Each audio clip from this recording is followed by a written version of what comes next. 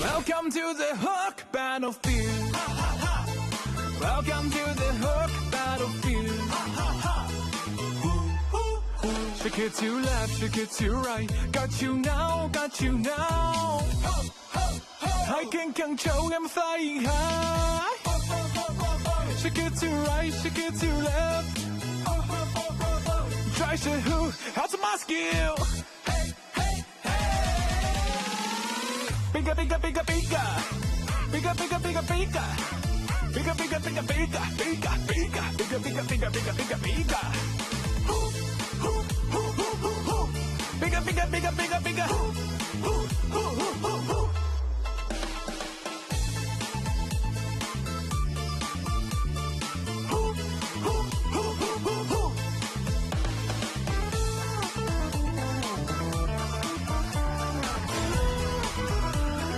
Welcome to the Hook Battlefield. Welcome to the Hook Battlefield.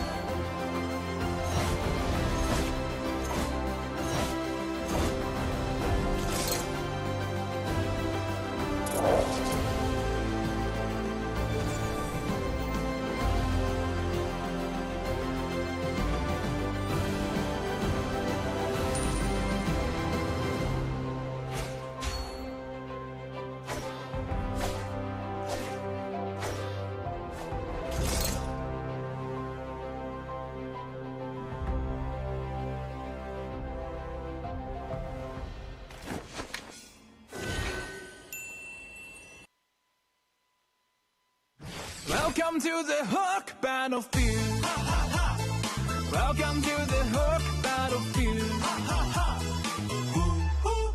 Shake it to left, shake it to right. Got you now, got you now. I can control, I'm flying high. Shake it to right, shake it to left. Try to who, how's my skill? Bigger, bigger, bigger, bigger. Bigger, bigger, bigger, bigger. Bigger, bigger, bigger, bigger, bigger, bigger, bigger, bigger, bigger, bigger, bigger, bigger. Bigger, bigger, bigger, bigger, bigger.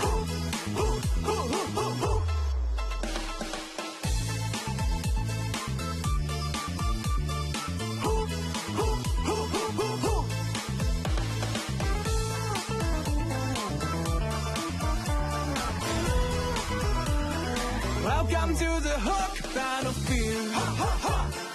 Welcome to the hook battlefield.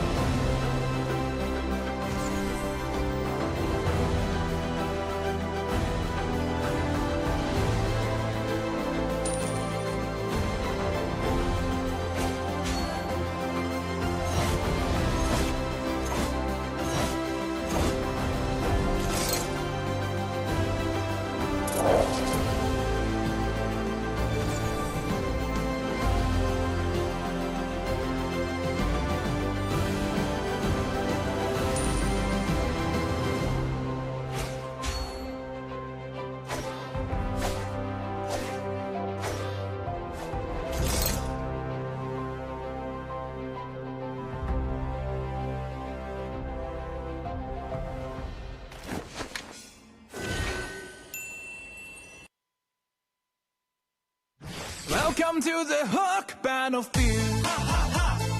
Welcome to the Hook battlefield. Shake it to left, shake it to right. Got you now, got you now. I can control, I'm flying high. Shake it to right, shake it to left. Try to who, how's my skill? Bigger, bigger, bigger, bigger. Bigger, bigger, bigger, bigger. Bigger, bigger, bigger, bigger. Bigger, bigger, bigger, bigger, bigger, bigger, bigger, bigger. Bigger, bigger, bigger, bigger, bigger.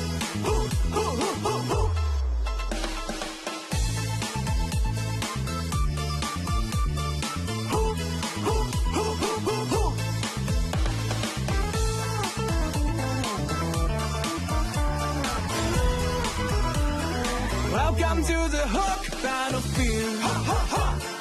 Welcome to the Hook battlefield.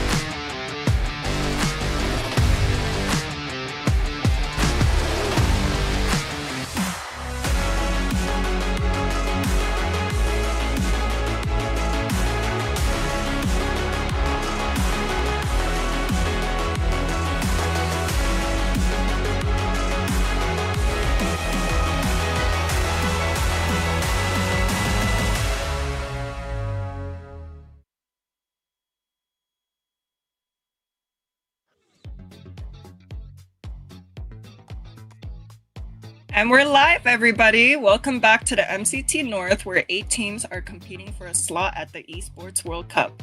We got some exciting games for you today. At least I know I'm excited. And I'm your special guest and host, Ashley. Here with me, our beloved casters, Kronos and Chex. Hey, thank you so much, Ashley. That was an awesome introduction. You kept the beloved too. I thought you were really going to take it off. But of course, it is going to be an exciting day, and we're kicking things off super strong. It's, of course, day number 2, MCT AMER.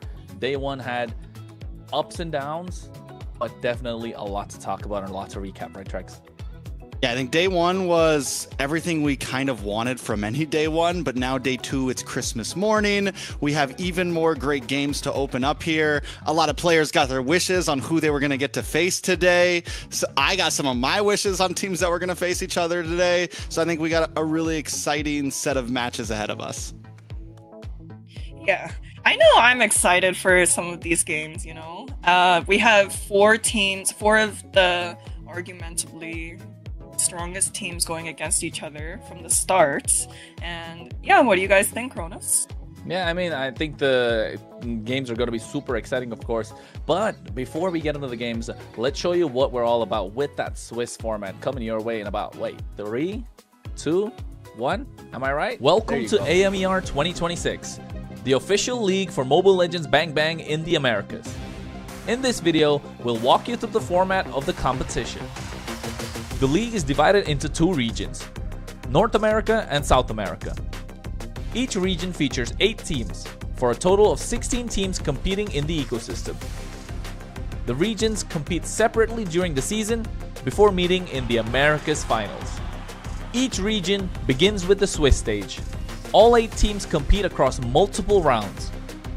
Teams are matched against opponents with the same win-loss record, ensuring balanced competition. Matches in this stage are played in a best-of-3 format. The playoffs are divided into 2 phases based on seeding. Lower-seeded teams begin in Phase 1, where matches are played in a single elimination format.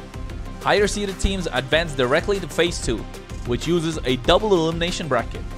Matches throughout the playoffs are played in a best-of-5 series. In Phase 2, teams that lose in the upper bracket move to the lower bracket for a final chance to continue. The playoffs culminate in the group's final. The final match is played in a best-of-5 series to determine the group champion. The champions from North America and South America advance to the Americas finals. Here, they compete to determine the best team in the Americas in a best-of-7. Everything leads here. AMER 2026 starts now.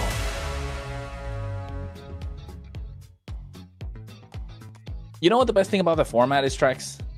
Not everybody actually gets kicked out early, right? Everybody still has a chance to try and make it to the playoffs. Everybody does make it to the playoffs. The only part being you want to be those top 4 teams. Get a better seed rather than falling down and having to fight for like a last chance and not getting another chance at all, right?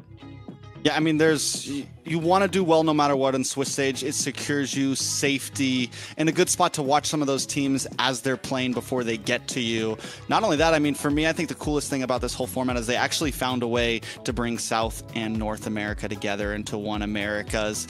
And we get to see this big face-off in the end on, you know, which side is really going to come out on top and secure that MSC slot. Yeah, and yesterday we were able to see 2 sweeps, and now that 2 teams have been able to achieve that, we're seeing them go against each other. How do we feel? Yeah, I think those sweeps as well making a big difference, if you ask me, especially with the way that these games are going. You know for a fact that it's not really making much of a difference, but with the confidence that the players need and the confidence that they'll be taking forward to the next day is going to be crucial, only because of the fact that you can read into the composition for this very reason, which is called the global bans, which we'll be explaining to you in what, about 3 seconds again? Do we go with a countdown, guys? 3, 2, 1. I got the magic hands. We'll have the global ban in MCT Americas to bring more dynamism and special strategies. Under global ban rules, each hero can only be selected once by each team. After every match, the 5 heroes used are banned for the remainder of the series. The pick ban applies only to the team that used the hero. The opponent may pick it next game. In best-of-7 matches, the global ban resets for both teams if it reaches the final game. Expect new strategies, fresh picks, and much more.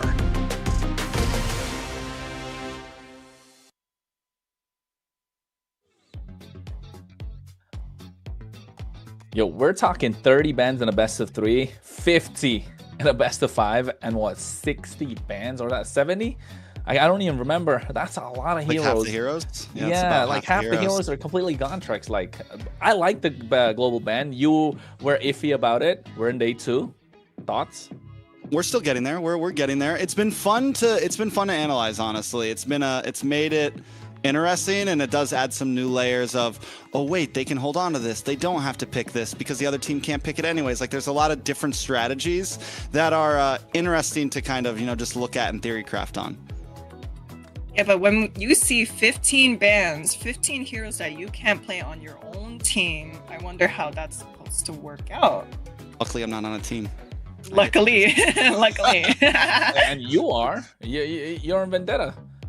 I am. Did you give them a talking to yesterday? I did. Hopefully things will be better this time, and I'm sure things will be. We got some juicy matches today. We do. And I think those juicy matches are going to be crucial. That's coming our way, of course. We're going to find out. And I think, hey, we do see it. That was day number 1, folks. Stamina Esports losing out to the Night Horde, which was kind of like an upset, if you may call it. 2-1 in their favor. Alpha 7 dominating Leon 2-0 fashion.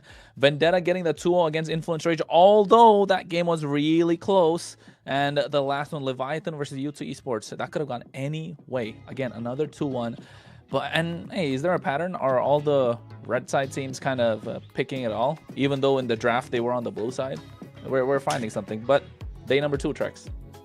Day number 2 is going to be, I think, we get Leviathan up against A7 right in the beginning. This is something we got the interview with Yato. He said, I would really love to go against Alpha 7. He got his wish, and we get blessed with that right up front. After that, game number 2 is going to influence Rage up against U2, which I think is a great placement. Both of these teams went up against strong teams, put up a great fight, and it's going to kind of give us an idea of where do these two teams stand against each other. After that, Night Horde versus Vendetta.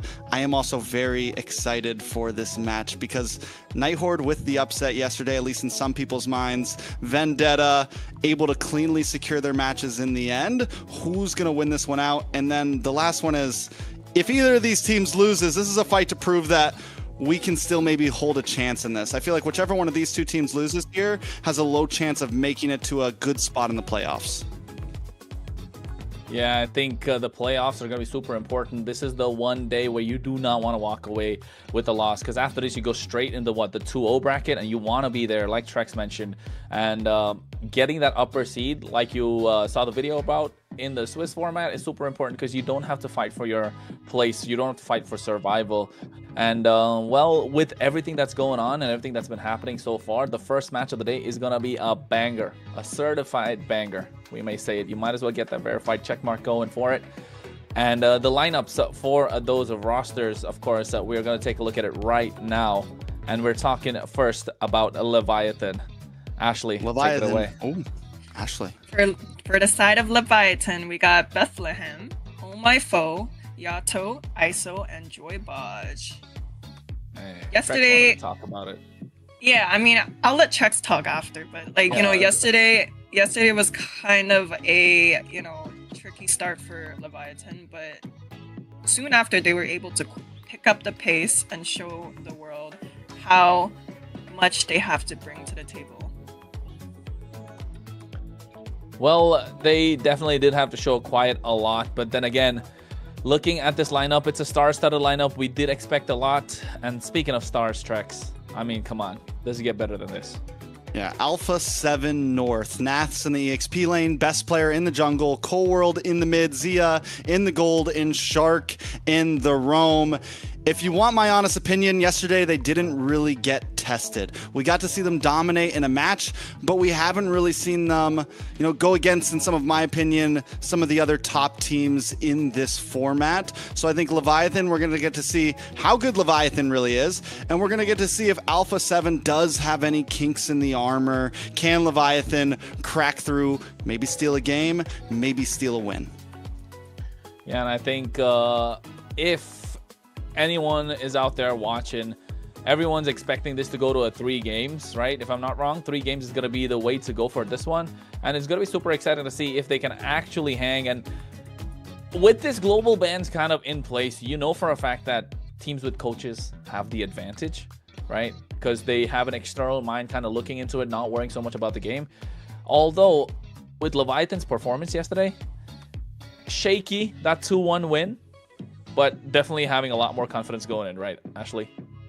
I mean, yeah, we even heard a player say, I hope we go against Alpha 7, and he sure got his wish. And I'd like to concur, we do think that coaches do have an advantage over the teams that don't have coaches, but we were able to see some of these teams win without these coaches, I mean, coaches or no coaches, we will go into the draft first, of course, but Trex, NA, no coaches. We know your flavor. We know the story, and we know what you like to say. Come on. No coach, no analysis, no problem. I do have a quick question for Ashley. I got a quick question, Ashley does have her ear to the ground, Do we feel, do you personally feel, because of course the average fan might say, okay, this is going to go 3 games. Do you think Leviathan can bring this to 3 games? Do you think they can win this? Honest opinion as a player, do you think this is going to be a really tough match for Leviathan, or do you think they can kind of even the playing field? I think it's going to be a tough match for both sides. I don't think this is one of the games where it's just going to be easy sweep. I think anything can happen. Leviathan could take 1 game or perhaps even 2 games, Who knows? Okay. I like it. And that's an honest opinion. It's not just you being unbiased caster, Ashley. Okay, if I was biased, I would be like, all right, this team got it. But that's for later, Fair enough. I mean, this is the matchup that we're looking forward to. The hype's already there. Looking at the draft, broken walls. I want to see probably a Hilda slip through, especially in the hands of Shark. He's going to be super annoying, super aggressive. And we did see a little bit of flavor of that Jawhead being pulled up yesterday. Of course, a lot of different picks across the board, and Xborg in the roam position. Not something you get to see quite often, but that's what NA is all about. And you can see already taking out the Marcel, something that would be on the red side. Yes, I hate that, man. I'm not gonna lie, seriously, it catches me off guard. But it's got to be the Jushin there, right, Trex? Most likely the Jushin. Leviathan already showing some pretty different bans, though, from what we saw yesterday. Leviathan had some interesting bans in their games yesterday, and one of our topics was teams and how they've been banning different. But seeing the YSS, seeing the glue, they do finally lock in the Jushin, but this does leave a few things open. The Freya was taken out by A7, the Basha taken out by A7. What do we have? Kalea. We have... We still have the Fredrin up. We have the Fredrin open. Nah, Hilda. I think Kalea, not so good for first pick, but Valentina is still Valentina is super strong. Yeah. We also did see that the Hilda first pick wasn't the most viable thing, when Fredrin's open.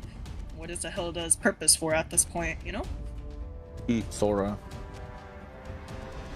I like the Valentina pick over to Sora. Yeah, we saw that happen a lot yesterday. Every time both were open, people would pick up the Valentina, and then Sora was just kind of thrown off the map. Leviathan does finally respond, and that is the... Phoveus. Oh, my change. Phoveus. And the carry. Oh, is that carry? You guys are getting the voice lines down. I'm still like...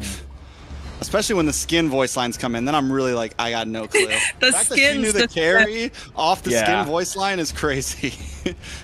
My God, you don't know how many times I've picked a carry up on my team. I should know.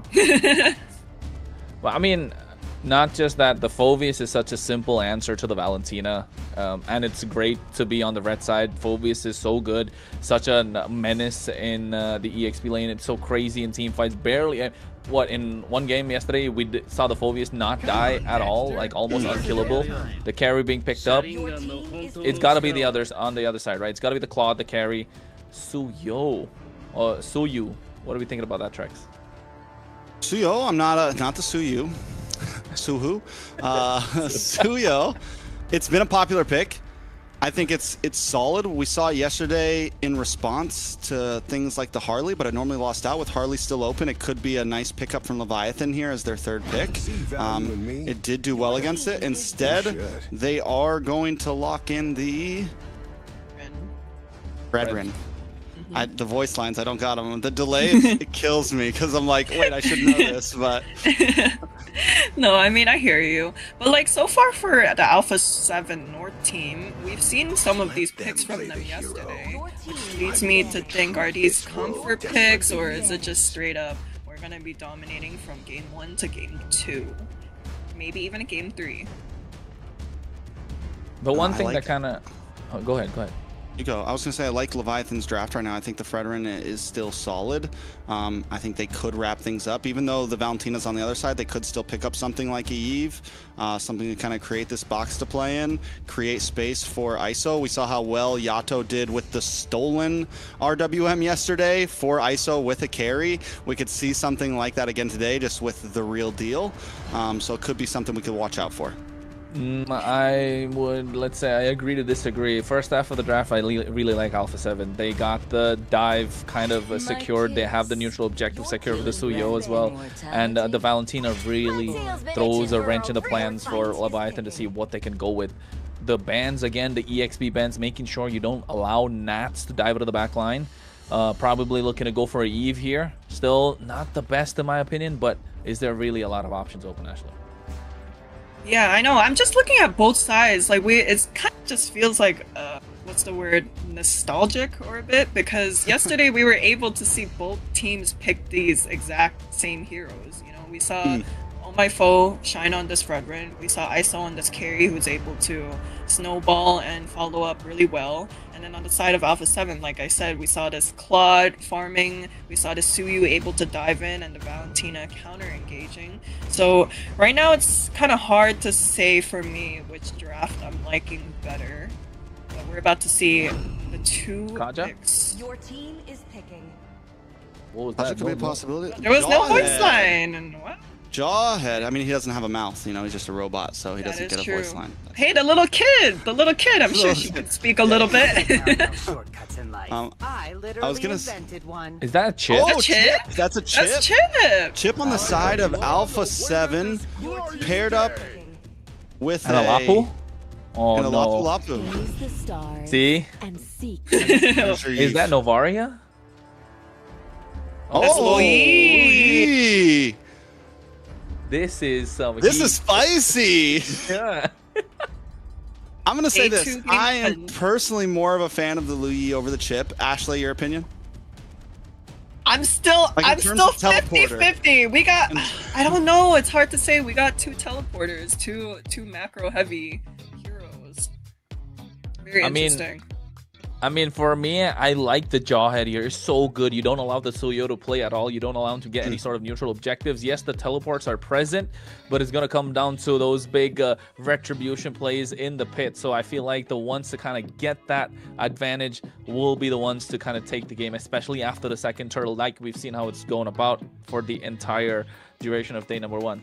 Ashley, any predictions before we go in? You're putting me on the spot, man. I don't know how this game is gonna go, but I do believe whoever wins this game will set the pace for the rest of the series. I agree. The pace will be set in this game. It is huge. We saw Jawhead do great in game number 2 of Night Horde yesterday. I'm wondering if we're going to see the same thing this time. But this is a long-awaited match, I think. Once we saw MCT rosters, everyone wanted to see these two teams face off. This is game number 1. Leviathan up against Alpha 7. In the words of Ashley, who can set the pace? Well, and not just that. You can see already getting a massive leash And oh my foe getting the speed recovery where he's going to be slow in terms of farming and already contesting this Lethal Wanderer Trex. All right, a little bit of damage. It does go over to the side of Alpha 7, so a small win, but I think in a match like this, every small win is going to matter. Yeah, every single small piece that they can get, they will try and take down, especially with the early game advantage that Leviathan have on their hands. With this Lo Yi, with this Jawhead, you can see they're really shutting down Yato as much as possible. Once he hits that level 2, gets that yin-yang burst combo, it's going to be a problem. Meanwhile, on the top side, Xia pushed back by ISO a little bit. Yeah, definitely push back. I like seeing that EXP lane right now. It's the MPL standoff right now. It's Yureshi up against Nats, the two imports coming overseas just to face off in an American EXP lane. It's definitely hype to see. Both teams though taking their time. Yeah, they're definitely taking their time. 15 seconds to the turtle to spawn, and you know for a fact Leviathan are looking to go for a pick-off. Didn't really get to see a lot about their emblem so far, but rocking that lethal ignition, Yato is looking to burst people down as soon as the combos are available, and he can smell blood in the water, but I think Leviathan might have to give up the pit. No level 4 for Shark just yet. Joybaj gonna try to get in the front, gets a toss up onto Shark. Shark shredded down, first blood, but best player able to respond and get a kill of his own. Best player does finally fall. This will be a first turtle into the hands of Leviathan as long as Cold World can't do anything about it. Yeah, this is what I was talking about, Trex. That is going to be super annoying, that Jawhead. You're looking to lock somebody down. If it wasn't for Shark, it was going to be best player. But guess what? Best of both worlds for Leviathan. They got both, only gave away one, and that was Joybaj. And now looking to get Shark too. Oh. So much crowd control on the side of Leviathan. The taunt, the Appraisal's Wrath, and Bethlehem gets the kill. It's 3-1, 400 gold lead. Not too much for a turtle and that many kills. Alpha 7 still making it up across the map. Yeah, but Alpha 7 do definitely have a lot more time. You still want best player to go on the aggressive. You want him to be on the front foot as a Suyo would. But then again, he's not doing bad. 1-1-0. Only got the Fury Hammer. I'm assuming go for the Hunter Strike and then instantly build for the Sky Piercer. But guess what? He's thinking otherwise, Trex. He doesn't want that Hunter Strike. He's going straight for the Sky Piercer. No boots, nothing. Got a sock on. They want to fight. All right, a lot of damage does land on Joybaj. Joybaj trying to get away. Shark brought low. Blazing duet from Z into the backside, but he's just able to finally get the kill. BMI's back to safety as Cold World tries to run away as well. Leviathan going to try to close the distance. One more hit, and that is it. It's a 2-for-1 into the hands of Leviathan. Hey man, even the diversion to make sure he doesn't get away, that was super important coming from Leviathan. Already dominating the first half of the game. You can say 5-2, getting 1,000 goal lead. It's not a lot, but it's still enough to slow down Alpha 7, who have some sort of an early mid composition with this Suyo. So you shut him down, and now they have to rely on Xia to get to that power spike early, which he has been doing really well. He's been in these fights, making those rotations much faster compared to ISO. But still, it doesn't look like they have much of a lead. ISO able to get that corrosion site. You can see the movement around the map. Joybaj again there. That's what happened previously. But now the top side. Ooh, little 1v1 action. Nothing too major. ISO and Xia have been going at it. And I got to say, ISO's been holding himself very well against Xia. Next turtle is going to be up. Leviathan first on the rotations. No. Shark getting pushed away. A lot of damage on to Cold World as well. Nats finally pulling up to the fight. But Cold World might just go down here. Wait, no more damage. Bethlehem able to secure the kill. And even if he falls, it is totally worth it. Best player now on the run as well. Oh My Foe doesn't want to let it happen. A killing spree for Oh My Foe. Leviathan are on the move right now. Hey, I'm sorry, Oh My Foe was not familiar with your Fredrin. Jeez, walk straight up to best player's face and say, your best player just a tag, my guy. 7-3 is the score. They get the turtle. I mean, Joybaj got it. That's fine. But still, they get a little bit of a push on the top side working. Alpha 7 haven't got anything on the map yet. Not to mention, too, a beautiful diversion from Yato there to go stop Xia from stealing that bottom lane tower. Alpha 7, no, they lose out on Turtle. Let's try to make up some game on the map. No, it is denied by a quick scene diversion. And now they get a tower, they get 2 turtles. The gold lead's still only at 1.5, but you can see the pressure happening. Yeah, they're moving like a unit, right? Well-oiled machine. That's what Leviathan looking for right now, and everything coming off the back of Urishi. Bethlehem on this Phoveus has been leading the charge. Every time he's present in the team fight, they kind of win. A lot of damage onto Bethlehem.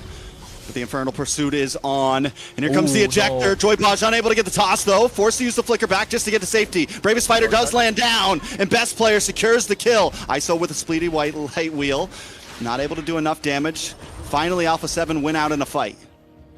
Yeah, Alpha 7 getting the better. Called out a caster Skirts, but look at Oh My Foe. He might as well just go down. I think they should go for the chase. Oh, I don't know. That's a lot of damage. Should be okay. And Bethlehem in those fights is crucial, right? Those dark waves are really making a big difference. And you can tell why. He's got that anti-cuirass warrior boots. He's able to tank quite a lot of damage. Cold World being the only source of magic damage kind of puts Leviathan in a better position. You know they don't have to go really for any sort of magic defense early on. And that's why you can see a lot of physical defense coming through. I think Joybot's still not able to tank a lot of damage. If he gets his targeting right, if he's able to pick off the right person, in this case, again, Best Player, if he's able to lock him down after the use of the Blade Surge Evil Queller combo, then yeah, Leviathan are going to be unstoppable. But Shark doing a great job just to make sure they have to go through him to get to the back line. And even with Joybaj not being able to take too much damage, wait a second, Shark does drop the shortcut. Nats and Best Player pull up. Best Player able to steal the turtle, but now the damage landing down on a Shark. Oh My Foe in the midst of it as ISO pops Spleety Light Wheel. Foe able to take out Nats, and Bethlehem jumps down on a Shark. It's Zia on his own, doesn't have the BMI just yet, trying to get a little bit of chip damage under the tower. Bethlehem able to lock on. The Blaze Duet comes out, but he is stopped. BMI's back under the tower. Bethlehem looking for the final shot, but Zia gets the kill. Able to just escape. Not just that, they don't just get the kill, they get both of them, Bethlehem as well as Oh My Foe. It was a 2v2, it was looking good for Leviathan, completely turning their tides, and this is what we were talking about. Alpha 7 needs to find confidence in their gameplay, and they have. This is the moment. Leviathan should not let up.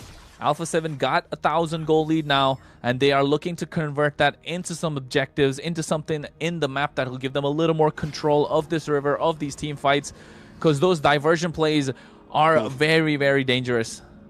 Gank on the boss side. Zia in a little bit of trouble here. Shouldn't be able to get away from this. Joybaj able to get the kill. The diversion was clean. The strategy worked. These are the little plays that Leviathan does have to look for, especially now that they've fallen behind. I think they got to be a bit more careful, maybe went a little too deep earlier, and they paid the price for that. And the right targets too. Wait, shortcut drop down right on ISO. Ooh. Gold laner for gold laner, eye for an eye. They're not letting up. They're not letting up, and they're going in again. Bravest Fighter already expended. Weller does land down onto Bethlehem. He's brought down to about 50%. Yato on the top side getting chased by Nats right now. Bravest Fighter is out, but he is able to escape to safety. Bethlehem and ISO are both off the map as Alpha 7 tries to advance onto this purple buff. Oh My Foe going to have to give it up as Best Player secures it. Now in the mid side, a lot of damage does land down on Nats. Blaze Duet comes out in the flicker in. Joybaj goes down. Zia, BMI's back to safety as members of Leviathan are falling under the tower. And not just that, Trex, the items are starting to show. That Sky Piercer, that Best Player went in early on, just socks, no boots, nothing. It's starting to stack up. And alongside that, Nats just picked out the Chastise Pauldron, so you know ISO's gonna have a tough time. Diversion play into the Lord Pit. Is it worthy? Ooh, nice taunt on a Shark, but he's able to flicker away to safety.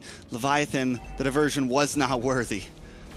Yeah, and you can tell right now, Alpha 7 are slowly starting to turn up the gears. Everything is slowly working out. They got the right items at the right time. The Chastise Pauldron, the Dominance Isis, the Sky Piercers are stacking up. Now they need Cold World to start dishing out that damage. He had the Glowing Wand earlier, now the Lightning Truncheon. So you know this is Alpha 7's power spike. Leviathan needs to find a way. They've given up the early. They were strong in the early. The mid kind of fell apart. They need to hold on, knowing that this could be the game changer that Alpha 7 are looking for. And with this lore, if they're able to take the tier 2s, yeah, Leviathan are looking like they're in trouble. So close to being an orange buff steal for Best Player. Lord marching down the top side. Shark looking for the possible engage. Oh My Foe with the taunt out. Doesn't land on anyone just yet.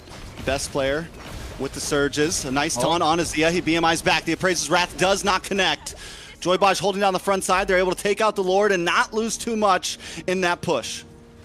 Yeah, and they're able to hold their own. Top tier 2 going to go down right now. Best Player. A nice shutdown for Yato. Nas forced to back off as well. Zia does make up something with the tier 2 in the top side, but taking out Beth Player is a huge defense for Leviathan there. Yeah, that's the important kill they kind of needed. Reset those Sky Piercer stacks a little bit. You don't want him to get a 2 ahead. You don't want to get that lead too far. Joybotch trying to zone them away, looking to get someone, pick somebody off, not catching anyone. But again, that Sky Piercer, the more it starts stacking, is going to be a problem for Oh My Foe, Bethlehem. They're not going to be able to sustain in these team fights. And you can see now they're getting that magic defense items building up. The carry going for a Wind of Nature here just to be able to survive a little bit longer. Already got the Trinity locked in. So at this point, the items are looking good. Carry is the only one that kind of has the advantage. ISO against Zia, but the rest of Alpha 7 about 500 plus 1,000 gold ahead. It's starting to slip. Very true. Yeah, it's definitely starting to slip, but ISO, the fact that ISO has that gold lead is huge. And once Wind of Nature comes in, he can be even more aggressive as he moves forward. I'm actually surprised that he's got such a big lead over Zia, especially with the fact that Alpha 7 as a whole has a lead over Leviathan. But because it's just so one-sided where it's all ISO, most of the gold lead of Alpha 7 is heavily on so many other heroes. Oh no. Ooh. It was looking dicey there. It was looking dicey. So, you're right though, Trex. With that gold in the pocket of ISO, Leviathan know they can contest. They know they can fight. It's just about getting the right target. And look at Shark. He knows what his job is. Split the map. Gather attention in the far lane. The Lord is coming up right now. How will Alpha 7 control this Lord pit? Joybotch doesn't want to give it away. Neither does Bethlehem. Oh My Foe making his way there as well. And I think the moment they see Yato and ISO without the diversion available, they might as well blitz it. Here comes the diversion itself, but since they do create space for him, which is huge, they're able to make it. Yato's going to be a little late to the party here. But the contest for this Lord right now is huge. Neither team's trying to force it. Nats dashes in. Hits the Bravest Spider to the backside, unable to lock on to ISO. ISO looking for free shots. Nats brought low as Cold World tries to get in the midst of it as well. ISO continues to get more free shots. Oh My Foe backs off. Nats able to get a nice stun on ISO, and Oh My Foe on the backside as Joybotch locks on to Cold World, but he's unable to get the kill, and Shark responds with a kill of his own. It's one member down for the side of Leviathan, but everyone else has to go back to base. It looks like a possible another reset here. Yeah, it's looking like a reset. Leviathan, I don't think there was a call to go for one particular player, one particular hero, one target. It was split completely, and Nat's doing a brilliant job to make that happen. Able to split the fight front to back. Shark doing the same. Zia flanking from the side. Everything working out for Alpha 7 right now. Leviathan needs to be on the same page to make things work out. Look at ISO and Yato into the backside. A nice yin-yang overturn. Wait a second. Big damage on a Cold World. Cold World goes down as Bethlehem gets the kill. Lord falls. Best player finds Yato. It's 1 for 2 right now in the hands of Leviathan, but Nats falls as well. ISO just getting free shot after free shot, and up in the top side, Best player can't hold his own. It's a 4-man wipe. Nothing but Zia standing. 4-man wipe. A couple of taunts with those recalls coming in. TP. And Zia... Oh, he went in. It was perfect. The Blazing Duet BMI was perfect, Trex. But that Wind of Nature coming in clutch. ISO was able to stand there, tank everything thanks to the help of the build as well. Now Full has the Malefic gun. Yeah, I think this is Leviathans to take it all. Lord coming down. Can they take it here, though? I will say this. It's only Nas pops up.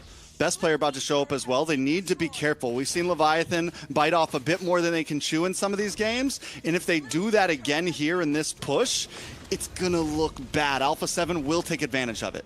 Hey, they do have a pickoff. Joybotch has the flicker available. They have ISO there as well. He has full build right now. Anyone that's in front of him will get completely melted down. Talk about butter out on a hot day in Arizona. It's not looking good for Alpha 7. They need to find the right angle. Will he take the risk, though? Are we going to see a big flicker throw, something like that? There it is, right when I say it. He's brought back, and Zia's taken out. It's a perfect target. Shark's going to fall next. Leviathan are stampeding, kicking through the door. It's Nat's Best player and Cold World against them all. A lot of damage does land down onto Bethlehem, but it's just not enough. Yato finds another one. Bethlehem goes down, but the minions just aren't here yet. ISO is feeling it tonight. 4-1 and 7 on a carry. He was aggressive early. We saw that in the first minute, pushing Zia back, and now with the help of this Jawhead, completely unleashing the beast. Talk about a monster, a gold medalist for a reason, Trex.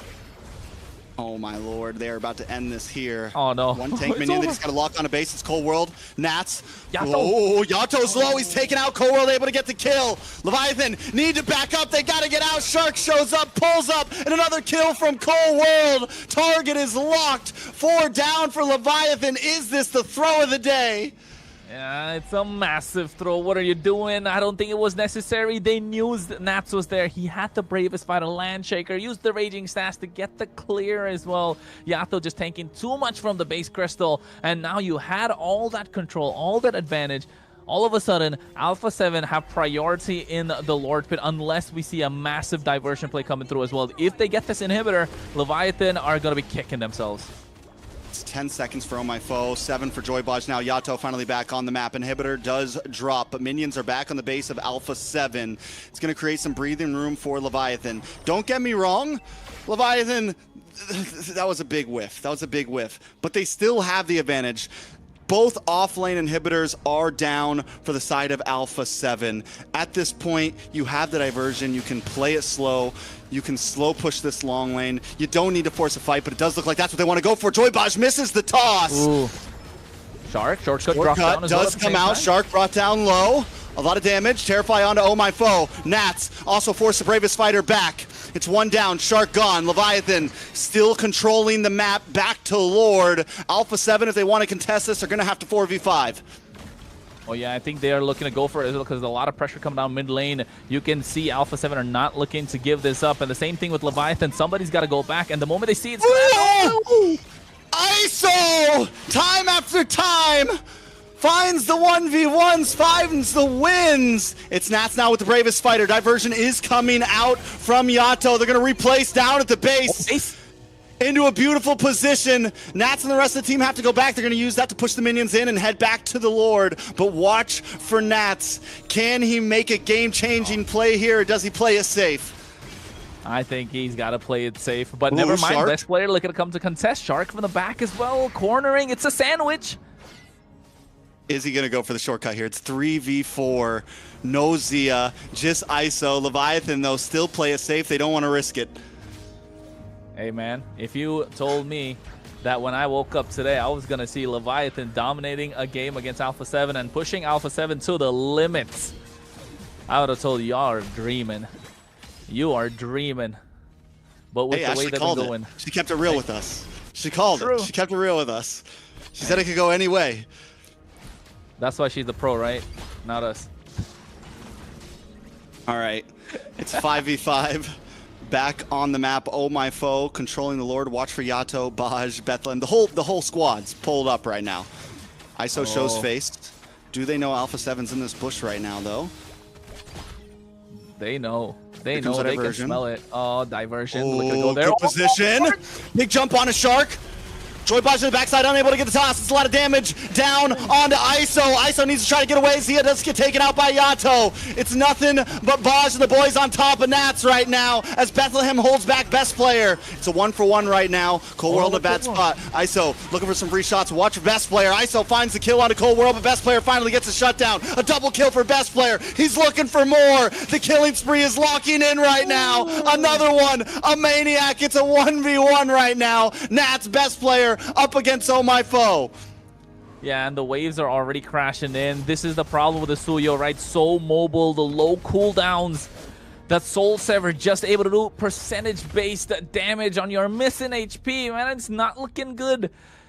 Joybodge got the lock, but the target was wrong. I thought Cold War kind of made a mistake by going back in. But oh, best player following that up. The immortality from ISO coming in clutch there, but just wasn't able to tank it all. Popped the Wind of Nature. Once that was gone, easy pickings. The best player being the difference maker. 11, 5, and 3. That one maniac just changing the way this entire thing went. Can he get the steal here? You've got Bethlehem as well. It's 2v2. Shark does finally pull up. Has a shortcut. It's a bad spot for Bethlehem. Oh. ISO Joybaj looking in as well, looking for the toss, unable to lock on to Zia. Zia able to BMI back. His best player finally secures the Lord. Leviathan can do nothing about it right now. They do have 2 offlane inhibitors. Is this going to be enough to defend? I mean, if you're asking me which inhibitor I would want standing when it comes to such a late game, 20 minutes in, I'd give up the mid lane because it's okay to deal with the mid rather than the side. So a blessing in disguise, if you ask me. Leviathan should be able to defend this quite easily with the damage that ISO has right now. Rose Gold Meteor as well, just to get the extra survivability after the Immortalities pop. So the item switches right now are going to come in clutch, Trex. And oh, look at that. Shark already knows he wants to dive in. All right, watch for Nath as well with this Bravest Fighter. Lord gets shredded down. Not a whole lot Alpha 7 can do there. Shark trying to play the distance. Look at the Winter Crown comes out. Nath tries to get the stun for safety. Yato able to get the kill. Nice stuns on to Bethlehem. Free shots from Zia. Able to get the toss on to Zia, and ISO gets the kill. Joybaj does it again, finds the target and locks on. This is huge for Leviathan. Hey man, that was not a free shot. That was a swish coming through from Joybaj, able to find back in the mid. Back in the mid. ISO gets thrown up towards Cold World, forces the toss back. A beautiful diversion into the mid side. It's 30 seconds plus on the death clock for Shark and Zia. It's too long. It's too long. They can possibly end this at the moment if they walk down mid lane. They just need the Phobius to catch up. Almost full build. If they play it right, if they juggle the towers, they can go for the end. ISO does have the Winter Crown right now. Raj with the ejector. Doesn't get the toss. They're able to lock on to the base. It's Nat's best player, Cold World, up against 4. Leviathan does get stunned up. Yato forced the flicker. It's looking like a reminiscent of the last push. They need to back off. They're at 10%. If Cold World gets 1 hit, it's GG's. Oh, wait. Cold World. Diversion. Ooh, from the mid side. A diversion again just to get away, and they're safe. The magic trick happens again.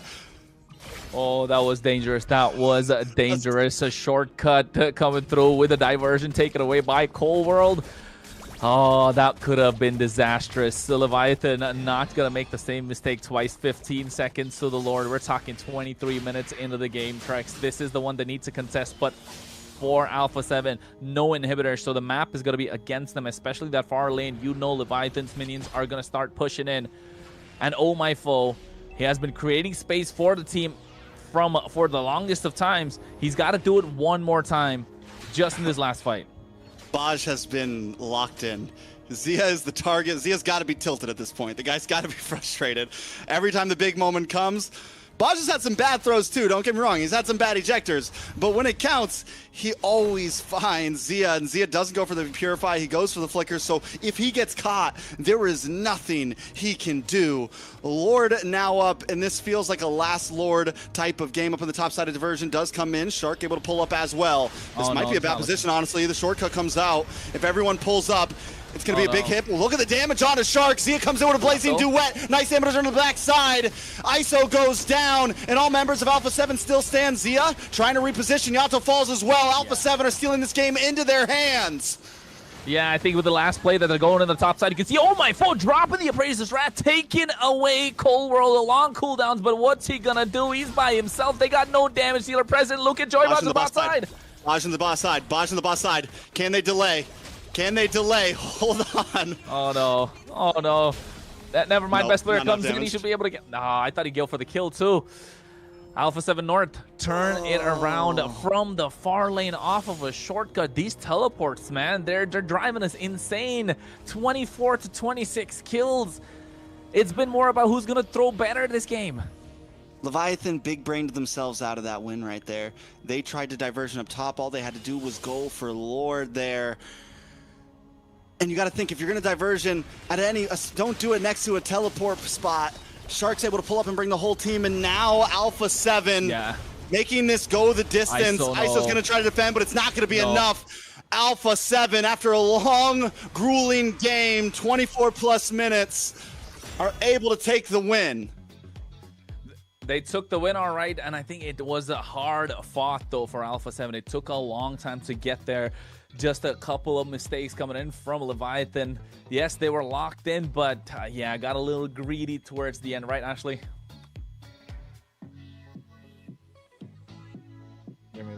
I'm gonna translate for her. She said that was a great game. Sorry guys, but wow. Okay, one thing's for sure, both teams came to play. That is for sure. You know, for a second there, I thought, you know, Leviathan had the game, and then we saw Alpha 7 come back, and wow, we saw Leviathan bring pressure from the start. They didn't want this chip going anywhere, you know? And I know myself, the last thing you want to do is give this chip room to rotate. And the answer was, bodge on this jawhead. Let's take a look at these items. You know, honestly, the first thing I had in mind was best player's confidence on this Suyu. When the game wasn't looking too great early game, he still trusted the process and built Sky Piercer. And it was working, don't get me wrong. This guy went 13, 5, and 3 with a gold of 20,000. This man single-handedly was able to dominate the game, lead the way for Alpha 7, and ultimately we saw the teleports, you know, the teleports happening, the magic tricks happening, and late game, we saw that Alpha 7 was able to take that victory. We saw both marksmen building Malefic Roar for some distance, and a lot of buying and selling, Winter Crowns, Immortality. What do you guys think? I think it was a heck of a game. And I agree. I think best player showed up when he needed to. There were some fights there where it was nothing but him standing, and he was able to get double, triple kills and really turn things around. Cold World as well. In that last push, him and Nats, when they were able to finally like turn the tides a bit, when Leviathan, let's put it this way, every time Leviathan made a big mistake, I feel like Cold World and Nats were able to really take advantage of it in some of those spots. So Alpha 7 just showing, listen, if we're going to go the long haul, we can keep our composure. Whether we're losing, whether we're winning, we're able to go the distance. Yeah, they definitely were able to go the distance. But early, though, the Leviathan with such crazy confidence. I don't know what they ate. I mean, it was really good just towards the end. They let it slip, right? That push that they got in about the 18th minute, if I'm not wrong, got a little too greedy, too aggressive. Yato falling off there kind of gave Alpha 7 a little more of breathing room, which should not have been the case. But then again, mistakes happen. It's about how you recover. And in talking about recovery, best player on top, MVP performance. Bro went straight Sky Piercer without picking up the boots. Yeah, that just oozes confidence at this point. Yeah, for sure. This man came to play on the Suyu. I think this is a well-deserved MVP. We saw him taking, I believe it was the second Lord, or it might have been the first Lord, but you know, ultimately this man was here to navigate every single fight. 13, 5, and 3. Was it 13, 5, and 3? Yeah, and I mean, even there, the fact that he had kind of a rough start, like he was kind of getting bullied a bit in the beginning. He takes a death. I think what was it, first hurdle, he takes a death. After that, we saw even in some of these highlights a little bit before, he gets taken out and chased down by Omafo. But once they got into that 12+ minute mark, best player just comes online. And this final play here, man, that was the fight I'm talking about, where he's by himself, he's able to find 3, he's able to quickly turn that fight into the hands of Alpha 7, and just overall, when some of the other team had their bad moments, best player stayed steady. Yeah, best player did stay steady for the entire time, and then again, just knowing when to go in and when to go out, and the build of the Suyo. This is why Suyo is so good right now in the current meta, right? If you don't have the Harley on the other side, you don't have any sort of crazy amount of magic damage, yeah, I think just the Suyo is such a great pick. So mobile, can get in, get out, is almost close to the point where he was when he was released, right? Just a little bit of magic defense nerf, but apart from that, clean Suyo game. Capitalizing on the mistakes of Leviathan rather than having pushed their own agenda treks, if I may say so. Yeah, I think definitely. I mean, I don't want to completely pull away from Alpha 7. I still think they had a great game, but for sure, Leviathan, there was some points in that game where I felt like it was their game to win, and that in itself still speaks that Alpha 7 did well because they made less mistakes. And when your back's against a wall, sometimes when you got a couple K gold deficit, all your inhibitors are gone, your goal is, let's capitalize on the biggest mistake the enemy can make. And they always found those moments. So well done overall to Alpha 7.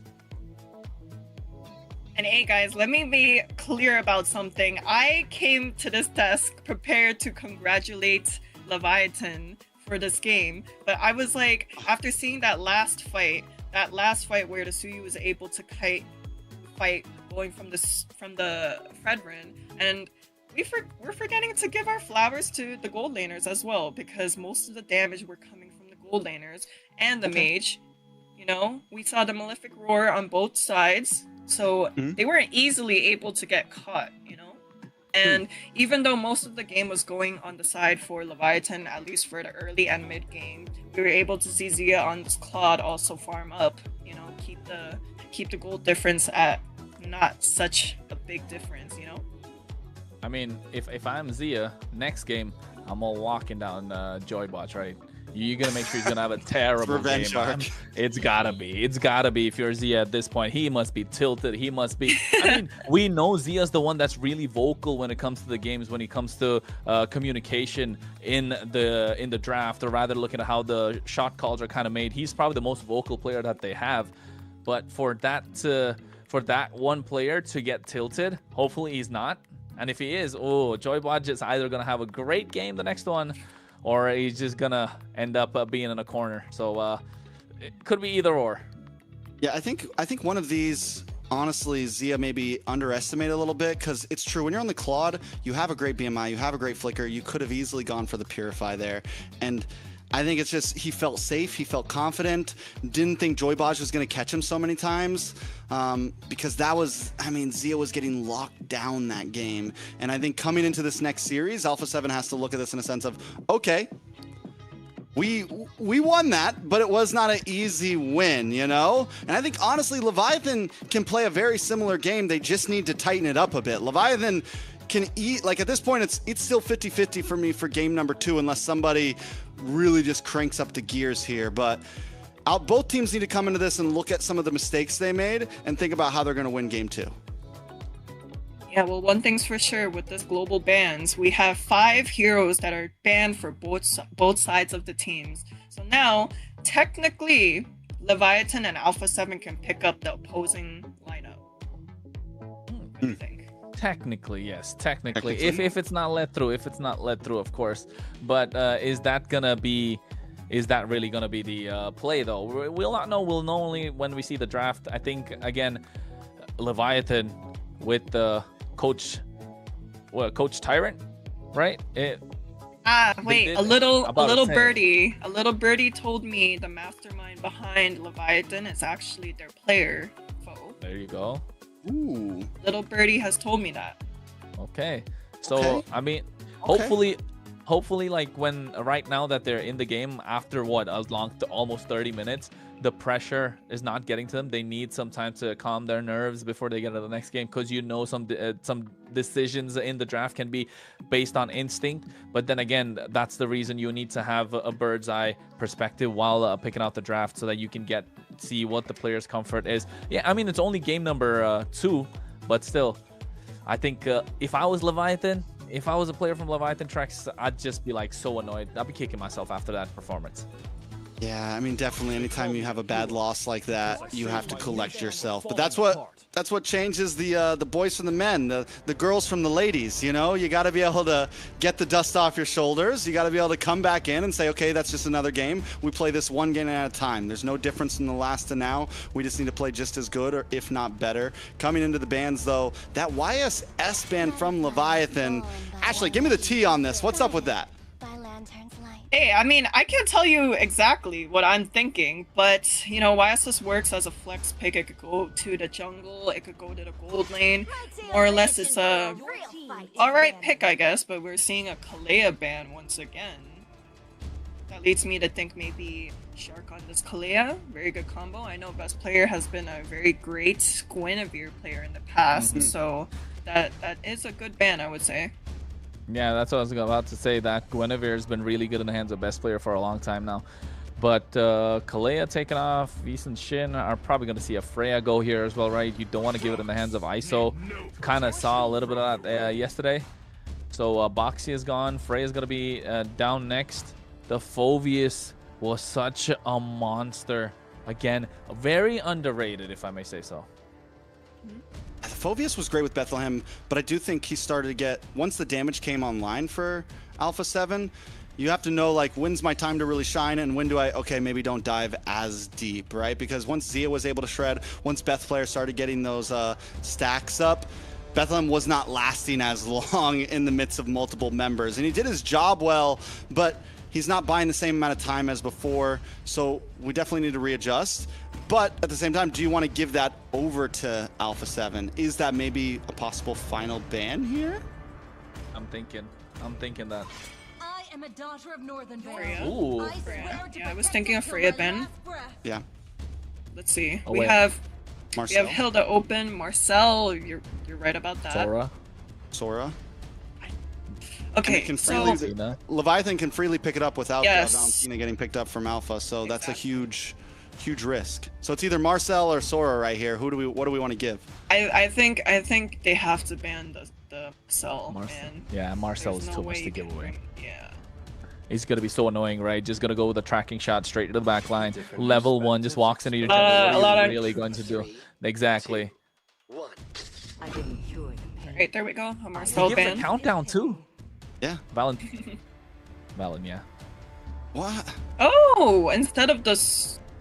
Because Okay, you okay. prevent you're denying the Sora, you're denying the Grok, which are two comfort picks on their side, and not just that, they can't even pick up the Valentina. But still, as a first pick, it just proves so much, right? You can take away so many massive ultimates, and now they really have to think on what they're gonna go for.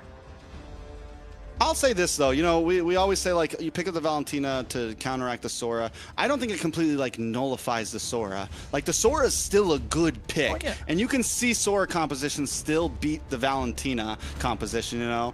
But yes, it's definitely helpful. It sets yourself up for a good place. Crowned by heaven's men. We'll see. My legacy Zeton? shall endure. Sorry, Zetian. Zetian Glue. Okay. Okay, the glue pick is good. We've been seeing a lot of glue picks over the Valentina. It's Yeah. been working pretty well on the side for glue, but wow, they have a very annoying comp so far for the side of Alpha 7. Yeah, it's super annoying. They're looking to go brawly with that glue. Can be flexed EXP, can be flexed roam position again for Alpha 7. I'm assuming this is going to be in the roam just because you want to slow down the rotations coming in from Leviathan. I think we can see something like a CC here would be nice from Leviathan. You can still flex it. You don't need to guarantee it in gold lane. I'm just a little against going like full bulky guys against the glue. So I think I want to see a bit more movement. Do we get was that a Sora and the Hylos? I'm not crazy about the Hylos, but Sora's clean. Solid. Hey, I do think the Hylos pick is good against the glue. Yeah, same. No, I think it's a good stopper. I think they both supply similar ideas, right? They both supply similar like plans. Fovia still on the side of A7, so solid front line, and you have your Zetian in the back.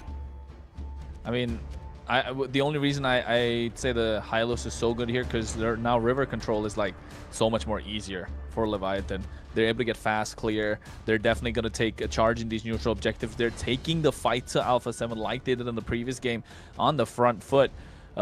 Same thing in the EXP lane. Yes, the Phobias are going to be a stopper a little bit, but then again, first phase of the draft, actually, I'm thinking Leviathan have cooked. Leviathan cooked, or they are cooked? No, Leviathan cooked. They have cooked. They are cooked. Yeah, they're cooking. I don't know what clears way faster, the Zetian and the glue, or the Hylos and the Valentina? Hylos Valentina, I'd say. I think it's a pretty equal I lineup think because the you have to I think also have to Leviathan moves consider faster. the Zetian has like better poke than the Valentina the first wave, right? Yeah. But the Hylos is able to help, clear the wave faster. The glue has only his S1, which is y'all should know what the skill name is. But that's about it. I only remember I'm the not cool too sure. ones, the ultimates. Ult. Oh, that Nolan Oh. banned out though. We saw the Nolan once yesterday, right? We saw it from was it U2? Or was it U2, yeah, influenced from U2. from U2? Oh no, And it was clean. yeah. It was clean. All right, coming yeah. into It the was second a- phase. Well, We need a Barrett- in jungler the for A7. in the second phase, the Harriet, good ban. probably gonna get carry locked down on the side of Alpha 7. So I think if I'm Leviathan, probably limit that from happening. But at the same time, Leviathan can go for the Moskov in the goal lane. They definitely have the space. They definitely have the front line. They have the peel for it. The only problem will be with this Zetian. Harley ban on the side of Leviathan. Both sides need a jungler right now. Do we maybe finally see something on the assassin side of things? Suyo is open for the side of Leviathan if they want that. And them taking out that Harley shows maybe that's what we're looking for here. And honestly, A7 can't really do anything about it. They can't pick it up themselves. What do we see from A7? Do we see best player pick up something? Fanny? Is the beginning of another. I think that's Eve. It's gotta be right? carry. That's carry. Oh, that's carry. Okay, that's the other carry. That's the other skin. I got that skin, so yeah. Okay. Okay. Yeah, because I'm thinking even a Leomord pick isn't that great for the side of Alpha 7. Yeah, it's Fanny. not Valentina though. Because of what to deal with the Fanny? No, No, I because mean, the I'm thinking- Leomord cannot walk 'cause up of to any Leomord, yeah. objective, man. Yeah. So Fanny I think would work.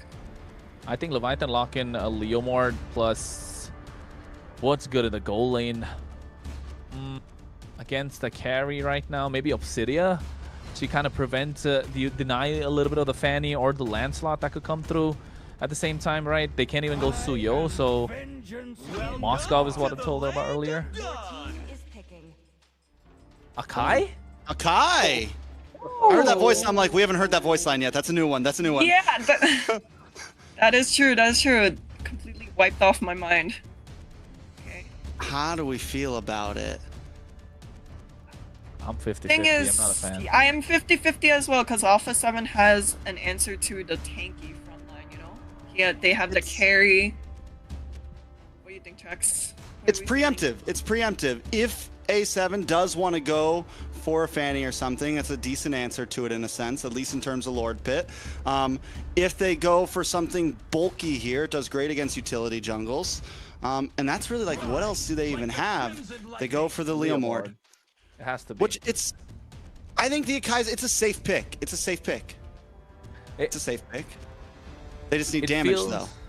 It feels more like Leviathan with that Akai pick have forced Alpha 7 on this Leomord, right? Because it prevents the Fredrin, it prevents the Fanny. So, I mean, in a way, I'd still say Leviathan dictated the pace of the draft. Any last thoughts, Ashley?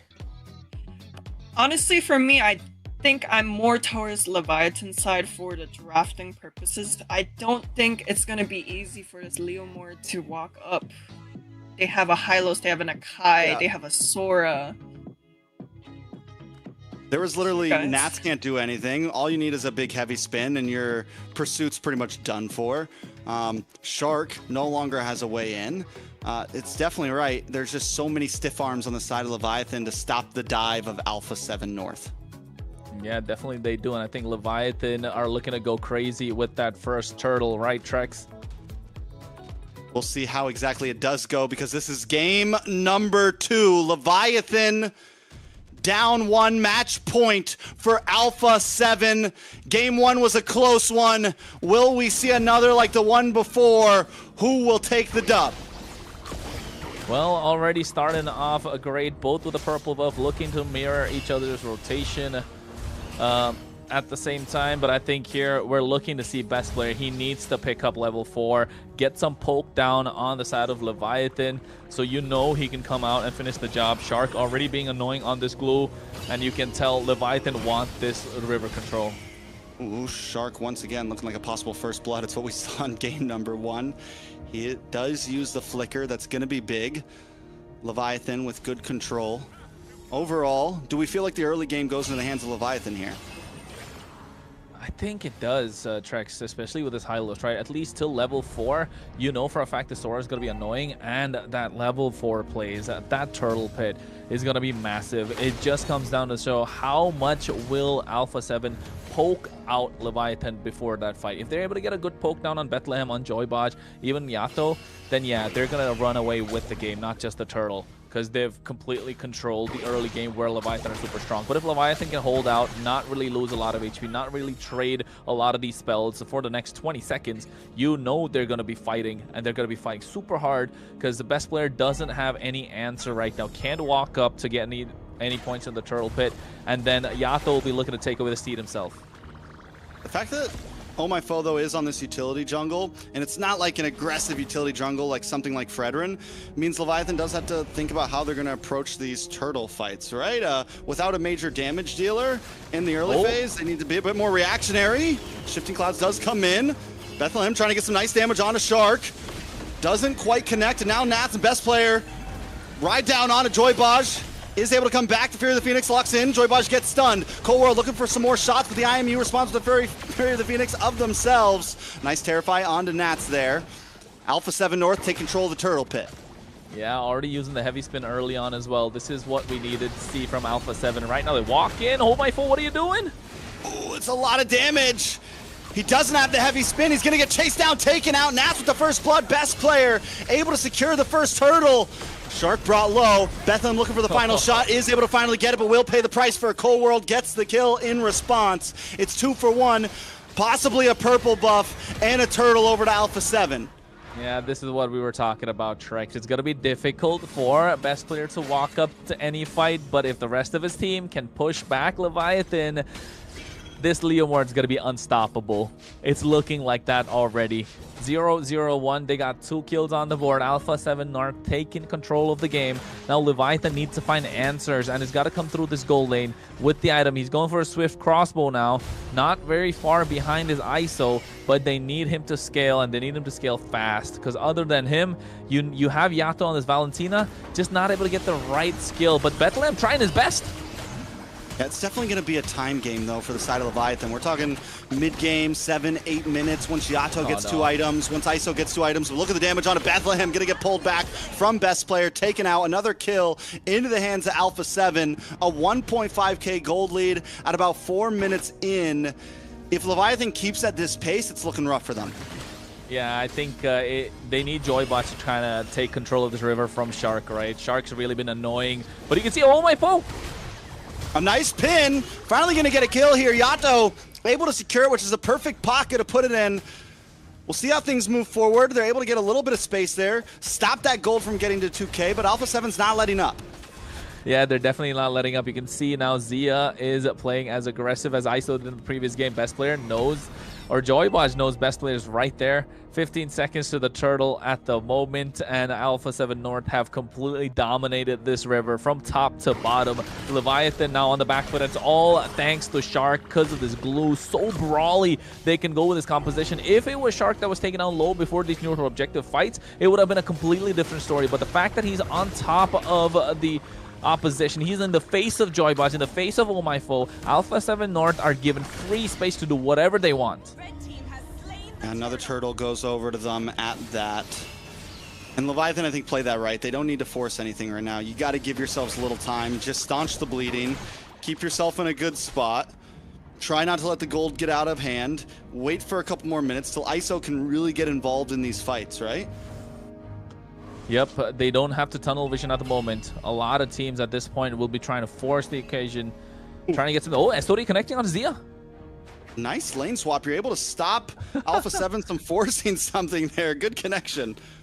Yeah, he just went completely took a train to the other side. Didn't even have to, or rather a flight in this economy. Only thing you can do is use the Spear of Moskov.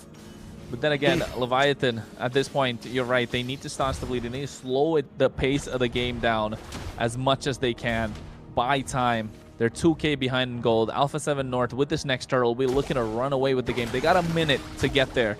But now you want to see how you can poke down Shark so you can get to the fight at the right time, having the advantage with the win condition for that particular fight. Because best player has been on point so far. Game 1 and Game 2. Oh, bad no, heavy spin. I mean, you do get a flicker at least, but that's rough. Alpha 7 with turtle coming up. You do have 40 seconds. Oh My Foe might still be ready to fight on the third turtle, but we're already seeing some little iffy plays here and there. I mean, it's decision-making, right? The decision-making has been off, but ISO gets flickered on by Shark. Fury of the Phoenix comes down as well. Shark able to get that kill. Best player with the steed.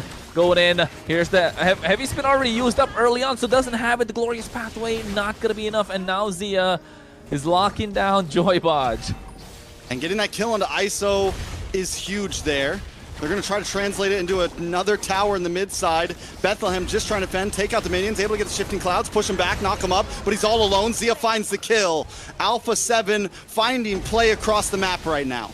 I think it's hesitation, Trex. We spoke about it before game number 1, right? It felt like Leviathan were kind of hesitating. Oh wait, hold my foe with a heavy spin. Oh, there's just nothing he can really do with it right now. I think the Akai is a problem as Nath jumps into the backside, locks onto Yato and gets another kill. Alpha 7 just winning out time and time again in every fight. Well, Joybodge popped into the recall a little too early in game number 1. Kind of on the receiving end at the moment. Doesn't feel that good, but of course, it's... I mean, we can say all about the rest, but this game has been all about Shark, man. 1, 1, and 6. Leviathan are just feeding them one at a time. One guy goes in, gets taken out. They have to slow it down. Let Alpha 7 chop off an arm or two. It's okay. Just hang it out. Alpha 7 were able to do that in game number 1. It's something that showed so much promise with them. They were like, listen, we know we're losing right now. We just need to hold out. We need to wait a bit. That's the approach that Leviathan needs to take to this match. And, apart from that, they need to split the map up quite a lot. And ISO is trying to do that. He needs to be able to get to the farm up. He needs to get his items. He needs to get that Trinity, get that Malefic gun at the range. And then maybe we can see what they can do. Because Yato's there. He definitely has that Phantom Seed that can go for the finish. They have the tools. It's just about layering those skills right for Leviathan at the moment. They have the Glorious Path to slow down the opposition. Oh my foe. His heavy spin hasn't been so good. You can say probably call it a bit rusty. I mean, a bit rusty, a bit off. We were worried a little bit about the Akai. Because they're so behind, they can't even use it in the pits. They can't use it in the turtle pit. They can't use it in the lore pit because they can't even contest it. And that's the only time it's really going to come into extreme clutch. And he has it right now, but it's going to be used as more of an escape route. Nice pin on to Nats. Nats able to fly back. Joybodge going to take a couple shots to the face, but Leviathan can't take any fights right now. But wait a second, Bethlehem into the backside. A lot of damage on a Best Player. Best Player going to finally go down. Bethlehem finally locking in, but Zia finally pulls up. Speedy Light Wheel is out, and the damage is on. Joybodge falls. Oh My Foe is next, as Alpha 7 North once again come out on top in the team fight. Well, they got baited heavily by Best Player there. Walked straight into Shark. He even used... Did he use the flicker? No, he didn't. He just went in with a split, separating ISO from the fight. Oh, Bethlehem with a nice shifting skies at the same time. A Shark should be able to make it out alive. See, that's the thing. Even if they get a kill, right? Ooh. Even if they're able to find one in here, they're not able to really do a dragged out team fight right now. In a full 5v5, it's too much to ask for. So yeah, they can look for pickoffs, but they got to make sure the pickoff is not around anyone else. True. But so far, Alpha 7 dictated the pace of the game. Again, Leviathan, yeah, we're talking about how they can make a comeback possible. Well, take a look at the facts. Brass tacks, 6K behind in gold. They haven't got a single tower at the moment. The only one they've chipped is on the top side, which ISO's actually taken out now, and they're going to trade that for the Lord because Alpha 7 are slowly starting to blitz through. And look at Shark being so annoying. Yeah, with some free shots on a Joybodge. Joybodge possibly going to bite the bullet once again, just trying to get away. Couple free shots. Shark finally secures the kill. Lord is getting shredded down up on the top side, though. We do see ISO taking away some towers. Shark with the split taken out by Bethlehem. It's a 1-for-1, but Lord finally falls into the hands of Best Player. Bethlehem now in a bad spot. Zia finally locked in, and Nats gets the kill. What do we think about ISO going to top side? Was it the right play? No, I don't think so. It definitely... I mean, for Leviathan, yes, I would say it definitely was the best play. They got 2 towers in the process, right? But Joybodge, in that case, rather than using the Glorious Pathway aggressively, I think we've only seen 1 aggressive Glorious Pathway. The rest have been so defensive, just using it as a retreat tool, which is not working out because Shark is on top of him the entire time. The moment he tries to go forward, gets pulled back by the split. So far, I think you said Joybodge locked in game number 1. Doesn't feel like that in game number 2. He's locked out right now. My guy is at the door knocking, looking for a way in. And Zia, on the other hand, is online this game. He's 4-0-3. Game 1, he was shaky. We were questioning his reality, but now he's come to play. Lord about to crash down. Oh my foe into the backside with a heavy spin, trying to push Zia. Alpha 7 away so the rest of the team can shred down on the Lord. Zia looking for a target, and Nats with a mega kill onto Oh my foe. They've broken through. ISO falls as well. There's no damage left for the side of Leviathan. Alpha 7 looking for the finish, looking for the sweep, looking for a few more hits. His best player re-engages. Bosch finally does drop, and that will be it. The recalls are out. Alpha 7 with a strong, clean 2-0. Oh, they're not. They're waiting. They're rubbing it in the entire time. Oh, I didn't think it would be that terrible for them. It just came down to a little bit of micro decisions in the game, especially before that first hurdle. We spoke about it, Ashley. They need to walk up and try and prevent best player from getting there, because he's not going to be able to do anything. But guess what? Shark being a massive difference maker. That glow creating the space. And Joy Bodge, along with Yato and Oh My Foe, just couldn't walk up. Yeah, we were wrong again. Or at least I was, you know. I was expecting a little bit more of a, you know, Leviathan side, this Leomord being denied from entering any objective fight, but we just saw otherwise. Shark on this Glue and Cold World on this Zetian was able to push out the two frontliners from the first turtle, the Lords, and like, you know what, everything, right? Most of the time we were seeing the heavy spins being used as a counter engage rather than, you know, frontline engages, hard engages, and, you know, that was a pure domination from the side of Alpha 7, you know, and at least I was right about one thing. I did say whoever goes the first win was going to set the pace for the rest of the series, right? And I'm super curious. Let's take a look at these items soon. I can't even say it was like, you know, full builds. You know, that game was a pretty short. Yeah, it was a pretty short, short game. Yeah, it was like, what, 13, 14 minutes long game. I think that might have been the shortest game. Yeah. Which is crazy after such a long game that we saw in the previous one with how much of a nail biter we saw in game 1. This one just turned into a 12-minute stomp fest. And I can't help but say, yes, the Kai was definitely very underwhelming. I think I would have liked to even see something like maybe the Suyu in the hands of Oh My Foe there was definitely a possibility. Maybe Leviathan's got in their own head, you know, thinking kind of like, oh, maybe it's preemptive. Maybe they're going to pick the Fanny. But no, all they got to do is pick up the Leomord, keep it simple. And A7 just stomps through. Taking a look at the lineup, this time we see a stark difference with Zia than what we saw last game. 4-0-7 on the carry. He really got to shine. Yeah, I think if you think about that last pick as well, right? Going back to the draft a little bit, that if instead of that Akai, like we spoke about it, if he picked up the Leomord, you could see so much more coming through. With the Hylos, the Valentina could have picked up the Fury of the Phoenix. The plays were just there. Unfortunate that we don't get to see it. But then again, it's all, look at Shark. Shark does so much. He's just walking. The bro was just walking away from these fights the entire time, being the big difference maker. At least for me, I think he's the MVP for all the work that he put in. And this is the reason we've mentioned before so many times, right, Ashley? This Glue is so annoying in these team fights. He's so good right now in the meta because of how brawly it has become. Yeah, last game we were able to see Shark on this chip getting punished for any step he takes early game, especially around the river. But this game was a total 180, right? We saw Shark denying Foe on this Akai, Shark denying everybody else from opening up the map, and it was a complete 180 from the first game. I just want to say I said the Glue is going to do well against the Hylos. I just want to throw that out there. Okay, all right, you Trix, guys we got doubted. it. You guys doubted.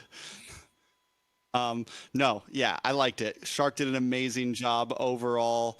He's really come online. In game 1, he had a little bit of trouble. You know, he was a little slow to the start, but this time he was killing it. He was killing it. He definitely was. It felt like he hadn't left the game, has it? Not compared to what yesterday. I think the other thing being that he's slowly warming up. It's taken him time to get to his peak. I think we've seen Shark in better places. We've seen Shark do better before. And of course, MVP performance with that KDA 3, 2, and 12. And oh my goodness, with this glue, if he's able to get his picks, I think understanding how the game's going right now, able to lock in a little bit, yeah, he probably will be the difference maker in every single team fight, every single game. In the previous game, we spoke about how best player was the difference maker, but here's Shark doing the same. Ashley. All right, but before we move forward, I'd like to give a special shout out to someone who are kind of like y'all behind the casters table, and someone who will always be my coach. Midnight was here Lord. watching every single game to show his love and support to his. Did he boys message on you? the side Did he tell you to give him a shout out? No. He was actually no. Okay, gun to my forehead. No. You better shout me out, Ash. No. He was here watching yesterday and today, just like the viewers. But you know, Alpha 7 has a soft spot on his heart. So here we are with our MVP, Shark. I'm Shark. glad. He's not with us. He's not with us yet. Yep, we're waiting. We're hanging out. I don't know what you're talking about, Ashley. No, I think overall it was a great game. Shark with an amazing MVP. From game 1 to game 2, Alpha 7 just got better and better, and Leviathan seemed to make more and more mistakes, and that's the pressure we talk about. You know, can you last through? And we saw how well Alpha 7 was able to hold themselves together in game 1, and how when the pressure got harder and harder for Leviathan, they just seemed to fall apart. And that's something we have seen with some of the players from Leviathan in the past, and I think seems to be the mistake we always want to see them work on. But enough about that. We have our special guest finally coming in. I wonder who it is, guys. We got Somebody our MVP. already gave a spoiler. Our glue player coming in. It was supposed to be a surprise, Ashley. Soon. The surprise is coming soon. Excited. But then again, like talking about the pressure that Leviathan were not able to take, right? Again, speaking about the way the coaches are trying to take this game after what a 30-minute game, felt like Alpha 7 are able to completely reset, while Leviathan had to go deep in a thinking mode, be like, hey, what do we got to do here? That really did change the way that they approached the game, right? Because you could clearly see Alpha 7 were reset for the second game, but Leviathan just didn't feel like it. Like you said, they were locked out, waiting for somebody to open the door, or maybe lock themselves out. I agree. I think at this point, though, Alpha 7 secures a nice 2-0 lead. One more win, and they get an immediate slot in the in a safe part of the playoffs. I think we scared away Kronos. I'm not trying to get scared off. He was pulling magic tricks like Yato in game number 1 right now. He's got the diversion going on. He's got the shark chip play happening right now. Everyone's about to pull up. There he is, and that is how you win the game. That is how you win the game. You disappear, you come back. Doing what we can. So at this point, do we think Alpha 7 has a guaranteed spot? Like, do we think doesn't matter who they go up against, even if it's Vendetta tomorrow, like they're in there?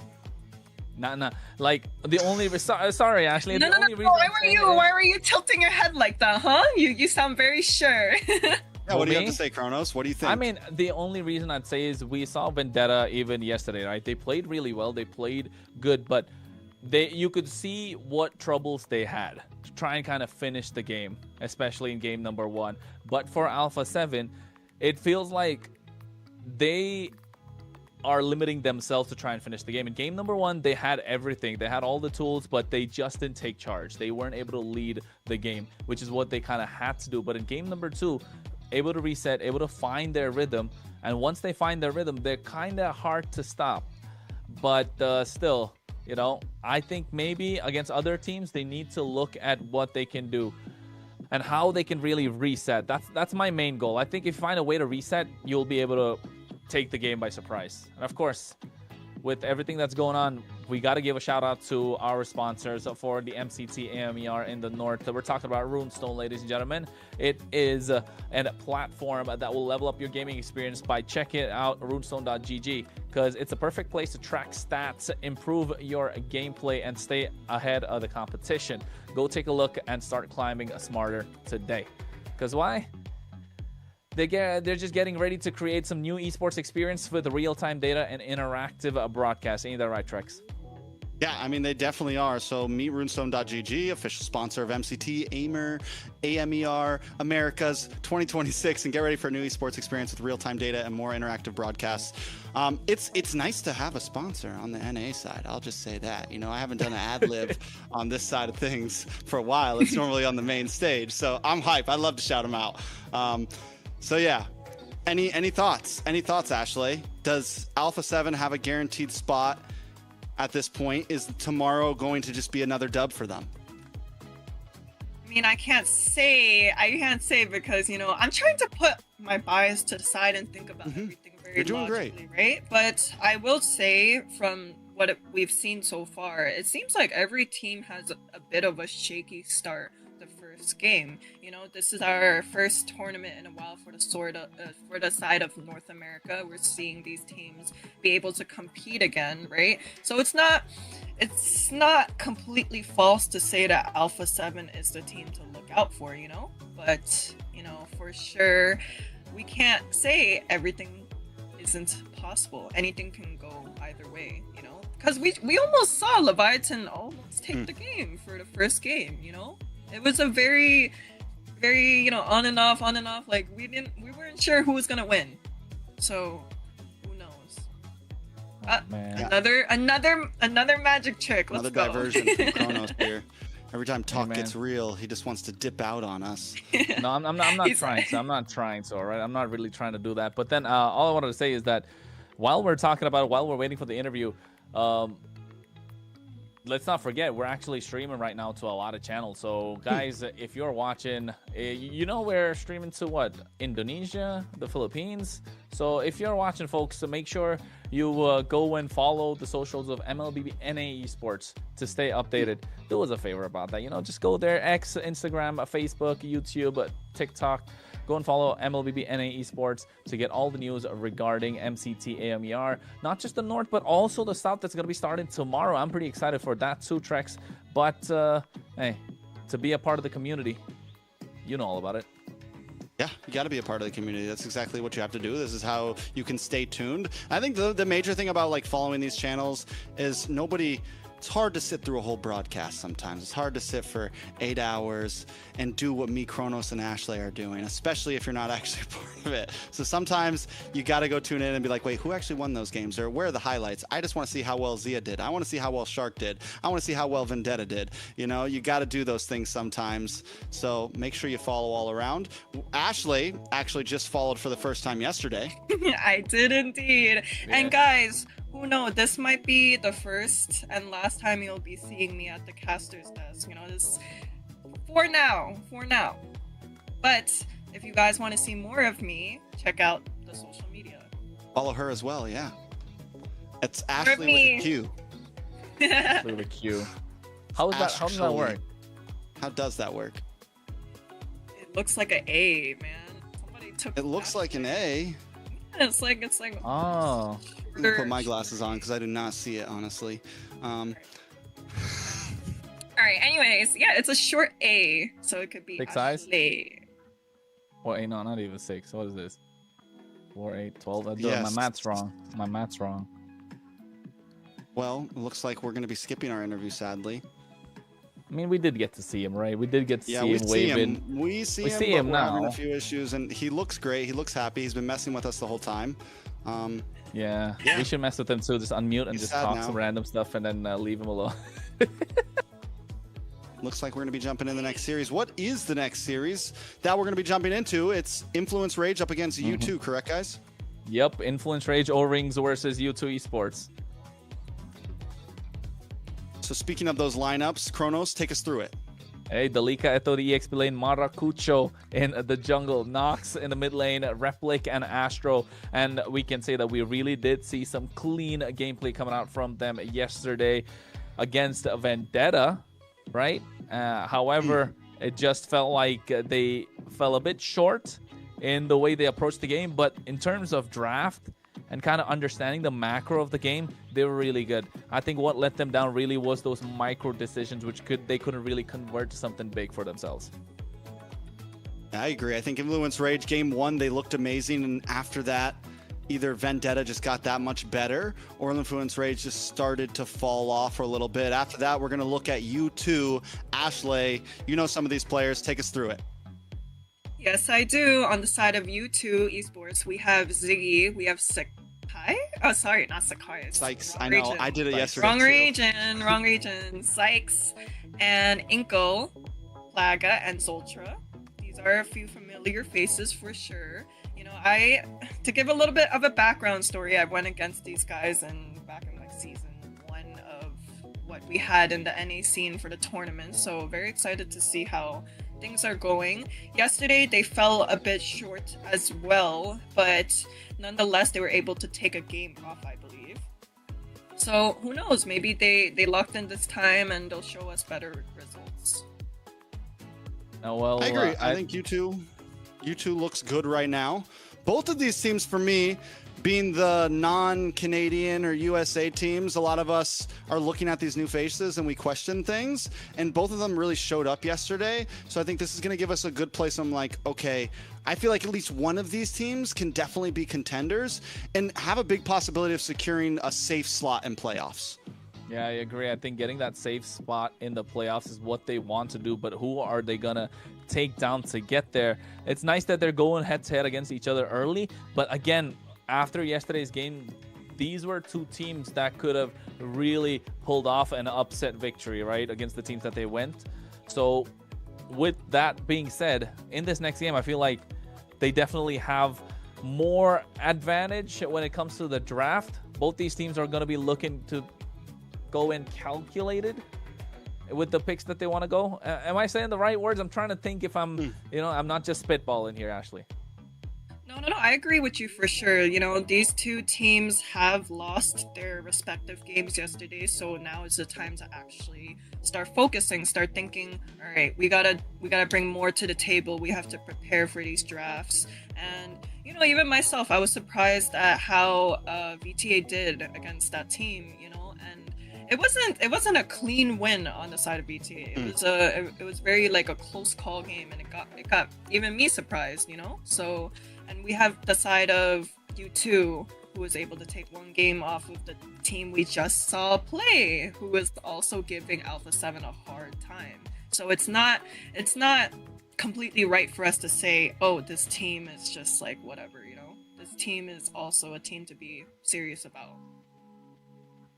I agree. I think right now U2 looks maybe like slightly the cleaner team, the way they were able to get the win off of Leviathan. But Influence Rage in game 1 just looked like a well-oiled machine as well.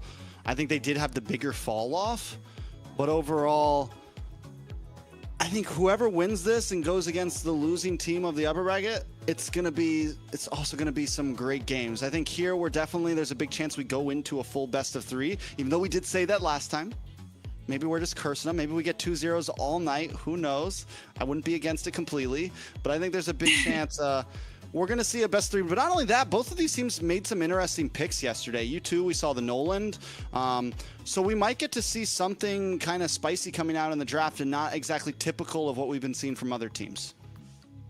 And guys, yeah. I'm a bit confused. You know, we've been seeing this Jawhead pick from like most of these teams now, right? We just saw a Jawhead pick today. We saw a Jawhead pick from the side of U2. Was it U2? It was U2, right? And I'm just like, is this Jawhead pick now becoming a universal meta pick? I don't think it was U2. It was Nighthorde, wasn't it? Oh, we saw from Nighthorde, yeah. Oh, yeah. okay. Nighthorde Merlin.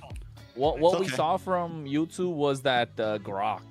Grok was really solid. It just came down to a small mistake. Otherwise, they would have been here up against Alpha 7 rather than Leviathan. So I think U2 Esports this time, they know. Again, we spoke about this yesterday with Zultra. Going to be taking those big AoE set kind of roamers, the ones that you like, Ashley. So, of course, in the draft, we'll be looking to see that go down. But for Influence Rage, again, they like to play around the mid lane, but really kind of the start of the show. Was there even really a start of the show for Influence Rage, though, Trex? I mean, I do think there was a start of the show. In game number 1, it was 23 minutes. They locked in the Fredrin, the Khalid. They were one of the only teams yesterday to really rock the Khalid roam. We didn't see it that much pop up, and they were able to pull it off really well. They also had the Alice in the EXP lane. I mean, just a clean composition. Their drafting was good, and even in game 2, the draft wasn't bad. You know, you mentioned the Grok. What I have my eyes on for Ziggy, though, is going to be the glue. It's how he won game number 1. We saw the glue do so well in Shark's hand earlier, and we just keep on talking about how good it is, and I think it's going to be something heavily contested in this match. And possibly game 1, I think it could be a major problem. Yeah, I do think that the Freya pick and the Zushin picks are going to be banned. You know, that's what I'm observing from a lot of these teams. We haven't seen a single Zushin game. We haven't seen a single Marcel game. And actually, we've seen one Freya game though, right? One Freya game. Yeah. Game 1 Nasty. of yesterday, Stamina. We've seen one Freya game. So, all right, there we go. We got a Zushin ban. How surprising, right?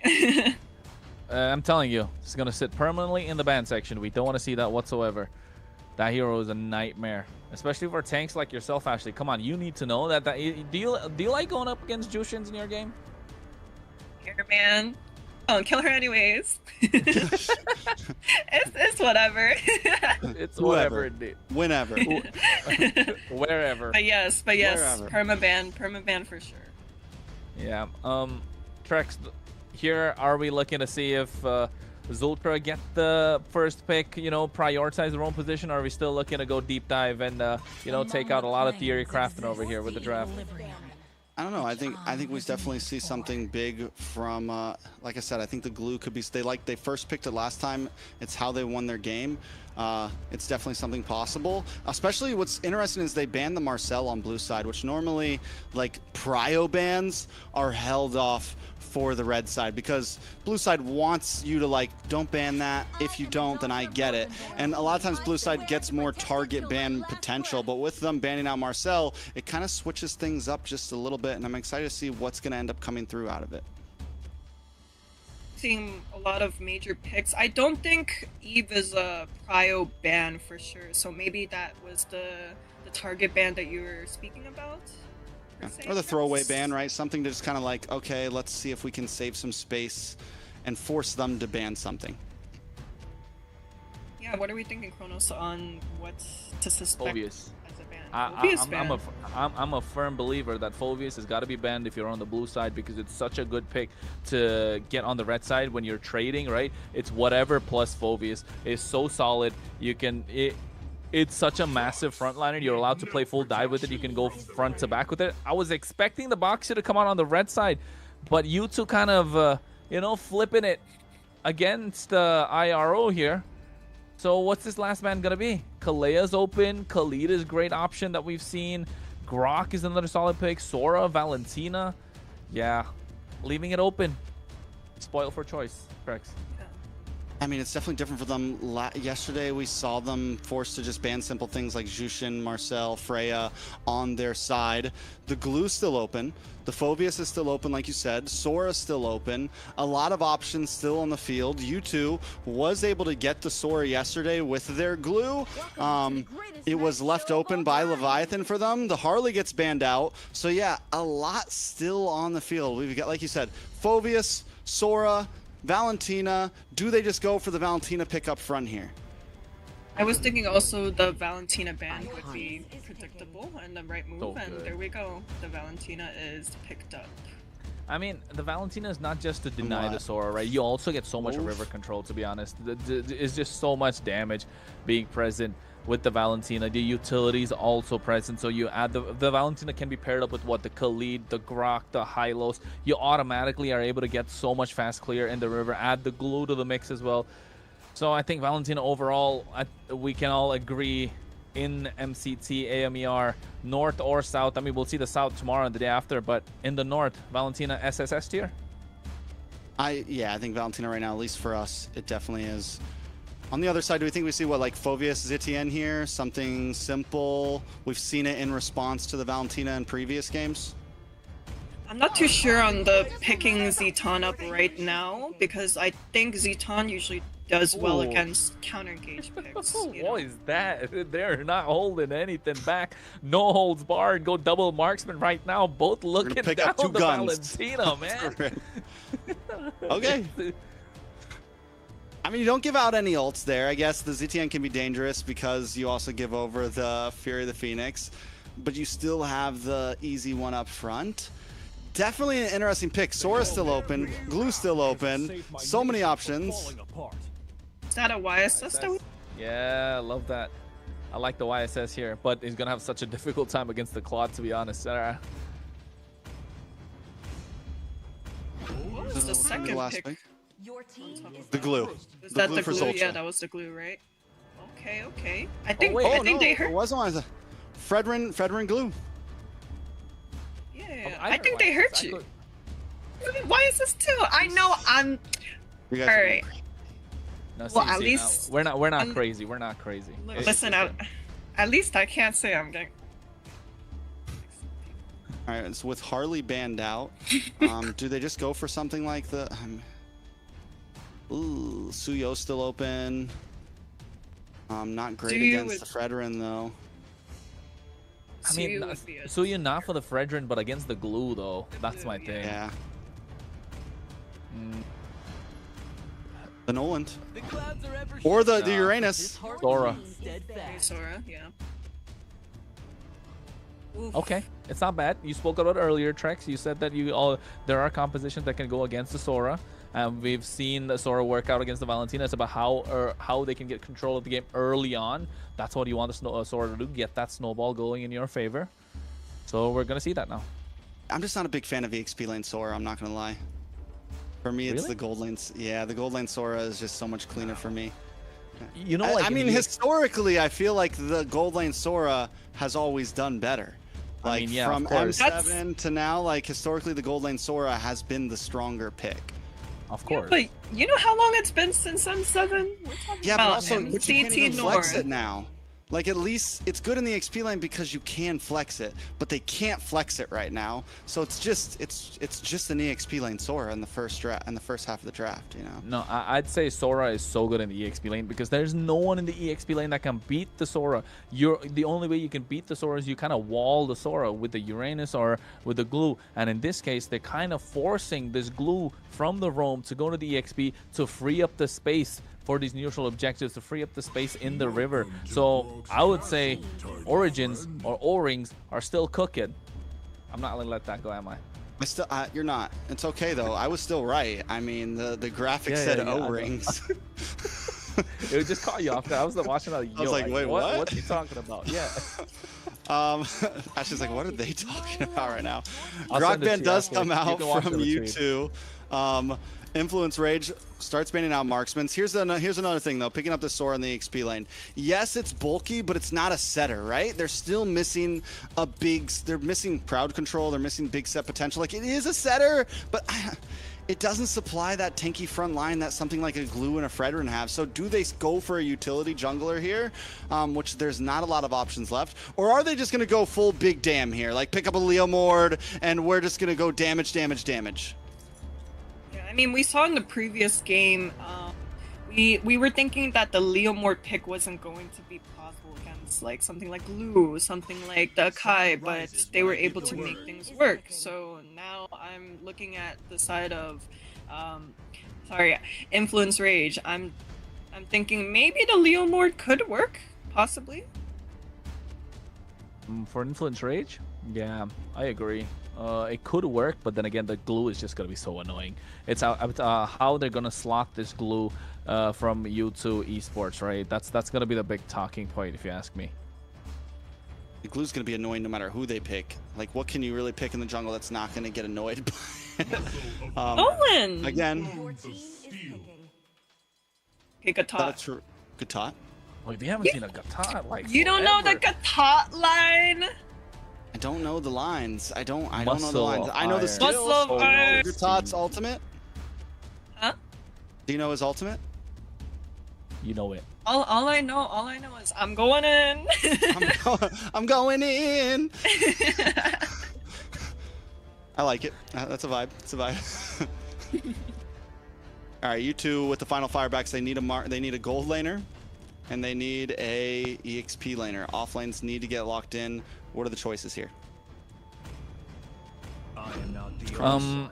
Yeah, the Gatot's great. What the Moskov? Why are we seeing a Moskov come in at the moment? The Phoveus again. See, the Phoveus just doesn't go away. You can talk a lot you want about the Phoveus, but he's been there constantly throughout the entire series. What? And I think day 1 highest picked. Day 2 again gonna be highest picked. They need to wrap it up with the jungle. The Suyo, Leomord, they're all there, but I don't think they're the best options. I'm thinking maybe about an X-Borg, if that's okay. No, Never Guinevere. mind. We forgot about the Guinevere. But it's not so good though, is it, Ashley? I mean, it doesn't need to do damage. You've got a Sora, you've got a Claude, and you've got a Kimmy. You're just get the retry. Just do your job and get the retries. I don't even think you hold down the front line that much. You look for small sets. I'm not completely against it. I agree, me neither. I don't know. On the side of Rage Origins, we have a lot of hiding abilities. You know, a lot of going in and out. On the side of U2 Esports, is a lot of go in, you know, and a Moscow. But And yeah, I don't. I'm not too sure. I think I would say I like the side of U2 Esports draft a bit more. But what do you guys think? It's an honest draft, right? It's straightforward. There's nothing too crazy about it. Everyone knows their job. It's telegraphed. It's simple, but it's also very easy to pull off. Whereas, like you said, Rage Origins, there's a lot more to it, and it's gonna be yes, there's possibilities, but it's gonna be hard to pull off. Kronos, take us in. I cannot get enough of this graphic, to be honest, as we go into 2026 MLBB AMER Championship Tour, folks. So we're talking about match number 2, game number 1. But before we get into it, you got to see our pretty faces once more, because we got to pause in the game. So, hey, you're going to be with us again. We're hanging out. Trex was just getting up to go somewhere, but guess what? They tell them you can't go nowhere, buddy. But you know what? I mean, all that aside, looking at the drafts, Trex, you spoke about an honest draft coming in from U2 Esports, but for Influence Rage Origins, yes, it is looking a little dicey, especially with that jungle Guinevere. But you spoke about it. Just gotta get that stun, get that retribution. More than that, what I'm looking at is the dive capability that they have with that AOG. I'm just going in with the Blazing Duet, and then you got that Kimmy in the back line doing a lot of damage. And the Kimmy, people underestimate the Kimmy in the early game. You think she doesn't have the damage, and all of a sudden your HP super low. Right, Trex?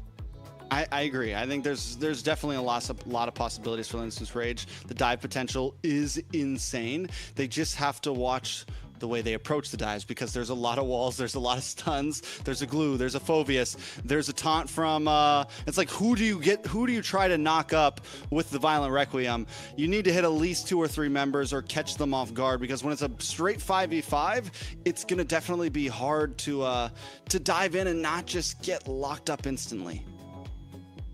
No, guys, I was thinking about how the draft of Influence Rage was going to work, right? We have the Kimmy on mid lane, a Claude on gold lane, and we have 2 jumpers. Oh, actually, 3 jumpers if you want to count Sora, but the Guinevere and the Gatot, most of the time when they're engaging, they're going to go from like point A to point B by literally jumping there, right?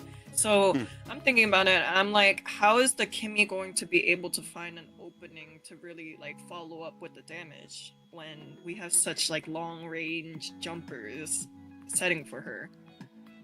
I think their fights are going to be heavily focused in those, like when it comes down to Lord pits, that's when they'll shine, when you're not super far away. Yeah, well, you're right about that, Trex. But folks, you don't gotta wait any longer. We're going straight into match number 2, game number 1. U2 Esports from Mexico versus Influence Rage Origins from Colombia. Blue and red, respectively. Kronos and Trex to bring you the action. Of course, our host, special guest, just grabbing some snacks while we're at it. Maracucho up against Sykes. Jungler versus jungler. And, you know, we talked about it before. The Gwynny does do well against the Fredrin. Wait a second, a lot of damage on his Zultra already.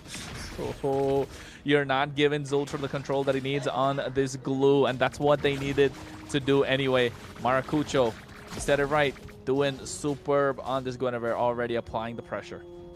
Yeah, and I mean, if Maracucho can find the right targets, can get onto Sykes in these pits, it can be huge. And if U2 Esports, like in this early game when they are more spread out, let Rage catch them off, like find little pickoffs, because there is lots of pick potential for Rage Origins. That can be a major win condition for Rage. You two at this point, I think, just hold it together, play it safe in the early game. You don't need to get too crazy, and just play for this first turtle, second turtle, third turtle. And not just that, maybe little mistakes that Origins will probably be making as we go into the game. And you're right, those neutral objectives are going to be super important. Oh, look at the bot side. Friendly fire. Standoff. Replic versus Plaga. We watched both of them have some amazing moments yesterday. Even though both these teams lost, Replic and Plaga both had some great gameplay in the gold lane. Yeah, I agree. And right now you can see already Zultra taking on low. He's playing with fire, a little bit four-man dive coming on at the same time. Violet Requiem able to secure that first blood. Yeah, this isn't a composition that you want to exactly get in their face. Zultra maybe being a little bit too aggressive. Ziggy does get vision on this turtle, but at that point, Zultra is going to be a little bit late, and you two might not be able to fight it. Yeah, and at the moment you can see, oh, Appraiser's Rat drops down, but they get that Violet spatial migration and the retribution on point. Maracucho is having a great game at the moment. These neutral objectives, the turtle pits kind of dominated by Origins. At 1-0 into the hands of Maracucho, plus a turtle. Rage Origins making quick rotations, moving around the map, and you two, after losing Zultra, are a little bit slow to the game. Taking a look at the items, nothing too out of the ordinary. We do see Delika go for the Juggernaut a little bit early. Just pick up a pair, just regular boots, nothing too crazy. And already going into some other items, we'll probably pick up tough boots here, just to make sure that we're not going to get too stunned up when all of you two wants to jump down onto us. Yeah, I agree, and I think even Ziggy as well probably going to go for the dominance ice early on, which is super important for them. My only thing is who's going to get that Chasta's Pauldron first. That's going to be the game-changing item, right? Because you got both attack speed marksman on either side. And Noxus as well, if you kind of count him as a marksman, even though he's a mid laner, mage, whatever you want to call it. Origins have 1-0, but look at how slow the game's been going. Yeah, I mean, at this point, but I think both teams know what's on the line, and neither compositions are exactly hyper aggressive, and neither of these teams came off as hyper aggressive yesterday.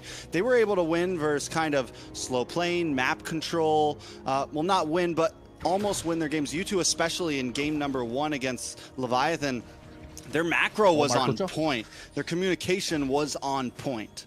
Oh, that spatial migration almost hit. He didn't even get the Purify, but look at Delika, Eto, and Ziggy, but at the same time, Zultra, he's just not able to get anything in this river when you're playing the glue.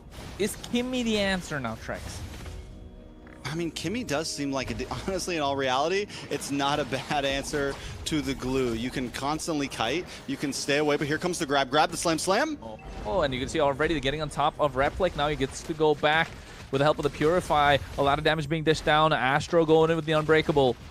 Turtle in the favor of Rage Origins. Maracucho goes to spatial migration. Now the Violet Requiem is... Oh my goodness, what a... coming through. They were going in all right, along with the Shifting Skies. Ziggy goes down first. Replic able to get that kill. Sykes is going to be next to follow as Nox is able to find that one. They get their hands on the turtle. Rage Origins, all guns blazing ahead of the 8-ball. Yeah, the blazing duet from Replic was perfectly timed there. A nice Spirit Destruction down to the boss side. Plaga's not going to go for the lane switch. But Rage Origins just overall 2k gold lead, second turtle in, 3 kills. They're going to be able to take a tower here most likely. Ziggy can do nothing about it with Astro, Maracucho, and Replic all down here. They're just controlling these fights and controlling this game. They're controlling the fights, they're controlling the game, they're taking the game by their pace, they're setting the tempo.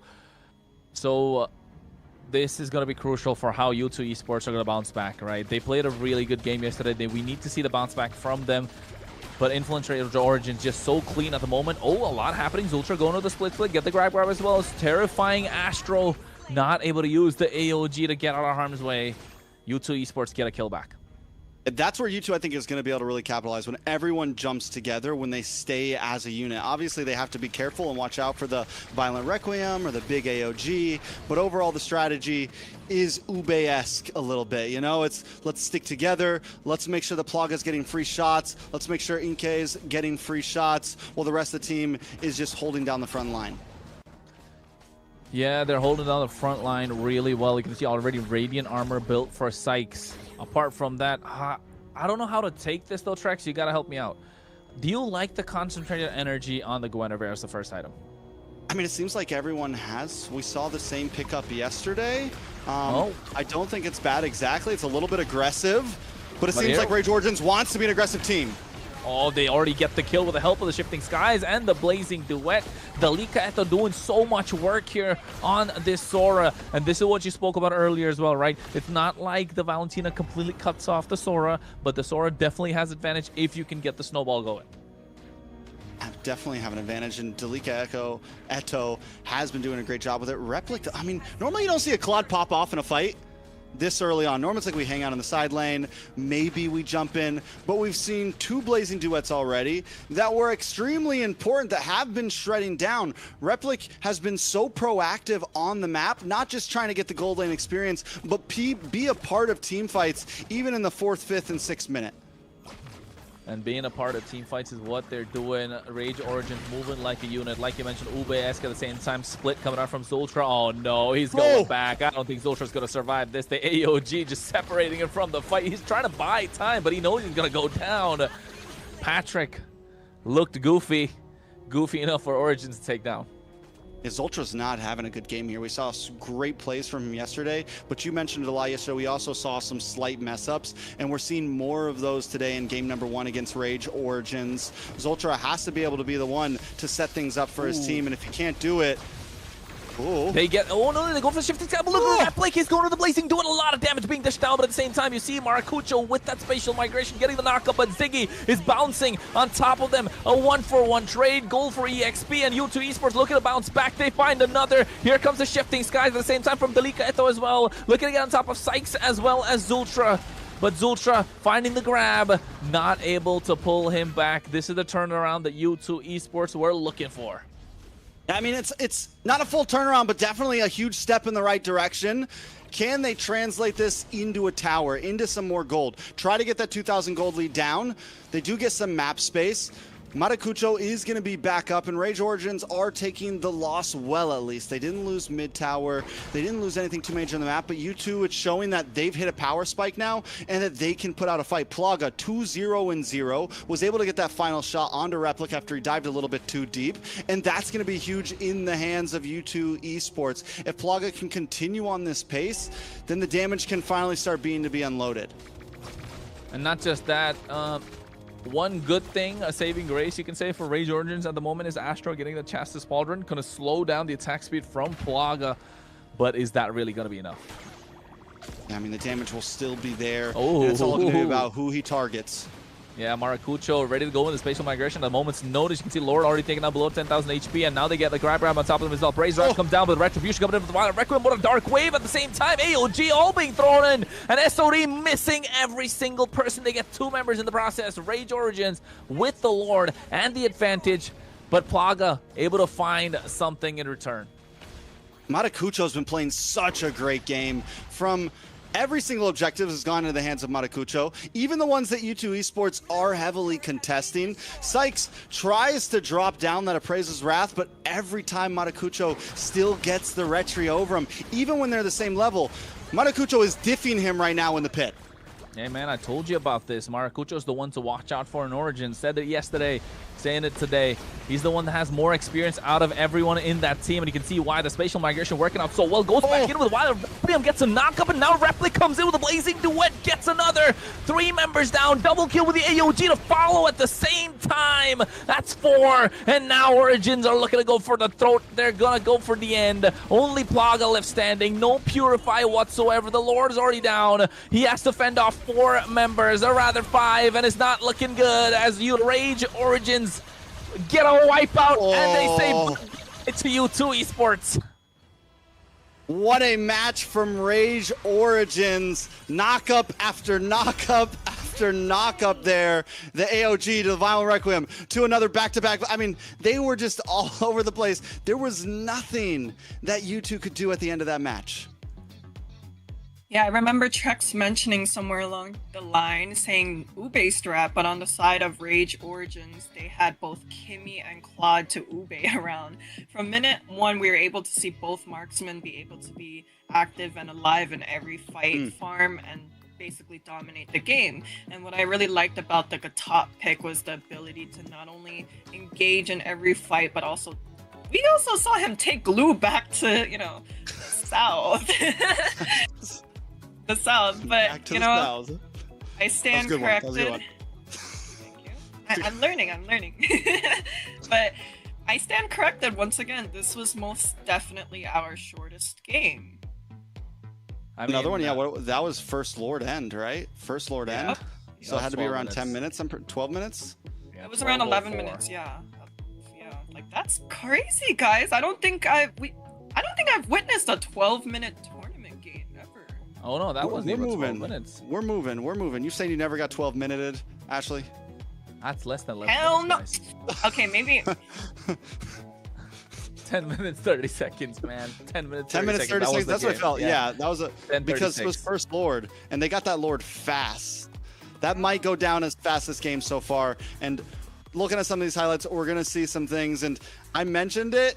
Yes, U2 was going for the Ube, and one of the risks of that, like when you're that grouped up and you're up against such a heavy AoE composition that Rage Origin had, you got to be careful about how you approach the fights. And it seems like every time they grouped up, Rage Origins was ready for it with the knockups, with the shifting clouds, with the AOG, with the Violent Requiem, all to pair up with Replic, who can just come in and clean house. It was disgusting the way these combos were working on the side of Rage.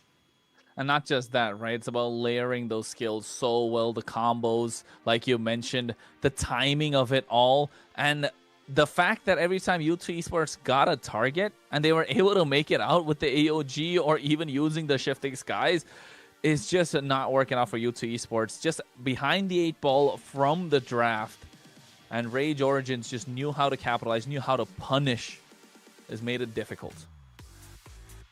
And Plaga on this Moskov there wasn't much room for him to, farm up and be ready for late game because, a Moskov needs items. That's the one thing Moskov needs to be able to scale and really do well in the late game, but Rising Origins was able to basically have them on a chokehold and end in 12 minutes. Yeah, I mean, Replic from gold lane to gold lane, Replic was consistently the more proactive one. Plaga had a small moment of like, oh, are we going to see something here? Are we going to be able to pop off?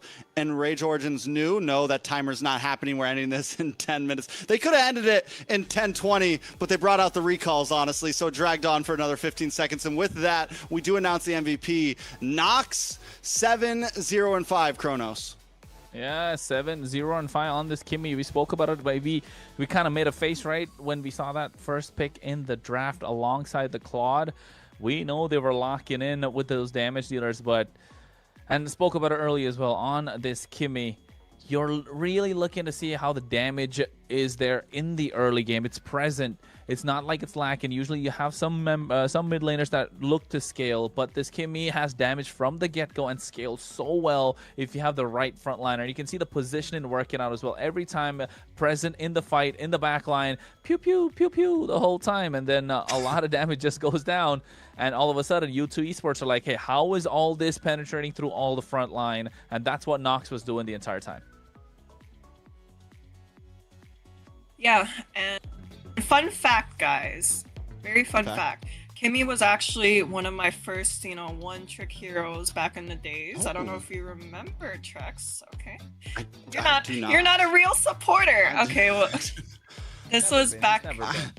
That was back when Kimmy wasn't meta? Is that what we're saying? Kimmy was just like... Kimmy was gold great. lane Kimmy? Yeah, it was a gold lane Kimmy. Okay. So I had 2,000 plus games on the Kimmy? Oh my lord. I don't think I knew you in those days. I don't think I knew you ever as a gold laner. Well, unfortunately, and this time I can say this with no ego, the Kimmy that I was seeing today was a lot, different from what I used to be on this Kimmy. It was a lot better. This guy was able to initiate fights with his ult and also be able to follow up rather than what I thought initially. I thought it was going to be hard for the Kimmy to walk up with all of the Gwyn and Gatot jumping 20,000 miles away, and that's why this guy has a well-deserving MVP. Talk to us about the Gatot, though, Ashley. What do you think about the Gatot? Going in. That was good. Yeah, That was really good. Yeah. I mean, he was having like spot on ults. Sorry, I call it go ins, but he was having spot on ults. He was able to take a glue all the way back to around the tier 1 turret, and yeah, I love the Gatot pick actually. Like that was a very good pick from the side of Influence Rage. I agree, and I think starting off with the draft and the early game itself, Trex, we saw how Zultra was trying to contest that river, and instantly the Gatot alongside the Kimmy pushing him back, forcing an early flicker in what, like 1 minute 20 seconds or 1 minute 10 seconds, and then giving up the control of the river immediately, especially as a glue when we know they need that. They need to get Brawly. Did it feel like the game slipped away right then and there, especially when Maracucho came in with that spatial migration? I think once we saw Zultra start to get a little bullied, the game wasn't exactly given over. If Zultra wouldn't have kept on trying to be so aggressive, I think Zultra needs to be like, okay, wait, maybe this isn't the composition I want to walk up on as a glue, but he kept on doing it, and that's just opening up space for them to deal with that. Another thing is, we've been wondering, all right, how do you deal with the glue? Glue's just a pain to everybody. Don't pick a hero that walks up. Pick a hero that jumps in. You know, go for things like the Gatot. Go for things like the Gwenny. Go for someone that doesn't have to, that can just jump over that skill 1, that's not going to get stumped up, that can easily close the distance, right? And if you do get the grab onto me, I'm taking you back to the south. Ow, where'd you learn that one from? You like that? You like that? What'd you call it? Callback. Yeah, I'm writing notes. Just like how I'm writing notes on, okay, glue pick a tot. Glue pick a tot. It just works out, you know? Well, that was only game number 1, though, right? That was only game number 1. We still got game number 2 for them to get the victory. If Influence Rage Origins are looking to go for a sweep, or U2 Esports looking to get a comeback. So at the same time, I was trying to take a look to see if we would probably have an interview if that happens. But anyways, that for later. I think I'm a little thinking that too far ahead. But now we kind of are, as we're getting deeper and deeper right now with MCT AMER, with day number 1 down, now in day number 2, we're slowly starting to see the pieces, slowly starting to see the meta kind of build for the entire tournament, right? Because before the tournament, yes, in the scrim, certain things work out, but in the tournament, slowly the meta starts building with the picks that are more comfortable. You start seeing what works and what doesn't against who. So far, clearly the glue has been a mainstay. The Phoveus has been such a mainstay. There's been Valentina that's been constant. The Harley's always banned out. The Zetian for some reason's always there as well. It's not so prominent in other regions, but here in AMER, the Zetian's doing so well. And I think it's just coming down to finding those answers, like you mentioned, Drex, with that glue being countered by the Guinevere, the Gatotkacha. Yeah, so all these are there. Apart from that, something that's there throughout the Claude, the Kimmies, the Carries, the Yves, although they've kind of switched up places now, what are we looking at, Trex?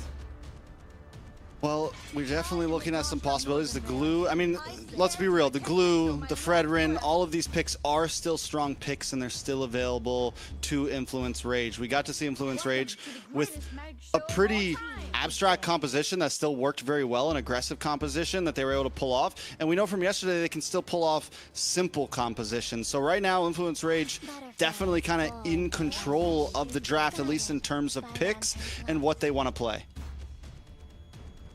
Honestly, for me, I feel like Influence Rage is picking up the pieces from yesterday and, you know, really taking a dive into these comps, such as like the double marksman comps, the top pick into the glue, you know. It's, I mean, even though they don't have a coach here, it's still working out for them so far. But on the side of U2, they really have to show up for the second game, and we're going to see more of how the teams are performing at this rate. Yeah, we can talk of the game all we want, but Plaga, bro. Plaga. He looks that like he's ready to rock and roll. He's ready. You just gotta give him a call. Just hit me up, bro. I'm right around the corner.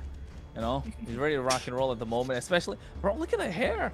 That's crazy, man. Perspectives exposed. He looks like he would pull up. Not gonna lie, yeah. First pick though, that's a Basha quick pick Yeah. over to the side of Influence Rage. Yesterday for jungle, we got to see Maracuja play the Fredrin, the Suyu. Now he's going to play the Guinevere and the Basha. We're seeing a lot of variety from the side of Influence Rage, and this is what I was talking about earlier. It seems like the roster does run deep. Yeah, a lot of utility picks coming up, and actually I can't say I'm surprised that the Boxer was let go because, you know, like usual, we see the Zuzhin ban, the Marcel ban, and the Freya ban. But honestly, like, and from what I think I would have preferred to ban the Boxer over the Freya. What do you think, Kronos? No. No? Freya's gotta go. No, Freya's gotta go. It's too oppressive. It like not aggressive. I would say oppressive is the style of Freya, but I definitely would. I'd rather the Freya not be there all game than let the Boxer through. Yes, there's Boxer, you can build around it, but you can kind of put a stop to it. But the Freya is just like, you really have to find a way to slow down this Freya. And I was looking at the picks that they could go with on the side of U2 Esports. They could have gone with the Sora, but they're not doing that because there can be a Valentina on the other side. This is how it starts to get crazy with these global bans. But I love the Khalid, love the Leomord. The aggression is there from the get-go. And I think on the side of U2, for third pick, you lock in something like the Claude here with the carry already gone, and you're not able to pick up the Moskov. You don't want to get your gold lane into a bad position. Influence Rage, though, on the gun. Do you lock in the Yves gone? Do you lock in Valentina here? Crowned by heaven's mandate. My legacy. Or no, the shall Zetien's endure. still open, right? Yeah. Yes. Yeah. He's there, man. I don't mind the Zetian pick. I don't mind. No, I like the Phobius- Zetian. Yeah, the Phobius pick is also solid. They really got the front lines locked down over there. You know, last game we saw a lot of jumping, and this game we have a lot of push, pull, stopping. Right? Yeah, it's just, I mean, this time they're going for a much more honest draft. Like what U2 had last time, it's just a straightforward, easy draft. Nothing too crazy. U2, for their third pick, that is the... Ooh. I like it. I really like the CC because you know for a fact that the front line is absolutely massive coming in from Influence Rage. You know Leomord is there for the finish. The Khalid, yes, he can dominate the river, but you need someone to shred down. You cannot always rely on your gold laner to dish out the damage, especially with the Leomord. You want someone to poke down the opposition so he can go for the finish with the Steed, and that's what the CC does, and does that really well. Not just against the Phobius, but against the Boxia too.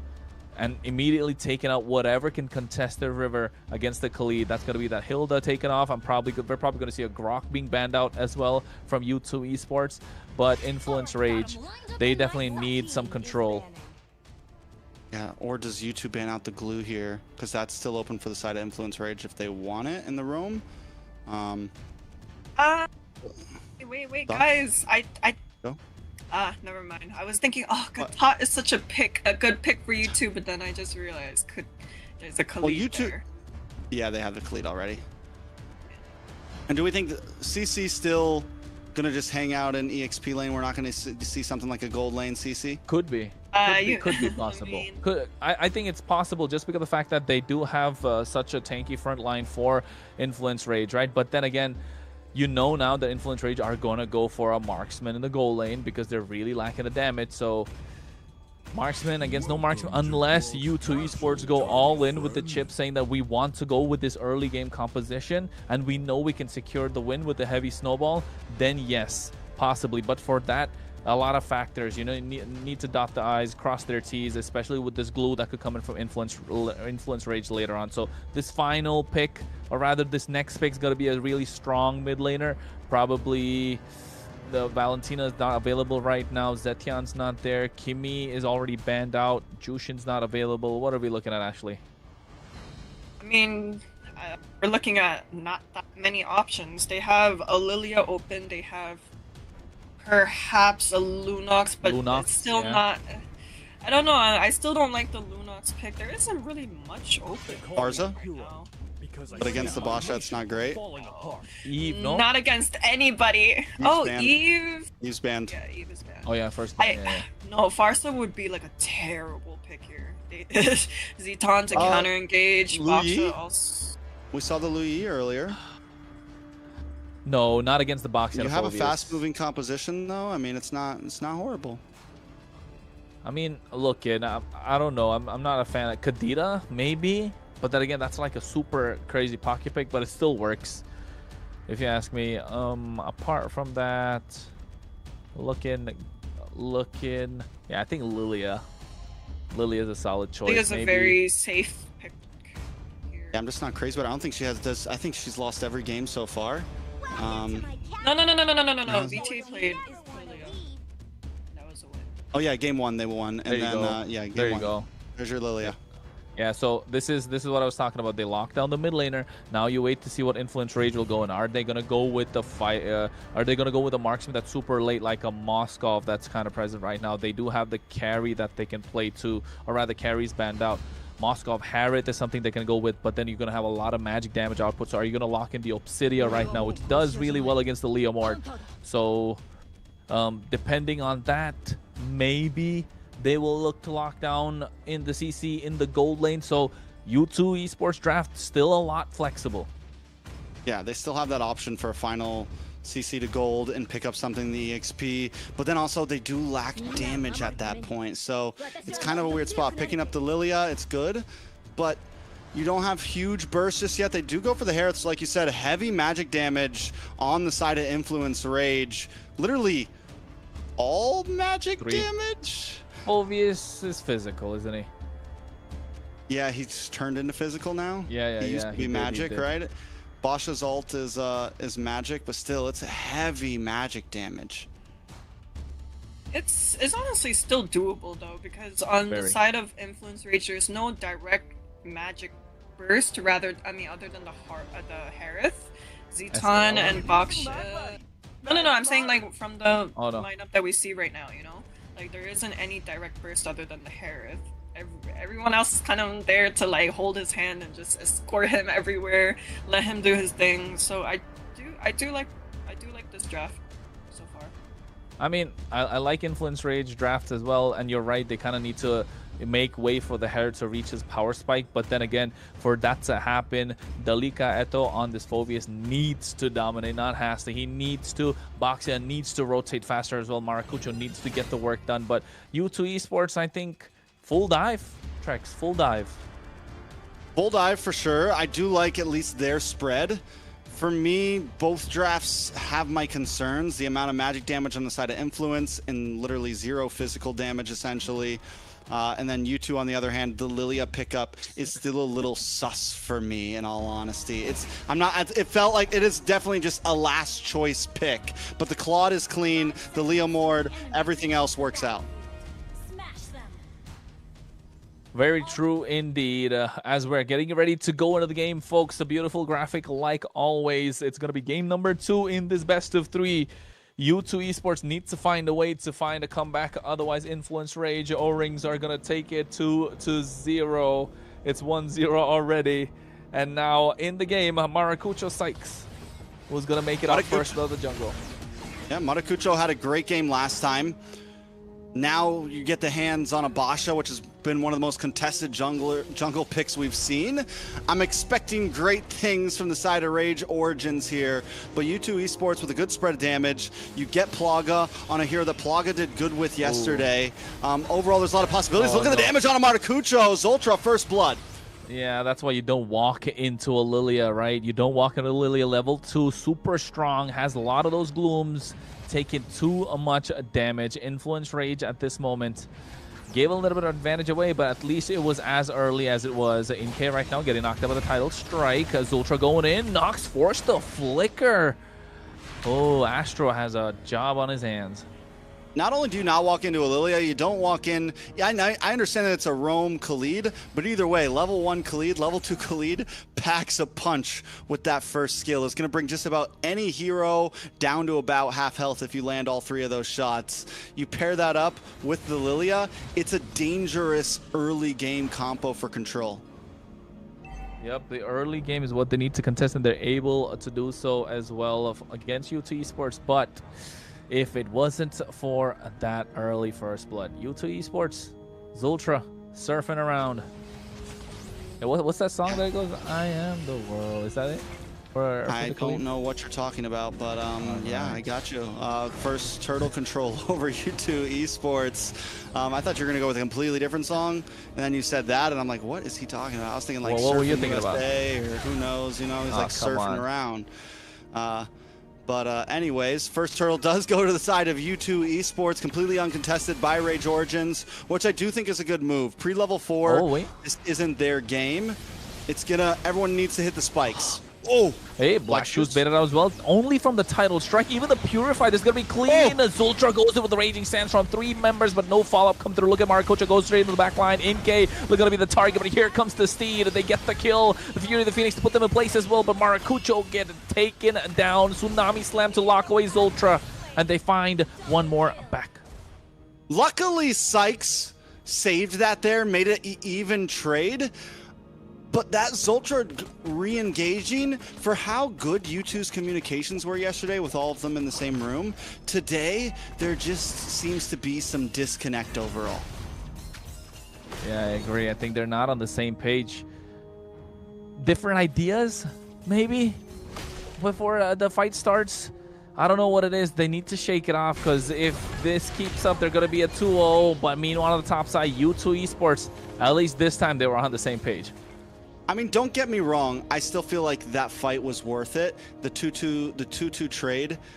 Sykes getting 2 kills this early on is huge for a Leomord. So yes, still worth it. But I'm just worried with some of the decisions that Zultra has made. We have seen him play a much better this game so far than last time. He made some great plays, but we're still seeing a few small issues. Getting a kill into the hands of Plaga on the gold lane, though, extremely important. Plaga just needs to escape this one. He makes it out alive. I think he's doing really well against Replic in the goal lane, of course. Applying the pressure where it's important. Nox able to get a fast clear. 5 seconds to the turtle tracks. I'm really glad that Plaga went for the Purify this game. Like I said previously in some previous matches, Claude is one of those heroes that you can pick up the Purify so safely just because of how much he can move and groove without a flicker anyways. On the top side, though, walk straight into Zultra. Force the flicker out as well. A clean and easy turtle, not trading anything away. No kill, no gold shield, no jungle creep. U2 Esports seems like they found their footing.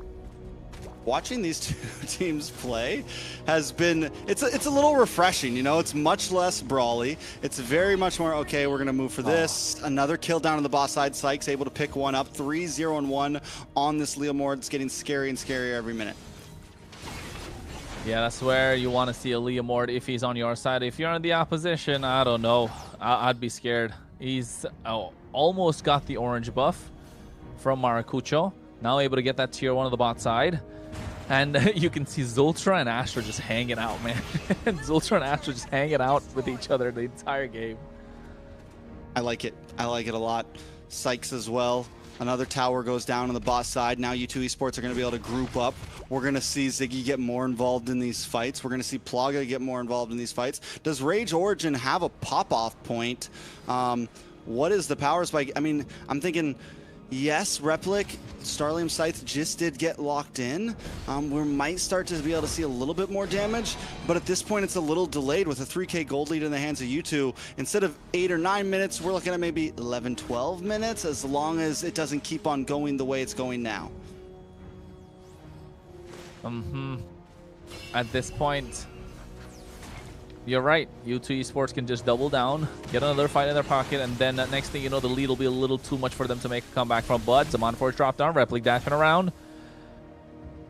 Plaga. Yeah, literally like no damage from that. Like Zultra was just able to kind of walk away cleanly. Nox as well, getting a full skill set onto Zultra, and nothing major happens there. This is the deficit that Rage Origin's at, and that, like I said, it's going to be a while until that damage really starts to come in for Rage Origins, if it does. And not just that, right? Astro He's the only one with the real hard crowd control, like the Tsunami Slam. Who's he going to lock down? I was going to ask that, but Zultra's going to be the target. Raging Sandstorm to make it out. Nice view of the Phoenix has popped in as well. They get the turtle, and here comes the Steed, looking to take them down, but Dalika Eto flickers out of harm's way as Origins will have to run away. Yeah, perfect combo that you could think of. You get the Tsunami Slam, but again, it's on to Zultra. And Zultra's just too tanky right now as the Khalid. He's able to withstand so many shots. Rage Origins, they are still playing it patient, which is good. Astro looking for something here. Doesn't connect, but they are able to at least defend the tower. Yeah, they're able to defend the tower well. But then again, I was just saying that never mind. I can't speak my mind, man. Dalika, they're going in. Infernal Pursuit going to be taken down by NK. And you can see Zultra just zoning away the entire lineup of Rage Origins by himself. Yeah, and U2 Esports doesn't overpress it. They find that moment, they get that kill, they back off. It is a slow chokehold at this point, slowly just taking the breath away from Rage Origins. We get a tower, we get a kill, we get another 1,000 gold, and Rage Origins can literally do nothing about it right now. They don't have a way in. Even if they get a Tsunami Slam, it's not enough. Lord gonna be coming up here soon. And do they even contest it, or do they just hold on for a bit longer? I think they just let it go, hold on a little bit longer. Oh, wait. Never mind. That was so disastrous. It could have been so dangerous. But what I was trying to say the entire time is, Trex, yes, they have one hard lockdown with a Tsunami Slam.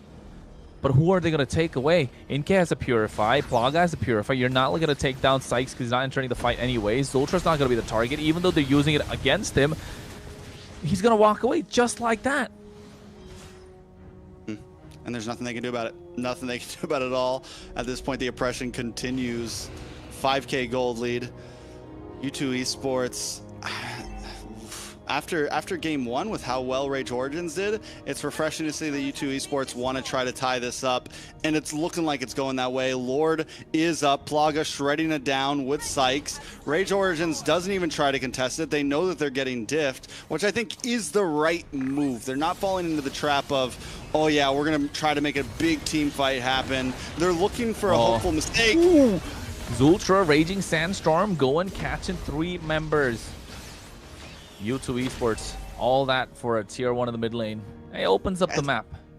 I would love to see how far ahead Zultra is right now, what his build's looking like, and how behind Replic and Nox are, because there is just 0 damage on the side of Rage Origins. It's not that they don't have items exactly, it's that U2 Esports just have too many more items. I mean, even this, watch this, can they get the kill? Yeah, Ziggy already popping the Vengeance as well. They threw everything at him just to get that 1 kill. And now you can see NK is going to be an absolute menace trying to zone them away. The one blessing is that they've already cleared out the mid lane.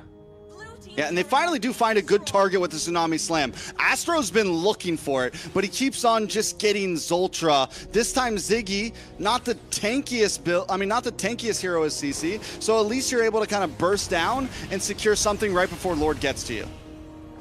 Well, at least at this point, U2 Esports find a way to back off if you are Origins. And they're able to defend this, not losing a lot. Yeah, and they take the choice of letting the Lord crash down on the top inhibitor because they still have the Holy Shield, and they save that tier 2 in the mid, which is a good call overall. They bring that top tower down about half, but it's nothing that they can't recover from. Taking a look at the items, Plaga holding about a 1,200. Oh, Plaga finds Astro. Yeah, but he sees the Monforce as well, just to zone them away. Sykes comes in, he has the Blazing Duet. Maracucho taken out super low, almost able to get that kill. Sykes is still searching for it, finds it just at the tip.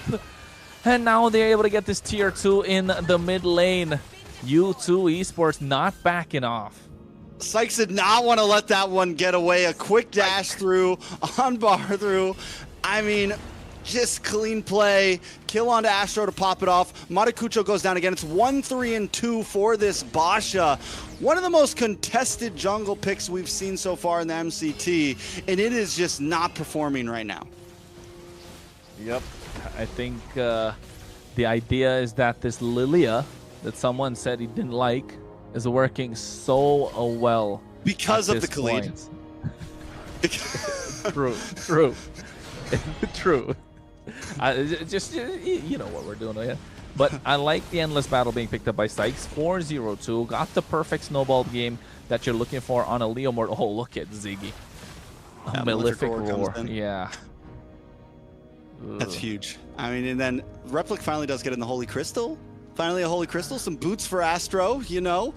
Maybe a little late in the game, but it's okay. I mean, at this point, we're seeing something come in, but Ziggy, that might be the reason why this Basha is not doing so well. There's so much shred. Oh my God, that immediate conceal play just after he got the boots as well. That interaction is crazy. Curtain call come through as Zultra could go for the Raging Sandstorm. Does turn into being used up. Replica of Zaman Force just bouncing around. Title strike. Maracucho gets that kill. Ziggy now looking to back off. Kiting. Oh, Trex. I'm going to take away the mic for at least a couple seconds more because what happened was absolutely insane. Plaga right now going in at the same time. Blazing Duet with the Winter Crown. Astro get the knock up, but at the same time, Purify coming in clutch. U2 Esports still hang on. Yeah, I mean, but still, what I say, Rage Origins, around 12 minutes, they finally do find a moment. Holy Crystal finally locks in for Replic. Items are starting to come up. Yes, they don't get the Lord, but we're seeing the possibilities of what they can do in a fight now. The game has gotten to a point, and don't get me wrong, they're still at a 5K deficit, and they were finally able to win out on a fight. Maracucho was looking for the drive-by, not able to get there. Sykes rather with that Phantom Steed coming in with Barbie able to steal it away. And that item you were looking at, right? You saw the Holy Crystal and you saw the boots being picked up by Astro. So the boots coming in 12 minutes, actually selling the boots that he had earlier because he didn't have the conceal. He got the favor, sold it, picked up the boots again, but this time added the conceal, and you could see the activeness that they had on the map completely taking charge with that conceal, flickering in with the title strike and catching the right target. So they're still playing Mobile Legends here. They still are looking for moments, even at a 6K gold deficit. Can they defend here to look for more? I don't know. I think they need to be active once more. Flicker's already present for Astro, but he's taking too much damage from NK. Maracucho's looking to flank someone, just driving by. The top side's going to fall down. The Lord is full HP.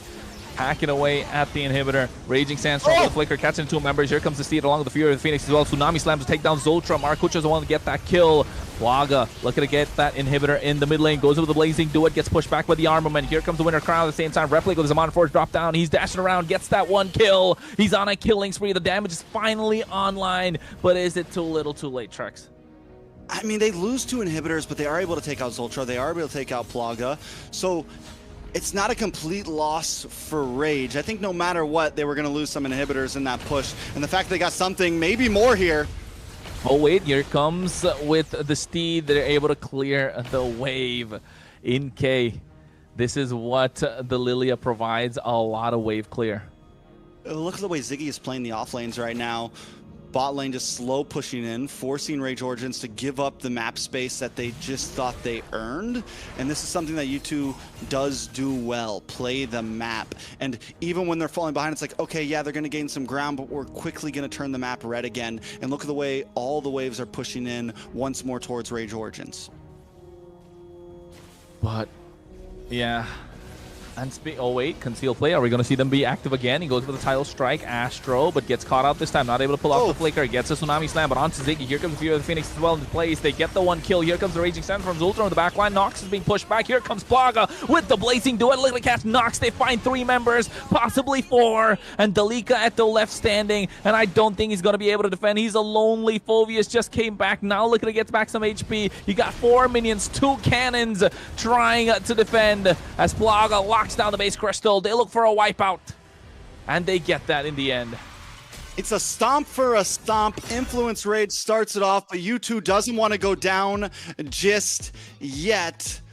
They hold a strong 5K gold lead through most of that match. Ashley, what are your thoughts? Yeah, definitely. The pressure from the side of U2 Esports was definitely pressuring. We were able to see what Rage Origins did to U2 Esports in Game 2. Right? We saw the Lilia and Khalid played a huge impact and a huge threat starting from the laning phase, you know? And it took everything from the side of Rage Origins to even take down one person. We saw mid-game it took like, what, 5 people to take down the Leomord, and it was honestly easily punished, you know? Flicker, conceal, encourage, like all of that was being used to take down one person. And Now that I think about it, guys, and correct me if I'm wrong, I believe Kalea has a 0% win rate so far in the MCT. Very Someone possible. has been doing their homework. Very possible. She's got Wikipedia up right now. She's like, ooh. This is. Don't even correct me if I'm wrong, because I already know the answer. I'm right. Well, I said correct me if I'm wrong, even though I'm never wrong. I'm kidding. Whoa. I'm kidding, guys. I'm kidding. But yeah, like I agree. wonderful performance. Like we're now going to game 3. Kronos. No, go ahead. You're saying you agree with something. No. Go ahead. No. Go ahead. I definitely agree. I think you two played a great game. I want to point back to the fact that I'm ready to see the items, because I want to see if Zultra just has nothing but magic defense on. Because honestly, the fact that they were just able to absorb so much damage speaks volumes early on. It's like, what do you just pick up radiant armor first? You just go into straight magic defense, and even when they finally, it took so long for them to come online, and even then it was still hard to get kills. Just to get one member, they had to blow a whole kit. Everyone had to use their ults essentially just to get one enemy hero, right? And maybe turn that into 2 or 3. So it was a hard fought battle from the very start from Influence Rage, and that never stopped. Yeah, and I think that lack of physical damage was really showing, because now Dominance Ice adds magic defense as well, so it's such an important item. The life drain effect is so crazy, so probably the only physical damage, physical defense item that he had was definitely the Dominance Ice. But apart from that, I can imagine just full magic defense, not going to be taken down so easily. And this is what a Khalid provides, right? This is why we want to see Khalid more often prioritized by teams that have played before. And well, hey, U2 Esports kind of pulling that off. Now it's a 1-1. Going into the next game, what can we expect, Ashley? There you go, putting me on the spot again. Like every time I'm like, I'm like, oh, I like this draft more, and then they end up losing. I'm like, okay, I like this draft more. They end up losing. And I'm just Welcome like, to being a right. caster. I mean, yeah. Now you know how we feel. Now you know how we feel. I mean, she got a new career path now, don't you? I mean, just saying. If you want to in the future, the door's always open, right? That's what Julie said. I don't know. There's still a lot to go, but hey, at least now, the caster's curse makes sense to me. It all makes sense to me now. We try our best, but a lot of times we're wrong. That's just the situation. You know, you can never account for how players are going to play. Taking a look at these items, though, yes, Radiant Armor, Athena Shield, Dominance Ice, Zultra just untouchable by the end of that game. And even at the beginning, here's the thing, Khalid's not the tankiest roamer, you know? Like, yes, he's a bulky boy, but he's still a fighter roamer, essentially. And that early in the game, he should not have been able to absorb that much damage. I mean, Replic and Nox were doing nothing to him in the first 7 minutes. Essentially, it took until about minute 12 for them to even be able to output a little bit of damage.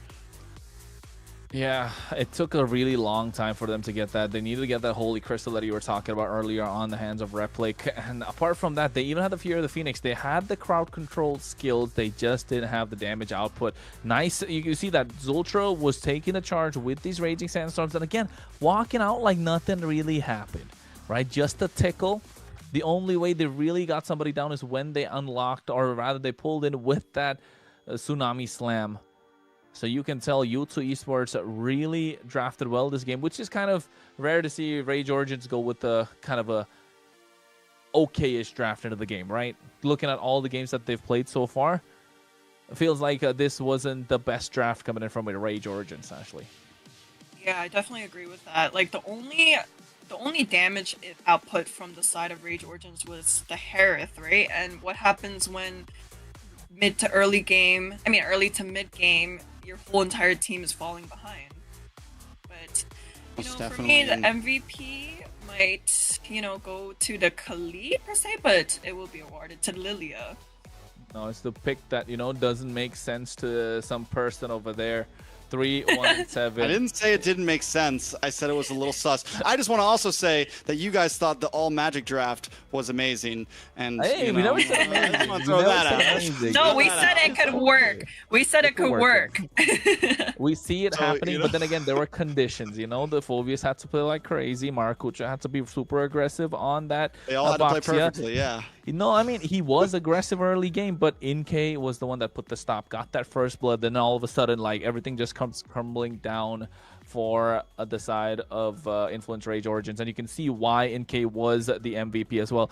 Just sitting pretty in the back line, dishing out so much damage. They don't even see it coming, and that's the problem with the Lilia as well. I never really see the damage coming in from Lilia. When it's like a super massive brawly fight, you just don't see it coming. All of a sudden, you're just super low.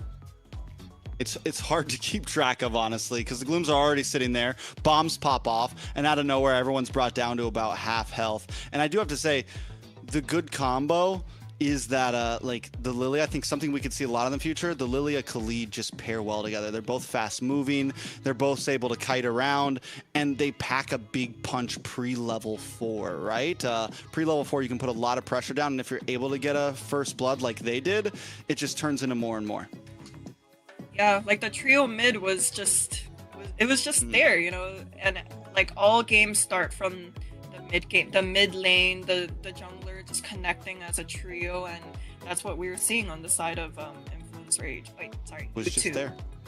U2 and Influence Rage. But yeah, now that we're seeing that the Khalid and Lilia matchup was definitely a lot stronger than what we saw with the Kalea and Zetian. So, what do you think, Kronos? We're proud of you. We're proud of you, Proud of you, Ashley. You get it Zetian. there. We're proud of you. Not gonna lie. I just gotta get bullied enough times to really from day like. one to now. Yeah, it's like I can't go out there and get bullied again. Yesterday was horrible. That's how. See, I told you guys. That's how you make Ashley get better. You have to, you know. All right, don't make this a competition, okay? I don't like getting bullied. Yeah, come on, Trex, don't be a bully. But then again, folks, you're watching the MCT. If you didn't know what you were watching, MCT America's North. That's happening day number 2. Of course, don't forget to like, share, subscribe, do all that good stuff. Of course, follow all our social. We're talking about MLBB Esports. Let's see if Fernando can pull it up for us as well at the same time. And we're there on X, TikTok, Instagram, Facebook, YouTube. There we go. Look at that. Clutch. Fernando's on his game today. Yeah, and don't only forget to follow all these, but also don't forget to like the stream that you're watching right now. Help push MLBB Esports across the map globally. Yeah, because I followed them yesterday. Sorry, guys. Got roasted for that too. Laugh. Got roasted for that. No, we're not roasted yet. But yes, you know, it doesn't take lots just to drop a like. It does help us out eventually to grow the scene here in North America. And not just that, you get to see us all the time. And while you're at it, you can follow us as well. TrexCast right there on every platform that you find them. ChronosCast for myself. And of course, Ashley with a Q since the A wasn't available, right? Yeah, her keyboard doesn't have an A, actually. That's the problem. Yep. That's why now there's an S in my name, an extra one. Ashley. Ashley's. Like the potato chip. Is that real? Like, is it really Ashley's? No, do you want to hear the background story of it? Are we- Sure. Yes. While we're Yeah, we waiting have for it, time. sure. We have time. Yeah, sure. Story time. Let's go. So apparently my name was taken. My name was taken. So I was like, Taken by okay, who? it was just taken. I Like on guess it's MLBB? yeah, like I just couldn't go with my original name, so I was like, you know what? Just add an S to it. That's the story. We were like waiting for a big. That's, yeah, I reveal. thought it was. Yeah. Yeah. No, because no, No, listen, because it was a the sentence. the person who took the name is me. It's on my account. Like I took the name, so why can't I go as Ashley? It's okay. It's okay. Wait, what? What exactly? Like you took your own name Like, and then you had to change it again. So what? Yeah, because Like you know, your second account? going into the MCT, like you have to make like you have to get a new tournament account. You know what I mean? Oh, I got you. Makes So now you're sense with all that Ashley's and MCT because you had to make a new tournament account because your actual account is Ashley. Yeah. You could have just changed your normal account. work out here, Trex. It's not. I would send you. Listen, if it's hard times, I'll send you the name change card. It's not, you know, like That's not how it works. if we're struggling over there. Like, Times are tough. Next thing you know, you'll start hearing somebody in the chat say, "My mom's kind of homeless." But then again, folks, at this point, we're looking at game number 3, 1-for-1 broken wall. This is gonna be the map where 30 bans gonna be in this game. We already see 20. That's out, 10 from each side. That's what global bans is. If you don't know what global bans is, don't worry, we'll explain it to you. Follow our socials, we'll update you with all that good stuff. Influence Rage on the blue side, U2 Esports on the red. Jushin, Sora, not gonna go anywhere. What are we talking about? I just want to say shout out to production for adding no coach to the side with no coach for now on. I need that. Hey, yo. Can you? Then tomorrow we'll have like no coach, no analysis, and then by the last day, no coach, no analysis. Okay. What do you say, guys? No, golly, guys, no problem. I mean, Left me hanging on that one. Actually, thoughts on the draft. What are we going to see here? Next time. Oh, there's a carry ban. Okay, that's interesting. We actually saw a carry ban last game. It was ban 3, which was still interesting then too. I'm saying it's interesting now because carry wasn't picked up by either of the teams. It was banned. Yeah, but like now, I mean, for the side of Influence Rage, they could have picked up the carry for themselves at one point, but they just got rid of it straight away. So, does that mean maybe we're gonna go with another tanky jungler? I am trying to like look at all of these global bans right now and just process it. So it's hard. I'm like, wait. Who do we got? Fredrin's still open for Influence Rage. Marksmans are limited on both sides. Moskov's still open for Influence Rage. So there goes the boss ban. Marcel? Yeah, Marcel's gonna come out from YouTube, right? Banned. They're not gonna let the 3. Yeah, they're gonna ban that out. I think first pick for Influence Rage in this case. Then they haven't played the carry. Yeah, they haven't played the carry. They can really lock down. The carry is gonna be such a hot pick here for either side. No, it's not. Oh yeah, carry's banned. Sorry, I didn't see that. We just had a whole conversation on this. Sorry. I spaced out. Not gonna lie. I was looking at the bans and I just completely spaced out. But here it's got to be the Marcel. The Marcel's got to ban through, but I think they're taking their time to see what could be left open because Sora's not going to be able to play on the blue side. They do have the Valentina that's there. Oh! Marcel pick up. Marcel's coming.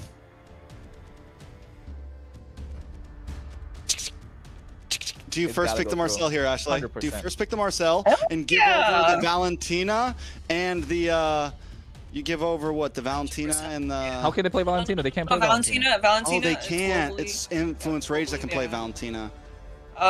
They can maybe pick the Sora up for themselves on the YouTube. Even Influence Rage doesn't know what to do right now.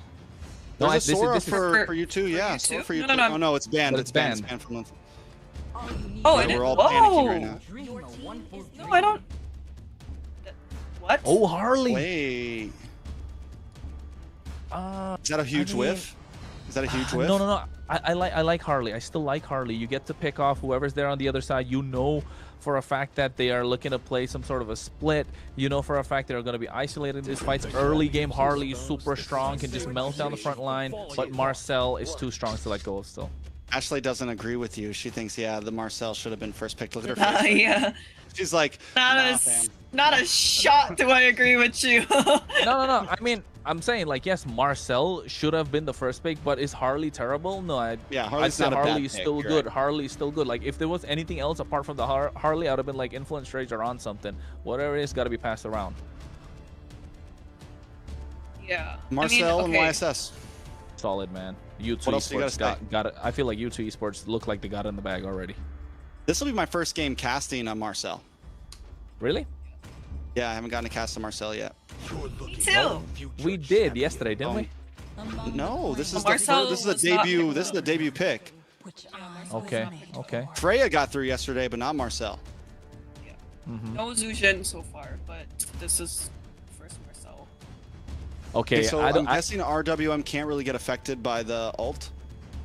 Like if RWM's already down, you're good, right? By the golden hour. It gets stopped. It gets stopped. Yeah. It's like a suppression, basically. It's like a huge suppression. Okay, heard. Yep. So that's the only reason I like. Maybe I haven't seen the interaction yet, but I know for a fact that it's kind of like a suppression, right? You're kind of stuck in place. You can't purify out of it as well, if I'm not wrong. So I can. No, you can't. Yeah, so I don't understand how this is going to work out. They need to add a lot more AoE to the lineup of U2 Esports. And it freezes Black Dragon midair? Yes. Yes. It should, yeah. Does everything, huh? Yeah, it's crazy. That ultimate's crazy. But more than the ultimate being used as like a set tool, it's used like a zoning tool, if you ask me. And not just that, Yeah. with more important is the stacks that he gets on his Thunderbolt early with the tracking shot. He's just able to go in with the second skill, gets faster. With the skill 1 pulls back, you get like a 3-man stun, and you can just walk away. And that stun does so much damage, especially for the early game against the squishies, which Influence Rage have with this Harley and the Eve. So you can't really stop this Marcel from walking into the jungle. I want to point out the fact that we're also getting to see the Yuzong and the Lapu here. 2 EXP laners that we haven't really seen a whole lot of, honestly. We did see Nats like prio the Yuzong on day 1 and played wonderfully on it. Lapu hasn't had the greatest games overall, but we got some throwback EXP laners here. Yeah, and going back to the potential of Marcel, right? Mostly what makes Marcel super strong around like Lords or Turtles or pretty much any objective is able to freeze the opposing team's jungler to be able to retreat, right? But I mean, when you pair it against a Harley, right? Harley's usually super hard to kind of catch, so I guess I could give that over to Influence Rage for that pick, but I still don't understand why they got rid of the Marcel. I don't know why. I'm coping. It's a lot of eggs in this Harley basket that they can't kind of have right now. But how are they gonna really capitalize? I can see you two going for a Granger here. So just to add more firepower, put the YSS in the jungle. You already have a crazy front line going for yourself. You just need a little more peel with maybe another mid lane. The Zetian was it picked up by both teams already? Yes. No, not for you two. Yeah, so yeah, Zetian, I was gonna say Zetian and then the Granger, you add that. So it looks super solid if you're a U2 Esports, but for Influence Rage at the moment, I think they can still go with the Granger. They already picked up the Harriet, not really a fan of it against the Marcel. Obsidia is a solid choice, but then again, you have to get too up close and personal. They could go for the Moskov. I'm not a fan against the Marcel. The range is just going to be such a problem right now. But the thing is, guys, right? So if we decide to put the YSS on gold, and I mean not gold, on jungle and get the Granger on the gold lane, I feel like you two would be lacking a lot of buddy to really walk up without getting punished. Yeah, they don't have a heavy front line. They have the dive with Lapu, but nothing. They got no wall. They got no big blockers. Here comes the Obsidia that Kronos called out. I do want to say this too. I feel like this Harley's main job is going to be try to bully this Marcel. Like, try to get the kills. Yeah, just lock in on the Marcel all game long. Look to get deadly maggots. Try to break down the mid. So wait a second. With this, so... Whoa, okay. Nolan pickup. Still no like big body, but this is dive. This is aggressive. They have 0 front line, though, on the side of U2, essentially. 0 tankiness. I don't know how tanky the Marcel actually ends up getting, but... Super. You like it? I don't see anything that can really like synergize with this Marcel on the side of U2. That's the thing, right? You're not really looking to get that massive set to get that crazy synergy with Marcel, but also at the same time, you're maximizing what you can provide in the early game to bridge the gap between the early and the late, where the Eastern Shin and the Zetian can start shining. They're going to be crazy in terms of these neutral objectives, the Turtles, the Lords. It's going to take a lot for the Marcel to be taken down. I don't know, man. I don't know. We'll see. We'll see how it goes. Any last words, Ashley? This is going to be a very, very fun game to watch on the sidelines, guys. I will see you guys later. Well, folks, ladies and gentlemen, boys and girls, friends of all ages, Clint and Bruno showing what they got there with the MLBB AMER Championship Tour of the 2026 coming your way. This is game number 3, match number 2 of day number 2. Influence Rage Origins versus U2 Esports, and already a pause coming through. And you know what? With this pause, Trex, taking a step back about the draft, I know you both don't like U2 Esports. I don't prefer U2 Esports. I prefer the draft of Influence Rage Origins because it's so much more straightforward. Hey, man, I'm here. I've been here the whole time, all right? I'll fix that soon. But yeah, the draft of Influence Rage Origins is so much more easier to execute, straightforward compared to what the Marcel provides. But transitioning from early to mid to late is going to be so much more easier for the side of U2 Esports if this Nolan can get the snowball going. Again, a lot of ifs and buts, but if they do, it's going to be super hard to stop. I will say this. We saw Sykes Nolan on yesterday. It's the only game they won yesterday against Leviathan. So we know he does perform well. This is a pocket pick of his, even though it's not the most popular jungle pick out there right now. We've only seen it pick twice, and both times, this is the second time, and both times have been by Sykes himself. My worry for the lineup isn't it's not that I'm doubting the Marcel. I think the Marcel is going to be great. It's just, yes, the goal is to those neutral objectives. You're not going to catch Harley. Harley's not going to be sitting in the pit waiting to get shot. He's going to be sitting on the sidelines waiting to come in at the last moment to find those picks, right? And outside of that, like Ashley said, there is zero front line for U2 right now. Even their Lapu, who's their big tanky guy, is going to be diving in. There's no real stoppage, essentially. I agree with that, with what you're saying, but then again, that front line, I think if Zultra is able to get those stacks going early on, yeah, it's going to be enough. But then again, the early pressure from Harley is just way too much to deal, and you can see already how much damage that Marcel is dishing out to Harley.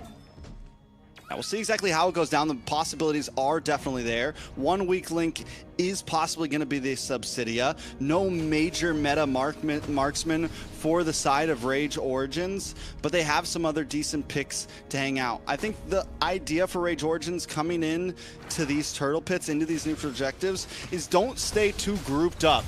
Look for angles. Oh no. Oh, Soldier low. First blood of Matakucho. That's what we were talking about, right? Yes, he can go and he can be annoying, but the damage from Harley is just way too much. And the problem is if you start feeding Harley the kills, he will run away with the game. Yeah, and I mean, his only way to get away is going to be the flicker. It is still a semi-stationary hero. Yes, it has potential with its skills, but you still have to be careful, and Harley is the perfect answer to it, I feel like. Yes, definitely. I think Influence Rage Origins read a big-brained U2 Esports. Can we say that? I think so. I mean, I think there was still a lot of possibilities for U2 Esports. I think they just went maybe a little too heavily on damage. But again, this is comfortability for them. Sykes on this Nolan has done a lot of things. Nice use of Fury of the Phoenix as well. Ziggy coming into the fray. Here's the Black Dragon trying to disengage. Zultra going in, not have the tracking shot. Inke gets petrified with a Furious Dive. Not able to take the whole thing thanks to the Boy Crystal, but now, oh, the Fracture able to get that kill. Sykes finds it. Here's the RWM to be able to get Ziggy. They get themselves the turtle. Plaga comes in. Nice use of the Mount Chucker as well. Astro, glorious pathway, makes it out alive. All right, so 1 for 1. Zultra still doesn't have a level 4 disc yet, so we couldn't make a huge trade. 1 for 1 plus the turtle over to the hands of Rage Origins. Still about a stalemate. Sykes is going to be huge, I think, in this game. You mentioned it. If they can get the snowball and they already got a kill into his hands, that's a major win condition for U2. Rage Origins, on the other hand, we already know they need to bully down on Zultra. They need to bully down on the back line, and that's what Delika is trying to do overall. Yeah, and that's what they've been trying to do. Look at Zultra.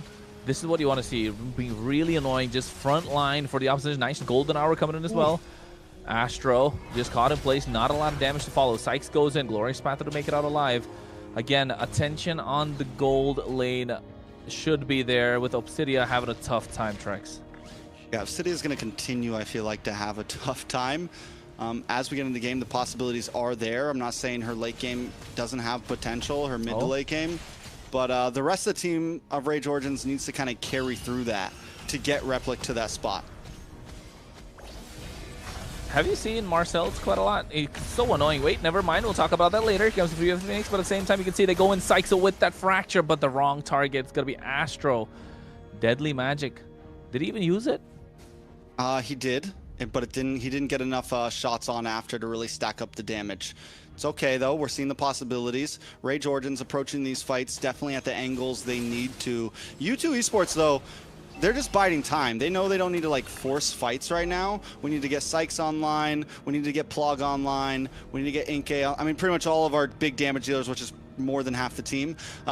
And once they get there, you know, maybe not even second turtle, but third turtle, the possibilities can run up. Zultra just hiding, making sure he doesn't get spotted out. Nox looking like it's going to be the target. Here it comes, goes in with the tracking shot, along with the frame moment as well, but nice flicker. Astro falling with the glorious pathway. Sykes was looking to snipe him down, but the turtle should be in the hands of Rage Origins. Black Dragon just to go for the disengage. Nice use of the golden hour, putting them in place as well. As you can see, Ziggy's going to be the target. He goes with the Petrify along with the Furious Dive. Able to get Zultra. Should be going down. RWM to steal the deal. Astro slowing them down at the same time. But the Deadly Magic onto Ziggy as Dalika Eto makes it out alive with the slightest bit of HP. And Plaga falls down as well. They trade 3 for nothing and even get the turtle. Yeah, Zultra can't seem to, and that's the thing, he's not finding big golden hours. It's 2, and it's on Dalika Echo, and if you try to engage onto them, then the rest of the team jumps on you. So we're seeing some of the issues happen with U2 Esports since everyone is kind of a backliner essentially, or wants to come in at the last moment. There's no way for them to really get those big sets outside of Zultra landing a golden hour. Yep, and oh no, not looking good. Even to get the Hunts of Bone at the same time, but Maracujo gets taken down. Oh no, it's not looking good. 2 for 1 trade, and on the top side, Plaga still able to survive. Rage Origins kind of fumbled that one. That's huge for Sykes. That's huge. Another kill into his hand, and this is what we said the win condition kind of turns out to be. It is all of our baskets on Sykes right now. Plaga secures a kill too, but he has died, so he's still standing about the mid. But wait a second. No. No. Petrify. He wasn't able to fracture out. He didn't have that. Dalika Eto has been clinical with this Furious Dive Petrify, hasn't he? Very clinical, finding targets, even with the first one that Dalika pulled off, that he takes a death, but overall that's okay. Wait a second, a little bit of shots. Glorious pathway at the same time. You can see they slow them down, and the golden hour to create a little bit of a separation. Here goes the bravest fighter at the same time. Raging Slash committed as well. Nox able to make it out alive, but Obsidia kiting, and they get Nox. Plaga going in. And the rest of U2 Esports get control of the river. But look at the turtle. Maracujo already going ham at it. Yeah, but he's all alone, and they are moving fast down there. Yeah, they are super fast. They get the turtle in the hands of Inke. Maracujo didn't want none of that smoke. All right, so what happens from here? Look at the mid tower. U2 Esports, even with them losing some fights here and there, they've kept gold at a minimum, and the pressure's on. Oh, the pressure is definitely on. They're using the Phoenix Descent at the same time. Glorious Path, they're not able to make it out alive. That was the Hylos with the Revitalize that they took down from full HP. And now here comes the Mountain Shocker as well. Looking to catch them down. Dalika, the Furious Staff just to make it out. And we're starting to see the pressure. I got to say, the fact that golden hour is 3 seconds long at the, I mean, with everything it does, it is a 3 second long stun, which is insane if you think about it. Here you could kill 2 or 3 heroes in 3 seconds easily. You blow enough skills off. So that is the danger that it is providing. Zultra, yes, had a little bit of a rough start, but we're starting to see now that U2 Esports is kind of moving together and being more aggressive. We're seeing the possibilities. Yeah, we're looking at the possibilities, all right. And oh no, Maracujo, Zultra really wanted that one. He even flickered to get that framed moment on the top side. Replic able to get that tier 1. Mountain Shocker providing vision of where everyone is at the moment. They get the tier 1 back on the bot side. Unless Maracujo has other ideas. No. I thought they'd get a kill too. Maracujo's playing it safe right now. He knows that if he goes too deep and messes up, there was no vision on YouTube. Wait a second in the mid lane, a little bit of damage. A little Both bit. teams going to disengage. Yeah. That's half HP of the Hylos, so there's a lot of damage. It's enough. It's enough damage, but it's not a full engage. And I gotta point out, the gold right now has barely moved to either side. So U2 Esports definitely holding an advantage with that, right? Especially with Replic not really having the moment to pop off yet. It still could be a few more minutes for that. Lord is up, and I feel like Matakucho shouldn't be the one starting these off. Matakucho needs to be more of, okay, I'm gonna wait to come in and try to steal Lord last minute. Dalika Eto, oh, but they get the retribution on point. They get a nice golden hour as well. But look at Dalika Eto on this Black Dragon. He's zoning away so many members. Yes, he finally got the moment, but hey, if they're able to zone out just with one Black Dragon and now the Lord March on the bot side, never mind, it continues. They get the glorious pathway. Are you going to go? No, the Hunt of Bone able to catch them as well. Replic finally able to pop off, but only getting one kill. But still, that's huge, especially with the fact that you two kind of started that fight there. And Rage Origin's so quick to spread out. We're going to try to take some towers here. We're going to put some pressure down, but down to the bot side, a little bit of damage. Oh, Dalika Eto. I don't know if he's going to go through your staff Petrify combo. He does have it. Maracucho gets out of harm's way with a hat trick. Tier 1 should fall down soon. Astro making sure they can't get in. Ziggy does have the bravest fighter. Do they want to contest this? No, they don't. Give it up. And now look to save your tier 2s, because on the top side already Replic looking to take it down. Ziggy and Zultra looking to go forward. Tracking shot already being used up. Nah, they just give it up. I mean, with the fact that Replic wasn't doing amazing in laning phase against Plaga and was still able to hold himself together, 1-1-0. Now we're seeing the movement happen, taking down towers, being a threat, can pretty much get a kill onto any single member of U2 Esports if you're able to pop off the ultimate. Taking a look at the items, did go for Haas Claws. You get the Berserker's Fury and you have some nice crit damage because the speed is already there, right? It's like a, it feels like a Shred hero, but also you're doing insane damage across the map and it happens quickly, right? Yeah, I agree, and I think there are two ways, of course, to build that marksman. You have that Trinity, and then you have the crit build, but in this case, you don't really need the Trinity because there are not many tanky oppositions on the other side. So you get the crit, you're able to melt them down a lot faster. You have that extra bit of sustain that comes in. So yes, Replic right now clearly going to be online. And here's Zultra looking for the golden hour, only catches Dalika Eto, slowing the game down. You can see Hunt of Bone coming in as well. Look at the cat Ziggy off guard. The damage is there, but Sykes goes in. Fracture, missing out on everybody. Here comes the Black Dragon, finally to take him down with the help of the Retribution. And alongside that, look at Plaga. He goes and finds Nox. He flickers out of harm's way as well. He's bobbing, he's weaving. He gets the Traceless on, but Astro, being a body blocker, able to disengage. So Ziggy for Replic, a good trade for U2 Esports, especially with the way that Rage Origin has been pushing it onto their base. They do still have holy defenses on the field, which is big. If Rage Origin tries to go for another big push, it's going to be a bit more time, and that's exactly what U2 Esports kind of wants. The fact, though, that Rage Origins has taken this gold lead to about 2,000, and Replic is starting to damage, not to mention Nox as well, 3-1-4. It's getting into dangerous positions. My question for you, Kronos, if this goes to late game, who has the advantage?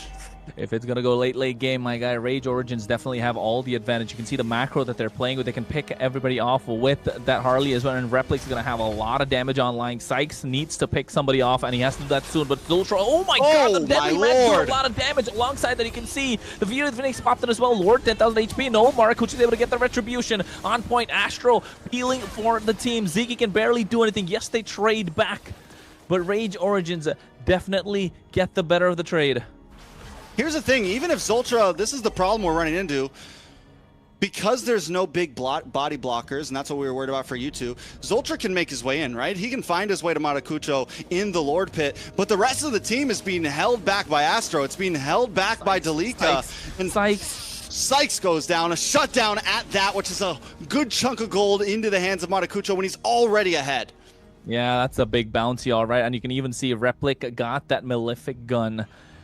That crit, that attack speed, that range is not looking good if you are U2 Esports. They need to find a way to slow down this Lord, or at least take it down as fast as possible. They need to make some space for Zeus and Shin. You mentioned about how Zultra's going to the back line, getting some golden hours, able to catch Maracuja off guard, but no one to dive alongside him. Yes, you have Ziggy, but he's not exactly a Black Dragon, but Plaga alone by himself gets picked off by the deadly magic Maracujo. This is why this Harley is so dangerous and so nasty. All right, so Rage Origins making their push in. Black Dragon comes out once again. Towers are dropping. U2 Esports, do they have the shred? Plaga's not on the map. The wave clear just isn't completely there. Inke luckily hasn't died too many times. Look at this. A nice golden hour as well to stop them in place. Zultra trying the best that he can, but they're not able to stay out of the tier inhibitor. And Ziggy almost going to go down. Able to survive thanks to the fountain. A lot of waves pushing in, but Origins back off. 70 seconds to the Lord, and I think they want to go with that one. I gotta say, maybe me and Ashley are just the curse at this point. You know, we were really doubting Rage Origins off the Harley pick. We're like, wait a second. We liked we liked Rage Origins draft towards the end, but in the beginning it was confusing. And you said it, Kronos. The big brain play with the Harley really did work out. Right now, overall, U2 Esports has no answers to Rage Origins draft. The Harley is just too good, man. It's like it was such a great pick. It was so anti-meta, it's become meta, right? That's the one thing. You have the meta, and then you have someone that kind of counters the meta, and the anti-meta pick that countering the meta becomes so much meta that now it's the meta. Too much meta? Too much meta. Meta on meta on meta. But that's the question, right? Does the counter meta become the meta, or does it just stay the counter meta? But overall, Harley, I think, is just a great pick around the board. On this, no inhibitor standing. U2 Esports at this point needs a Hail Mary, right? They need a Hail Mary. They get that in the form of the BOD, but look at Maracujo. Whoever comes in is going to get melted down. He's going to target down Plaga. That's going to be the target. Oh, no, he sees the bye-bye. Psych's going to be the target. Oh, my God! That is nasty! Oh, he even jukes the golden hour, but gets caught into a Mountain Chakra shutdown coming through. Dalika Otel goes in with the Black Dragon form. Fury of the Phoenix to stop them in place. Oh, my goodness. Oh, I wish we could get a replay. That is nasty. All right, so with that, U2 Esports, no retribution, but they still don't fight for it. And Rage Origins going to be able to rush down this Lord. Wait a second, RWM comes out. Ooh, I thought he was able to get that Lord Ziggy, but you can see Hunter Bone coming in, locking up Plaga. And I think he might be going down. No, he doesn't. Able to survive, but it's still taken down. Raging slash from Ziggy just to slow them down. But look at Dalika Etho sustaining through the entire fight. Two-man Petrify goes into the Furious Stab. No knockup available, but this time Zultra finds a frame moment, slowing down the game, but the Lord is already there, but no one to follow through. Yeah, no big damage to push that in for Rage Origins. U2 Esports hang on by getting an insane play. The Mountain Chakra on Maracujo able to get the kill. Overall, is the playing field starting to even out? I still think Rage Origins has the advantage in terms of team fights, but if they can keep finding little pickoffs, look for the weaknesses, maybe they can win out. Yeah, at this moment, the weakness of U2 Esports is the full map. The map is against them. They don't have any inhibitor to try and defend, of course, but Rage Origins, they need to find Harley, man. This is why the Harley's so good, right? Look what he's doing. Maracujo's just there, isolating himself, and he knows he's so good. And you can play a game with a Harley when you're 4-1. You can play a 3-2, but in this case, you don't really need to play a 3-2 formation, do you? Just go 4-1, and if possible, they can go 2-2-1 with this Harley just by himself when it comes mid to late game. Obsidia is the only one that really needs some sort of protection in this case. Yes, so does the Eve, but you have the option to slow down the opposition, and nobody can really jump in on this Obsidia. Once you lock down the Hunt of Bone, it's a lot of damage. But Plaga, clearly not being DPS, being a little bit more burst, is not able to chunk down a Replic on this Obsidia. Yeah, especially since Replic also just locked it. I mean, Wind of Nature is secured, gives even more safety, can make Replic be even more aggressive in terms of how much Replic wants to dive, like what we've been seeing from it. And Rage Origins not letting up. They're letting the waves push in. They don't want to play the stall game. They're keeping the pressure on. 57 seconds on this Lord, and they're just eating up jungle, not even letting U2 have a chance to come back. We're getting to that 60k gold mark where it's going to be maxed out items for everyone. I think this is the point where Rage Origins, okay, we need to try to end this here, right? Because even though we do kind of have better map control in draft, the damage is there for Sykes. We just saw it. The damage is there for Plaga. If a big golden hour does lock on, the risk is what I'm saying is still there against Rage Origins, and they have to be careful on how they approach this. Yeah, they definitely have to be careful, Rage Origins. But the thing is, nobody's ever really take down this Hylos. That's another thing as well to look at, right? In case the one that really needs to poke down this Hylos, but by the time you're poking him down, can it really burst? Look at that. It's a full fracture. It's a full combo coming in from Sykes. I mean, not exactly a full combo, but that barely was a tickle. Yeah, I don't think there's... I mean, you get some heavy crowd control and everyone unloads their ults on him, and maybe something happens, but U2 Esports don't want to let this board go easily. Yeah, Zultra, tracking shot. Astro with the Glorious Path Whistle, slowing them down. Replay gets caught out in the Golden Hour. Nice RWM at the same time. You can see a lot of damage being dished out, but there's the Black Dragon, Dalika, the difference maker. Ziggy in the back line, going with the bravest fighter. Now they turn their attention to him. Sykes able to come in. Is he going to get the retribution? No, he doesn't. Maracucho secures the Lord. Zultra has to go away. Dalika, going in. Plaga has to go back. Ziggy disengages. Nobody goes down, but Rage Origins get the big objective. Yeah, I think the big story of this game is Sykes was never able even to get close to the Lord Pit. There was no way, continuously getting zoned away. Maracucho just had free roam over every single objective, essentially. 4 Lords, 2 Turtles.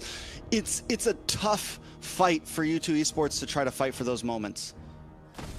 And now the Lord's already marching in, full HP. Waves crashing in at the same time. Kid taking on low. He's probably going to go down anyway. Winter Crown, know that the Immortality that's popped in, and the RWM coming out at the same time. A Black Dragon already unleashed. Too much damage, and Plaga being locked down by the Hunt of Bone. Wind of Nature popped in as well. Golden Hour catching so many members in place, buying some time, but the base crystal, it should be the target, and they get it indeed. Rage Origins find the end. 2-1's going to be the score, Trex. A full-on rubber band match, 1 for 1, back and forth.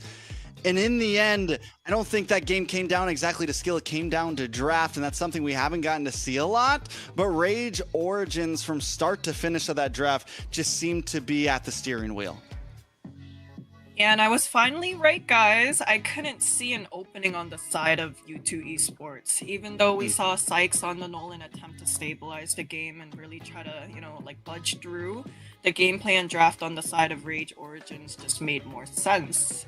We saw them all put their eggs on this Harley's cards, I guess, and it was rewarding in return. Like, I really want to highlight this trio mid, the Harley, the Hylos, and the Eve doing their jobs to the fullest. And not only was Maracucho picking everyone off, Noxus on this Eve and Astro on the Hylos was able to either initiate or play backup to peel with their ults and, really seal the deal. Hey, that poker trick with the Harley going all in really worked out for them, didn't it? It definitely did. It definitely did. First pick Harley. I'll never doubt it again, even if Marcel's available. Man. But I do have to say, yeah, because Sykes did okay when they're in just basic fights, right? In the beginning of the game, was able to get some kills, was able to start scaling. But when it came down to the objectives, Zultra, we saw it a few times. Zultra would just run in, but he's not looking behind him because the rest of the team is still waiting by the mid lane as they're all getting pushed back. And even as Zultra gets the stuns, gets the golden hours, there's just nothing that the rest of the team can do. Influence Rage had control in that game. I think it definitely came down to, if you ask me, I think the difference maker was the EXP lane. Right? Yes, of course, Astro on this Hylos was an absolute beast just standing in the front line. Look at him. He's full build. How can you really get past that? So many HP bars. But the problem being the fact that, like you mentioned, when Zultra's trying to go in, he's super fast with a tracking shot, goes and gets the perfect picture of the back line, of course. But then who's there to follow? Okay, Sykes can keep up to a certain extent, but there has to be someone else that can come through with him, and that had to be Ziggy. Unfortunate that really, that Lapu Lapu that you mentioned, some of the OGs in the EXP lane, kind of being a letdown in this case for U2 Esports. But hey, Influence Rage, that Harley, the Yu Zhang, everything working out well. The Obsidia was all right. Yeah, it was clean. It was actually, it performed extremely better than I expected. Yeah, I don't know, like I said earlier, I was so excited for this Marcel pick, but just paired up with the rest of the lineup, I wasn't too sure about what you two can do, like if you look at Rage Origins, it was kind of like almost textbook friendly drafting and also just gameplay. It just made more sense. I mean, even here, once again, you see it. Zoltra's sitting there while everyone else on the team is still sitting in the jungle. I'm upset too that we got to see Marcel for the first time, and it just Zoltra looked good. Like the Marcel did work, but it needed a better draft around it. Yeah, I agree. And not just the fact that you needed a look at that. Lord got a picture taken too. But yeah, not just a good draft. I'd say just somebody to stop this Harley, right? Just somebody to put a stop to this Harley. Instant lockdown, no instant stun as soon as he goes in. So that being a problem, when you have such a broken pick in a Harley that can't be stopped, I mean, you're really asking for trouble. You're looking for trouble at that point. And you could see the amount of damage, especially when Sykes kind of walked in there. Even Maracucho tried to bring his attention to us, like saying, a couple of recalls, but like, hey guys, I'm here. They're walking up to me. Check this damage out. And next thing you know, oh my, that was nasty damage. I have not seen damage like that in a long time. That Nolan had no chance whatsoever. And in a 1v1, yeah, Harley, unstoppable. And Maracucho, he's got deep pockets, man, in this jungle pool. Maracucho, deep pockets. He's got a glint in his eyes. This guy's a monster. But the Harley, like, is it the Harley? Is it Maracucho? I feel like we've seen so much from Maracucho in the past couple days. Like I said, we've seen a different jungler from him. Almost every game. It was yesterday. It was Fredrin, Suyo. Today it's Guinevere, Harley, and Basha. No, Guinevere, Harley. What was this? What was this pick in game 1? I don't remember at the moment. Doesn't matter. He's played a lot of jungles. He's doing great, is what I'm saying. Yeah. Agreed. You would almost think that he was playing the global bans every single day. It was just leading on top. Right, that's a good point. Everyone plays different junglers. But he didn't repeat anything from yesterday, so at least I'll give that. Game 1 was Guinevere. Game 1 was Gwenny. Yeah, game 1 was Guinevere. I think game number 2 was the Boxia. And then game number 3 now coming with the Harley. There you go. But yeah, I think apart from that, I think the game coming out clean. I think Influence Rage is definitely a team that's caught our eyes the entire time, right? Along with U2 Esports, but Influence Rage have been so consistent with good drafts, all 6 games, if I may say so. So definitely a team to look forward to, and I think a team that other teams that are going against it have to really think on how they're approaching the draft, of course. And speaking about approaching the draft and approaching everybody that's watching MCT AMER North, folks, don't forget to like, subscribe, follow our socials. But of course, we got some treats for you. But before that, take a look. That's what it is. MLBB Esports. Be a part of our community. All of them are right there.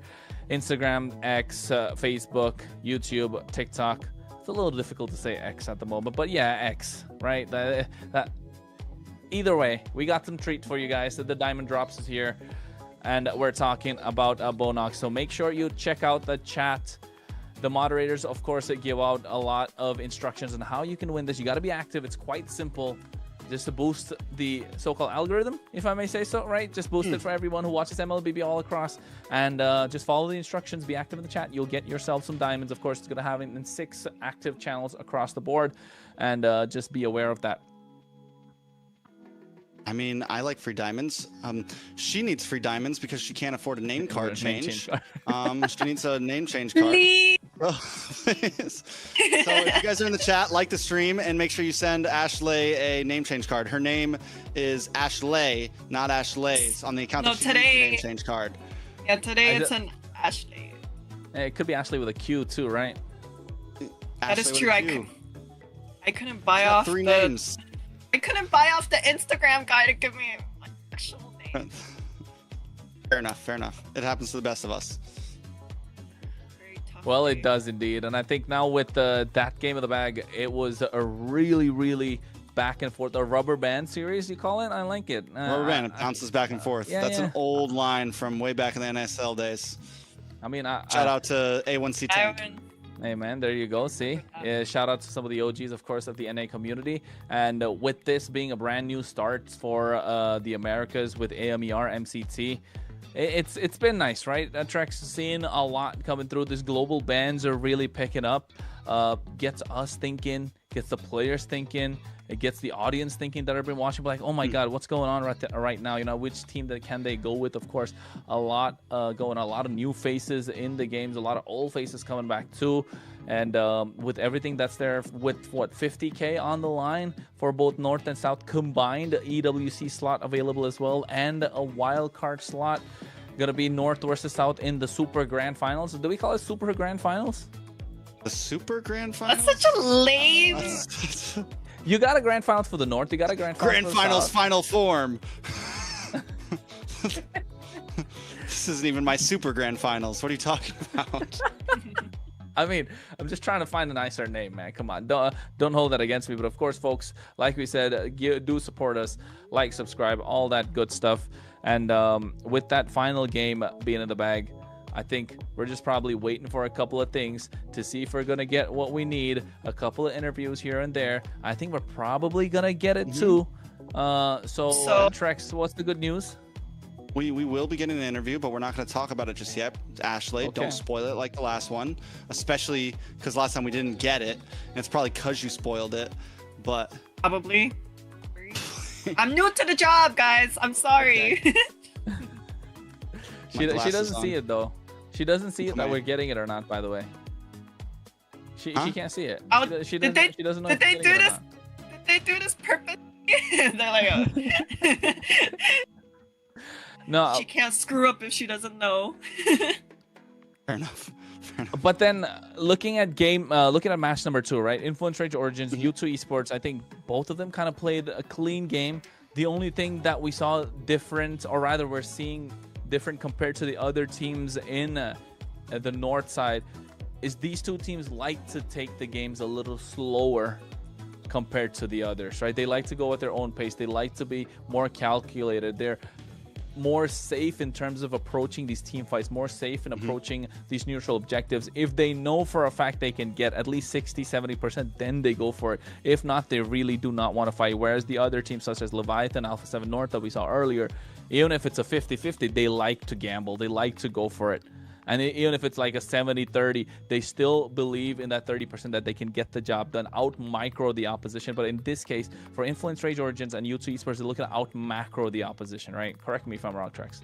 Yeah, no, I think you're completely right. These are two teams that we saw in that game took the beginning very slow. I would say there are two other teams that have done a good job at the long haul outside of these two, and it's got to be Alpha 7 and Vendetta. Alpha 7 will get bully. They'll bully with you, but we saw in game number 1 against Leviathan that they can play the macro, they can play the long game, and we saw from Vendetta going up against Influence Rage yesterday as well, having to compete against a slow pacing team like that they were able to hold their own and play the macro. We saw Merciless doing a great job of playing the off lane, so I would think these are two teams that definitely do that, but there are still a few other teams that are willing to play that same type of game. They're just maybe a little more aggressive than these two teams. But speaking of these two teams, speaking of Influence Rage, we do have an interview coming in. It's going to be the jungler from Influence Rage, and we'll have him in just a second. And that jungler will be Maracucho. Hey, can y'all hear me? Yes, we can. How are you doing today, man? I'm doing great. What about yourself, Papa? Very, very good, Papa. We're doing great. We're doing great, my guy. That's great. Well, That's great. Ashley, you got a question to ask first? Ladies first, let's go. Put you on the spot. Harley himself. Hello. Hello, Hey. hello. I wanna know, was it your call? Was it your call specifically to play the Harley? The first pick Harley? What do you mean? Pick Game up the 3, the Harley pick Yeah, when and- Marcel's open. Draft. Yeah. Who did it for you guys? What was all about? Well, I think it was my coach. Yeah, it was. I mean, how are you feeling? Were you I'm confident? very nervous. I'm Oh, really what? nervous. That's all right. Listen up, bro. You're here. We're hanging out. We're No. nothing crazy. No, we didn't think you were nervous at all. You know, you were doing like amazing on the. You got the, yeah. I think he means nervous right now in the interview. Yeah, I think he's nervous right now. Not in game. He does great in the I game. wasn't nervous in game. Oh! I'm like right now, I'm so nervous, but not in game. Okay, Ashley's nervous too. Obviously, she's getting all Yeah, me confused. too. So don't. I was like, no, definitely not. That wasn't the gameplay we saw. Yeah. So I guess what was the thought process? A lot of us were wondering, like the Marcel pick is open. You guys take the risk. You go for the Harley. Can you at least break that down a little bit for us? Like, what was your guys' thought process going into that and first picking the Harley? So first picking the Harley, I think it was because it's like the hero is OP by itself, and it can clearly like kill easily any hero in the game right now. So that's why we pick Harley, I think. Yeah. Fair enough. Kronos? Yeah, I mean, of course, the Harley is a broken pick. Congratulations on the victory. You guys played clean. You have a pace that you take the game at, right? But the same thing, what happened yesterday, taking a little back to yesterday against Vendetta, you kind of tried to take the same approach, got a good job done in the early game, but then kind of went all Vendetta's way. Talk us about that game as well a little bit. What happened in that series? So I think we lost yesterday. Well, myself, I was really nervous because it was like my first game in like a professional, you know. Yeah. And I was like really nervous. But the second game, like, I don't know. It's hard to explain. I don't know. It's something new to me, to us, you know, like as a team. Yeah, no, I definitely feel you. Like the first time you're entering like the tournament stage lifestyle, like online, whatever it is, like definitely gonna feel nervous. But honestly, you guys are looking pretty strong. Like even myself, I was super surprised with how you guys were playing yesterday. And Thank you. Once you really like feel off the jitters and actually just get used to all of this, I think there's huge potential for you guys. Yep. I mean, along with that also, right, looking at the number of heroes you've kind of picked up, every single game you've played a different hero, especially yourself. You got deep pockets in that jungle pool, my guy. Yeah, are we going to see some more, you know, a little bit of pocket picks coming out? Yeah, we are? Yeah. Okay, he says yes. And how are you liking the global bans? Oh, right now I love it. Love it? It's so good, bro. It's really good. I like that. You're one of the first people. A lot of people have been like mixed feelings about it. I like that you actually enjoy it. You said, you know, you're a new face to a lot of us. You guys are, the team is like, we looked into you guys. I haven't seen you guys play a whole bunch, but like Ashley said, after seeing your guys' game yesterday, I think a lot of our eyes are on you guys. You seem like a very strong team with a lot of potential. You just took your first win of MCT up against U2. Tomorrow you go into the 1-1 bracket. I've been asking all the teams this. Are there any teams right now that you have your eyes on that you really want to play against? Alpha 7. Alpha 7. Everyone wants Alpha 7, man. They got the target on their head right now. Can you tell me why? I don't know. There's a lot of famous players. Best player, not TC, Sia. They're really good, and I want to play against them in the tournament. That's nice to know. The positivity is always there, right? You see them, you kind of look up to the players a little, but at the same time, you want to take them down, make a name for yourself. And if they do tricks, I mean, if you guys do get that victory, you'll be the talk of the town for the weekend, right? Yep. So, I mean, anything else you guys want to ask? I'm satisfied. He's quite nervous. Clearly, he's just like, okay, we at least we make you feel a little comfortable. He's doing right, great, man. He's doing great. The jitters are a little bit gone now. No, but we can tell you one thing. You got a fan of the three of us in the jungle, with the way you've been playing in the jungle role, right? Oh, yeah? Yeah, definitely. Come on. Oh yeah, I'm vibing right now. It was I mispronounced your name the first day a little bit, but now it's Maracucho, man. Maracucho. Yeah. Yeah. Well, that being said, so much. I mean, thank you guys so much. Do you have any shout-outs you want to give out there? No. No, come on. No shout out to your fans, your people I mean, watching yeah, from shout out home. to my team, to my fans, to everyone. There you go, man. That's what we want to hear. And tell Coach Blackjacks we said hi.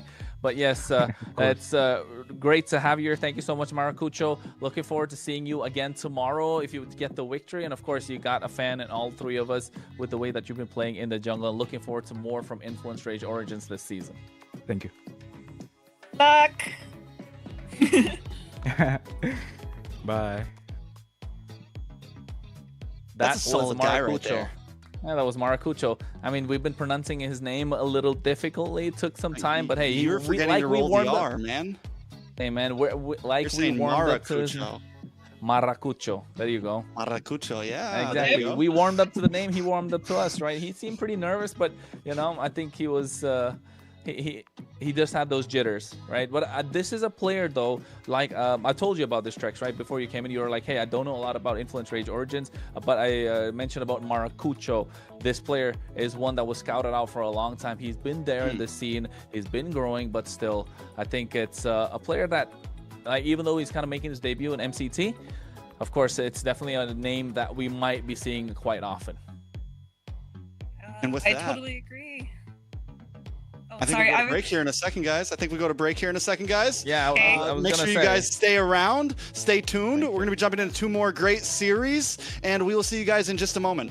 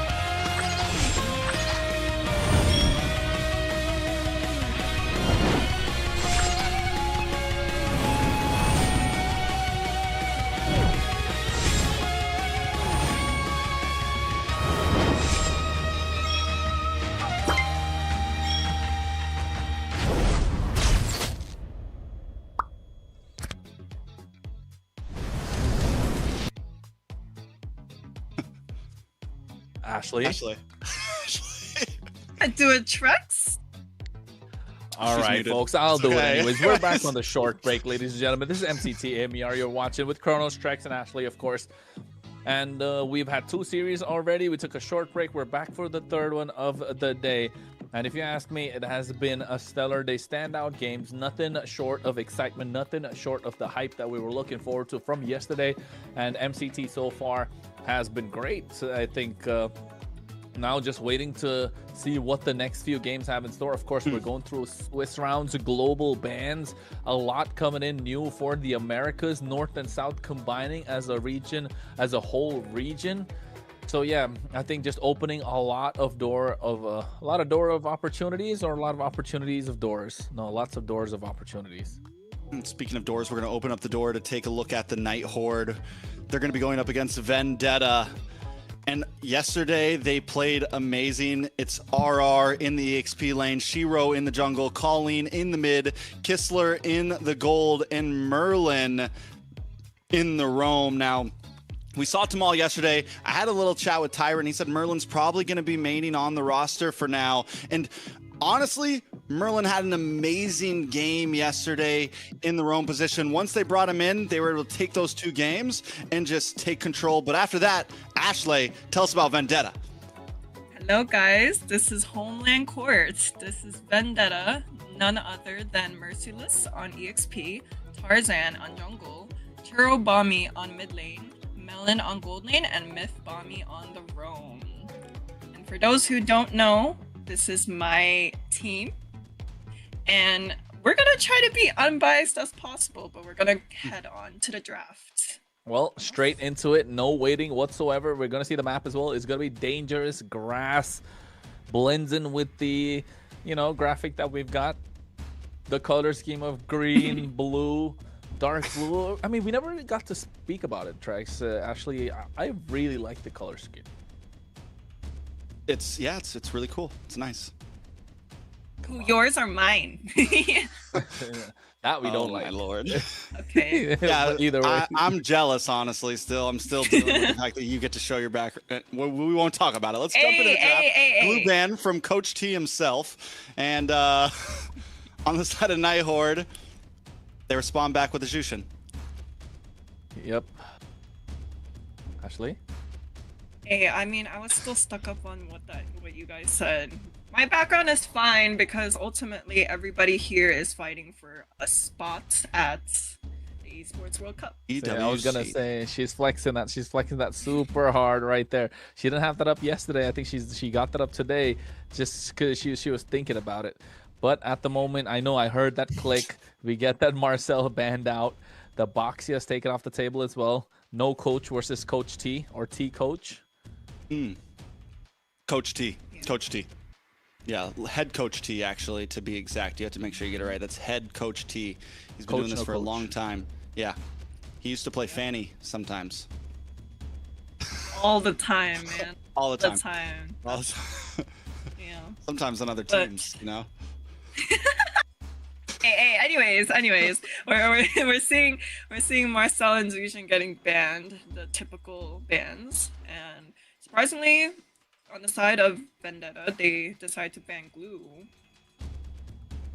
Yeah, I mean, that's like, we've seen how good Glue is, but it's their blue side. I think it's solid. You ban out the Sora as well here. Basha ban. Freya's still open. Yeve's still open. Kronos? Freya's gotta go. Too much to give away. Don't want to deal with that whatsoever. But you know what? We can. I mean, I've been trying to predict everyone's draft. Kind of got it, what, 50, 60%. With Night Horde, though, can't really predict that. Expect the unexpected. Well, we got a Jawhead. We got an X-Borg in the Roam. Yeah, Merlin's built different, bro. Merlin's complete. That lineup is built different. Probably gonna see again how it's gonna go. But one thing I want to see is definitely that Guinevere in the hands of Shiro, if it all works out right. Because that Guinevere was stellar. That rage bait coming through. That hero is built for rage baiting. Game 1 against Stamina last time, they gave up the Freya. They lost. Night Horde is following trend right now. We're going to try to give up Freya again on red side. over to VTA. It's like they're really just seeing if they can find a way to beat it almost, because literally game 1 yesterday, this is the same exact thing that they did. They gave up the Freya. Hey, but I also want to let you guys know that Freya could be a flex pick also. Not only just on the gold lane, we can also see her being played on the EXP lane. So, who knows? True. I think it's... True. Vendetta. You've never especially. seen... You know, Yeah, it's you've never possible. seen... She's giving us the tea. No, you've never seen Freya on EXPs? We have.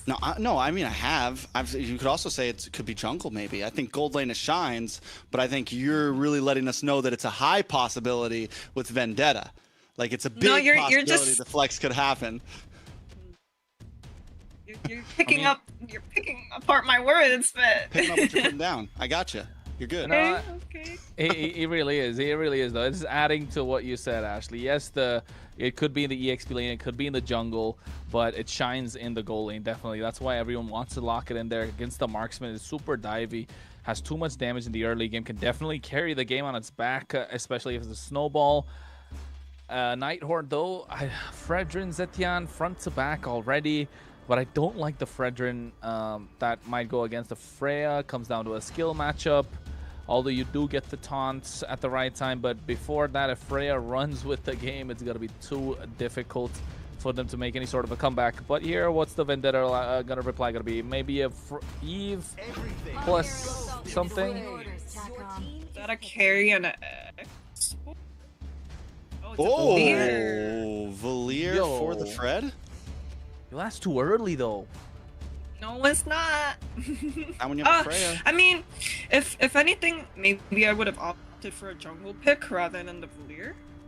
Yeah, because the Valier is never going to get banned out. You could pick it. You could pick 5 it and be good. Definitely maybe a little bit early, but it's okay. It's all right. We'll see. They get a really strong pick. They make a small mistake, but not the end of the world. Nighthorde now. Do they lock in gold lane since the opposing side already picked it up? Do you lock in the Claude here just to play things safe? It does have the BMI, you're a bit, I feel like the Claude is a decent pick at least to try to lane against. Oh wait, no, you're not laning against a Freya because it's EXP lane Freya. They've already showed their cards. They just showed their whole hand first phase. Could be jungle but, Freya too. Nighthorde jungle Freya. does not know that. Nighthorde does not hear me saying verbally it could be flex picked, right? Welcome to the I mean, we all know it now that Carrie's been picked, you know? You're right. You're right. Oopsie. I just know my team Just a well. brain fart moment. But then again, this Alice into the carry, clearly they don't care about this Valier. They just want to dive straight into the back line. Harley being taken off the table. Are we going to see a couple of goal laners that could give the carry a problem? Maybe the Harriet, maybe the Claude, just to prevent the dive onto the Valier. I like the Valier if you play it right. If not, it just looks so terrible, right? There's no decent Valier. It's either really good or like, what are you doing there, bro? Like, why are you even there in the game kind of Valier? So in this case, I think has the idea to be good against the Fredrin, against the Alice, yes. So, who's next? We need a little more front line from Nighthorde to see if this can really work. You need more front line? The Wukong is out. The Wukong is out. The sun is off the board. The other possible gold. Well, either way, it's whatever. EXP lane, Freya, blah, blah, blah, blah. What do you put in the EXP lane against the Freya? Phobius. EXP Esmeralda. lane? Phobius? Esmeralda. Yeah, Yeah, Esmeralda. yeah. It has to be. It has to. to be another fighter. But I mean, we got an Alice, so. CC is good as well. Against the Freya. Yeah, they already have EXP the lane. Alice. Wait, no, right. Yeah, There, because yeah. Alice. Yeah, this is not a gold EXP lane lane. Alice. This is not a gold lane Freya. I'm trying to get that through my skull. It's just hard. So yeah, Alice up against the Freya. Claude's still open for the side of Nighthorde if they want to pick that up. Nope, not anymore. Bye. Bye. Hey, what are we gonna see? Xborg again come out for Merlin? It's gonna be crazy if we do. Although maybe lock in the. They can't go for the Harriet. The Valier's too annoying. They can't. They don't get the Claude. Maybe the Obsidia. has the protection. I will say this, what we could see from the side of Vendetta here, we saw them pick it up yesterday against the Fredrin. They could go for the Uranus jungle again for Tarzan. The possibility is there. Just kind of go full dive comp, full chase comp across the map, and just kind of try to run through this front line the Nighthorde's trying to bang. Who was that? Who's that? Oh! So wait, Gold Lane Alice? No. Or Gold Rome Lane Alice? Benedetta? Rome Alice? Rome Fredrin? Hey, bro, can't count it out. Yeah, I guess. Yeah, you could go Rome Fredrin and what, Jungle Benedetta? Yeah. No, I think this is no, Jungle I don't Benedetta. No, I don't. That's don't we're think getting so. too Yeah, crazy. yeah. This draft is getting out of control at I this told point. you, Nighthorde, man, just throw everything out the window. I expect the unexpected. I saw that yesterday. I like it. I like it. Show me what you can work with this composition. What are you thinking? What's the objective? What's the ultimate goal? What are your strong points? At this moment, level 4 is all out brawl. They don't care who's in front of them. The Electo Final Bro, Throne of Ruin with the Fury of the Phoenix is going to be absolutely insane. Fredrin just to keep them in place, right? The main object or the main start, the initiator of the entire fight is going to be the Fury of the Phoenix. But instantly, Suyo in the jungle, Freya EXP, this Gatot Kacha in the Rome looking solid for BTA. Whoa. I'm telling you, Clint? this is overcooked. It's burning. Overcooked. It might be burning. I don't know. We'll see. So it's Rome Benedetta. Not Rome Alice. It's Rome Benedetta, I think. No Petrify Rome Benedetta? Come on, really? That's like, so for what? Two, It's 3 on years Merlin. ago? They even swapped. M4? No way. You're not Yes, gonna go. yes, No Rome way. Benedetta. Merlin has the Benedetta right now. It's Rome What are we Benedetta. looking? Ashley, thoughts? Hey, I mean, I'm still going to be Team Vendetta at the end of the day, but that is a crazy lineup I'm looking at right now. First, Yeah, first I saw an export Rome, and now I'm seeing a Benedetta Rome. Merlin, man. I'm telling you, built different, this guy. All right, we're going to jump into game number 1. The drafts may have been a little different than usual, but the gameplay should still be on point.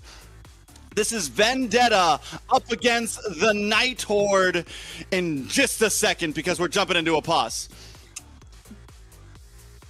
A pause has come through, of course, ladies and gentlemen, and I think with that Benedetta in the wrong position, I think even the referees and the observers are asking, are you sure this is what you want to play? I mean, yeah, we've seen it before, but what, back in M3, M4? Correct me if I'm wrong, it's a really, really long time ago when Benedetta really came out. It was kind of OP in the jungle, then all of a sudden people start playing it on the tank build, and they're like, you know what, why don't we just put Benedetta in the roam? You get the split going. Come mid to late game, get the map in your favor.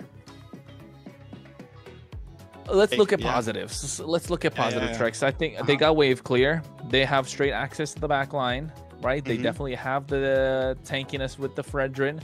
But one good thing I definitely want to see from the side of the Nighthorde, use the Fury of the Phoenix to start the fight.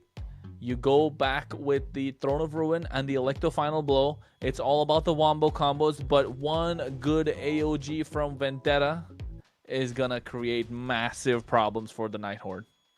A lot of things. One big Valkyrie Descent, one big AOG, just so many possibilities on the side. And then even if that doesn't work out, you still have the carry as your backup plan, right? You still have the carry that can eventually shred down onto this Fredrin. You have answers to Myth Bomby. Like, it's definitely it's looking dangerous for the Nighthorde in game number 1 here. Very dangerous indeed. 1 minute now for the turtle to spawn up. Merlin has to come through, help out the clear, and you can see, this Valier. I'm not sure how this Valier is going to work out.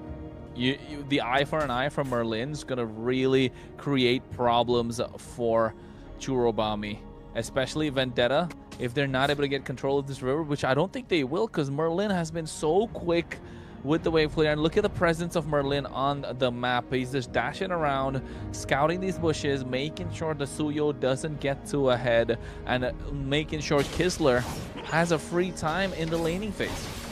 Yeah, I mean, if there's a roamer that I think can pull this off, after seeing Merlin on the export yesterday, seems like this might be his MO, right? I mean, he's like the Beloyski of NA. You know, he can pull off some really crazy off-brand roam picks. We'll see exactly if he's able to pull it off. If they win this game and Merlin gets some crazy plays, I'm losing my freaking mind over here.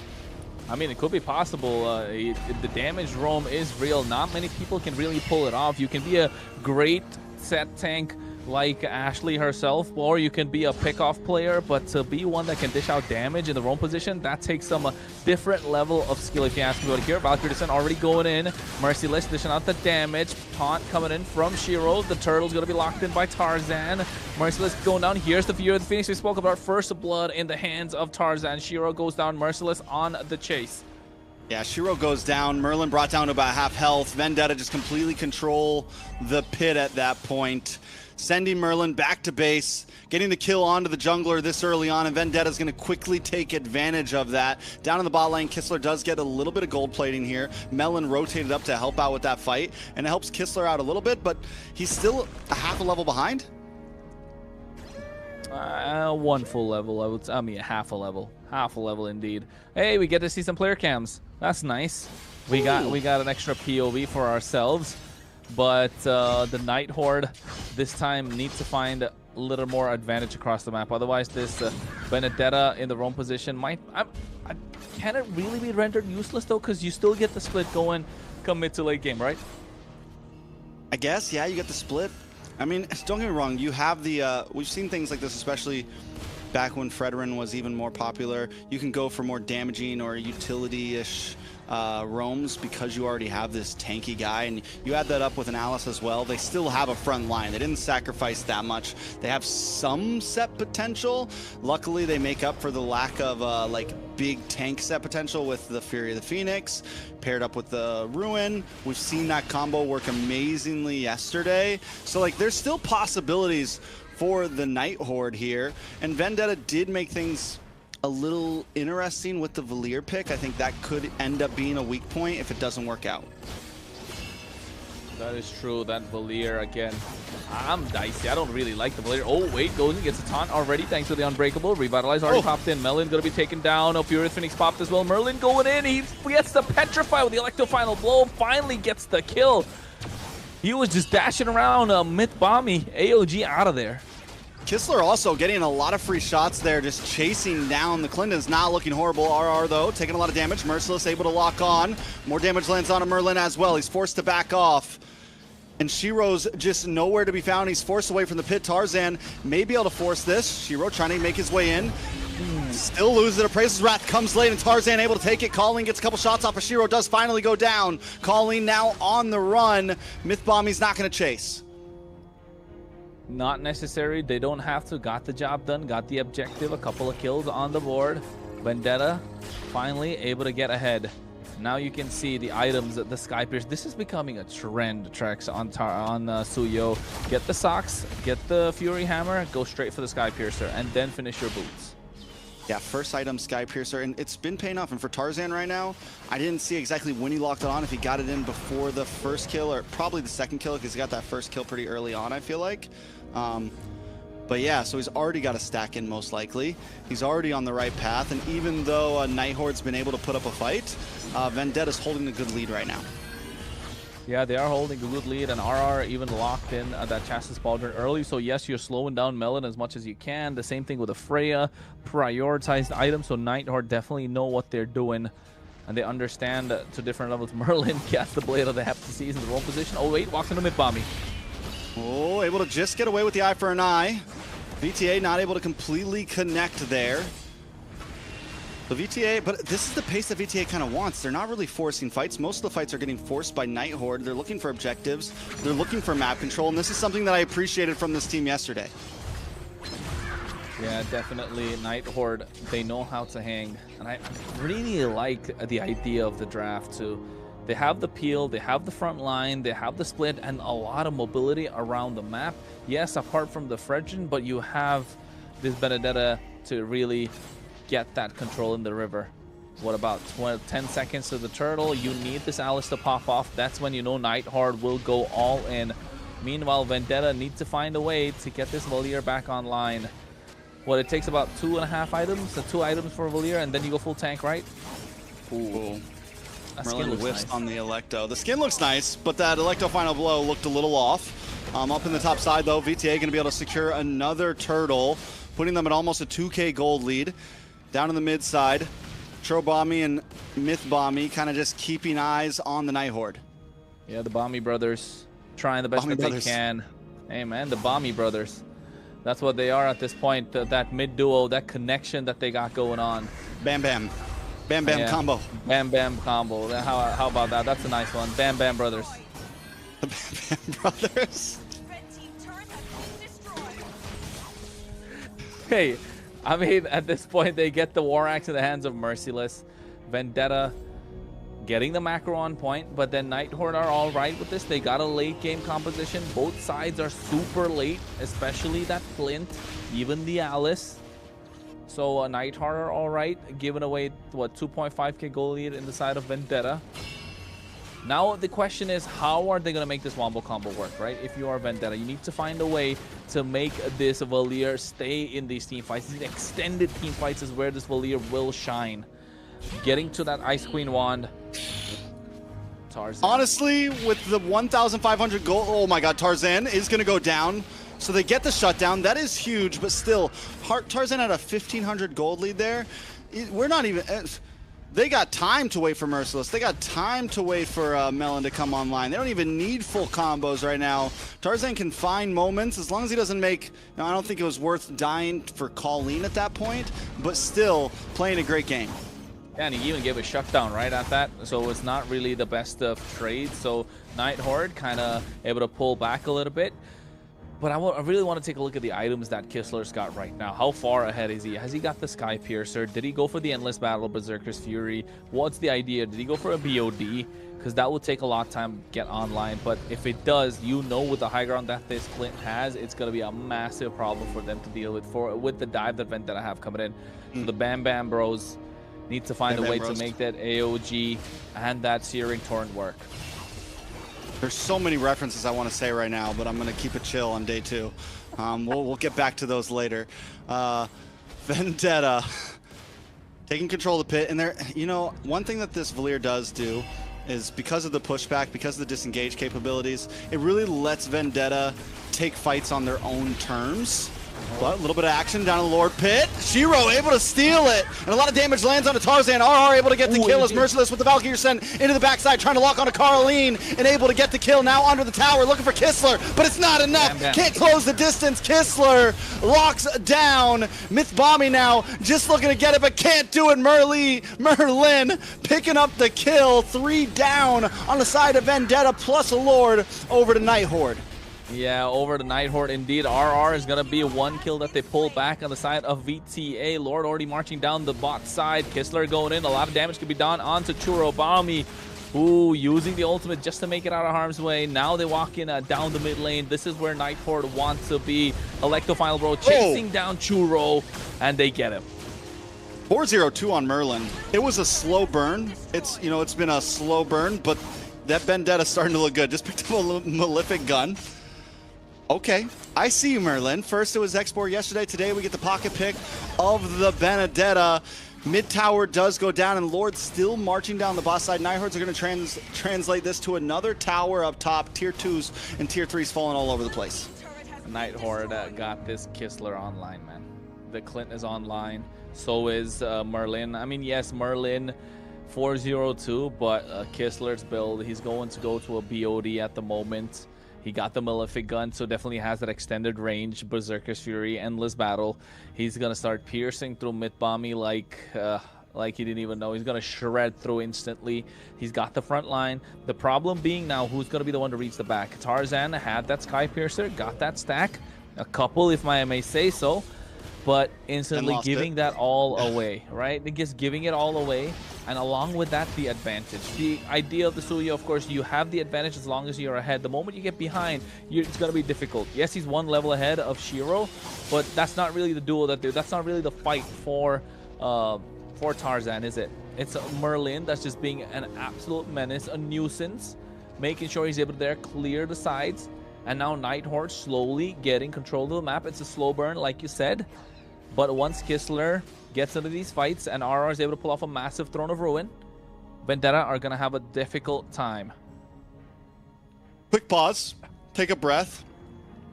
We need a breath after that game, honestly, after what's been happening. I'm going to jump back to us on camera. And I'm ready for it. Or just the lobby, actually. We're just jumping back to... Okay, I like this. This is a vibe, too. Ashley, you can put your mic back down. You're all good. Actually, no. Ashley, how are we feeling? Hey, I mean, I thought things were looking great for the side of Vendetta until, you know, Merlin on this Vendetta really started pushing through. I mean, it was something like I don't even think Vendetta even expected, you know? Hey, I told you. That Bam Bam duo with the Valier. Bam Bam duo. They pulled up. Not really. The Valier is so underwhelming. Yeah, that's what okay, that's what you think, but honestly, if you take out the Benedetta, I would have thought that this was a great pick against the Fredrin and against the Atlas, but I don't know. I feel like the Benedetta is really like throwing off.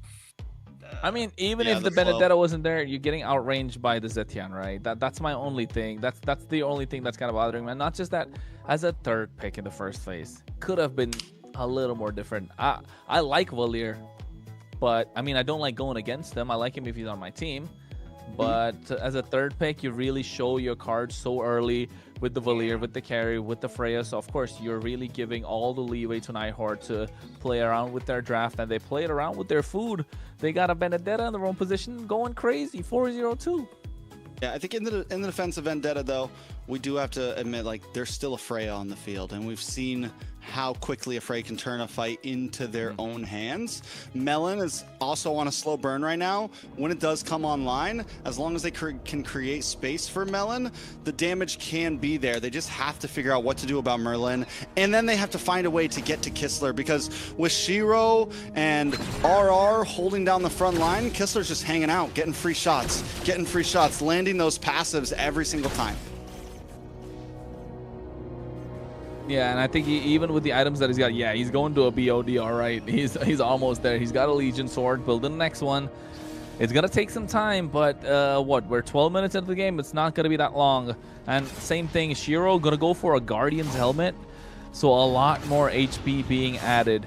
RR getting that early Chastis Pauldron, really slowing down the pace that Vendetta can go with, especially on Merciless, this Freya. Same thing with Melon. So yes, they do have the options and they can definitely hit hard and hit fast. But this Chastis Pauldron coming in early, you don't get to see that as a first item quite often. That's the main thing. But here, this Lord Pit, they want to contest Trex. Yeah, can they do it? Shiro gonna be the first one. No eyes on Tarzan right now. With the beautiful vision because of these bushes with Merlin, finally going to get vision on him. Look at the damage onto Tarzan. Kistler able to get it. Tarzan forced to back off. RR brought low. Mythbombi trying to find an angle in. Merciless now trying to back off one more shot. Ooh. And RR does go down. Churro able to pick it up, but Kistler snipes his head off. Back in the mid, Nighthorde don't need to force a fight. They got the Lord. It's a 1-for-1 EXP for Churobami. Hey, the quickest draw down south. Kistler went instant. That was half HP taken away in the blink of an eye. My goodness. Churobami couldn't see the light of day. He had the Searing Torrent used.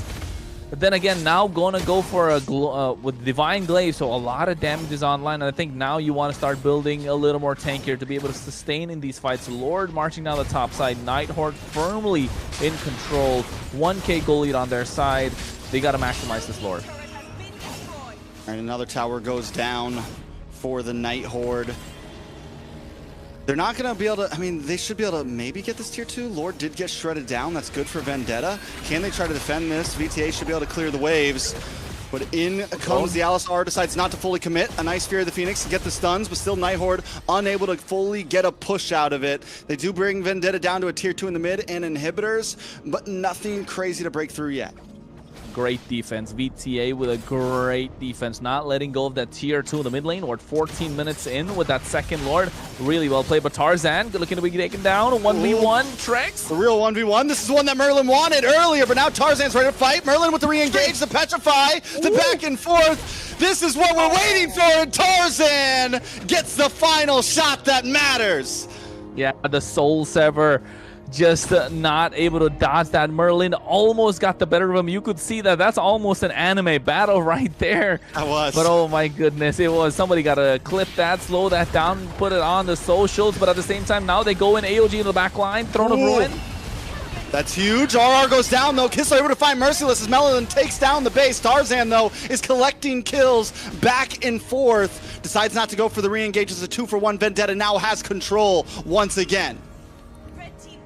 They get control again. It's been back and forth, trampoline style, or rather rubber band style, with the tug of war that they had, kind of with the control of the entire game. 8-8 kill score. Sad to see not a 6-7, but you can already tell Tarzan full build at this point. Churobami opting to go for a full magic. I'm not a big fan of Valir on a full magic build, I'd say. But you still do need that Wishing Lantern to kind of chunk down the front line. So really kind of in an awkward position. I'd say if you're playing a Valir, you want to go for a hybrid style build so you can sustain longer in these team fights.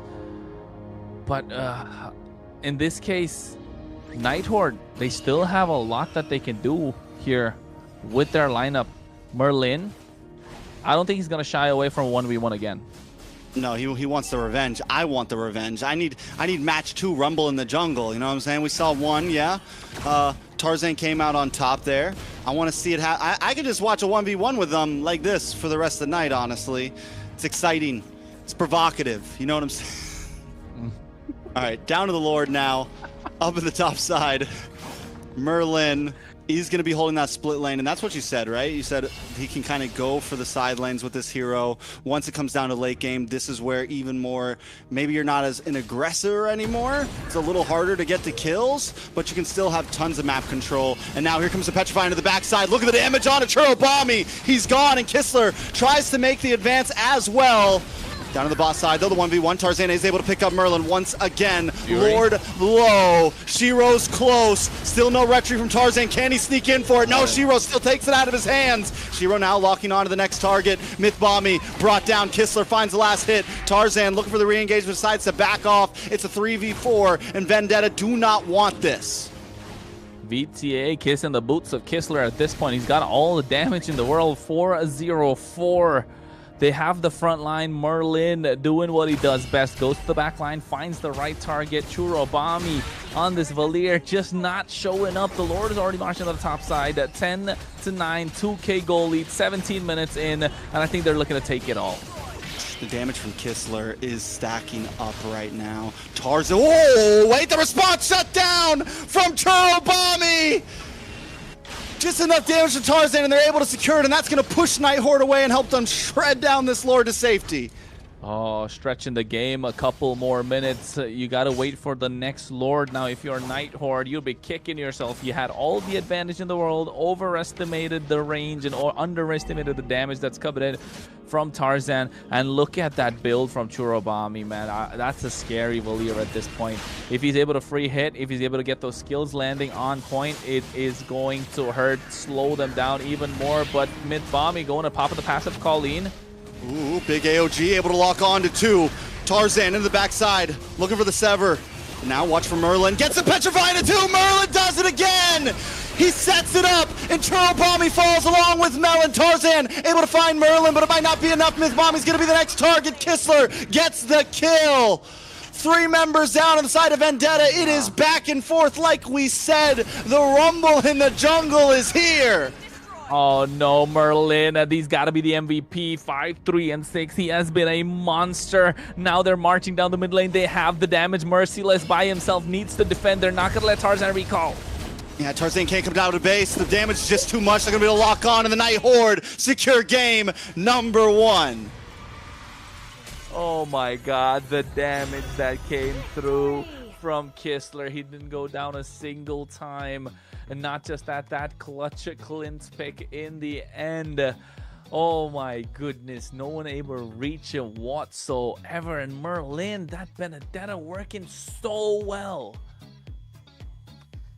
Yeah, guys, I have to give props to the Benedetta pick. Really caught off guard, but like Chrono said, I was a little bit questioning the Valier pick on the second phase. You know, they did truly just show out all the cards, right?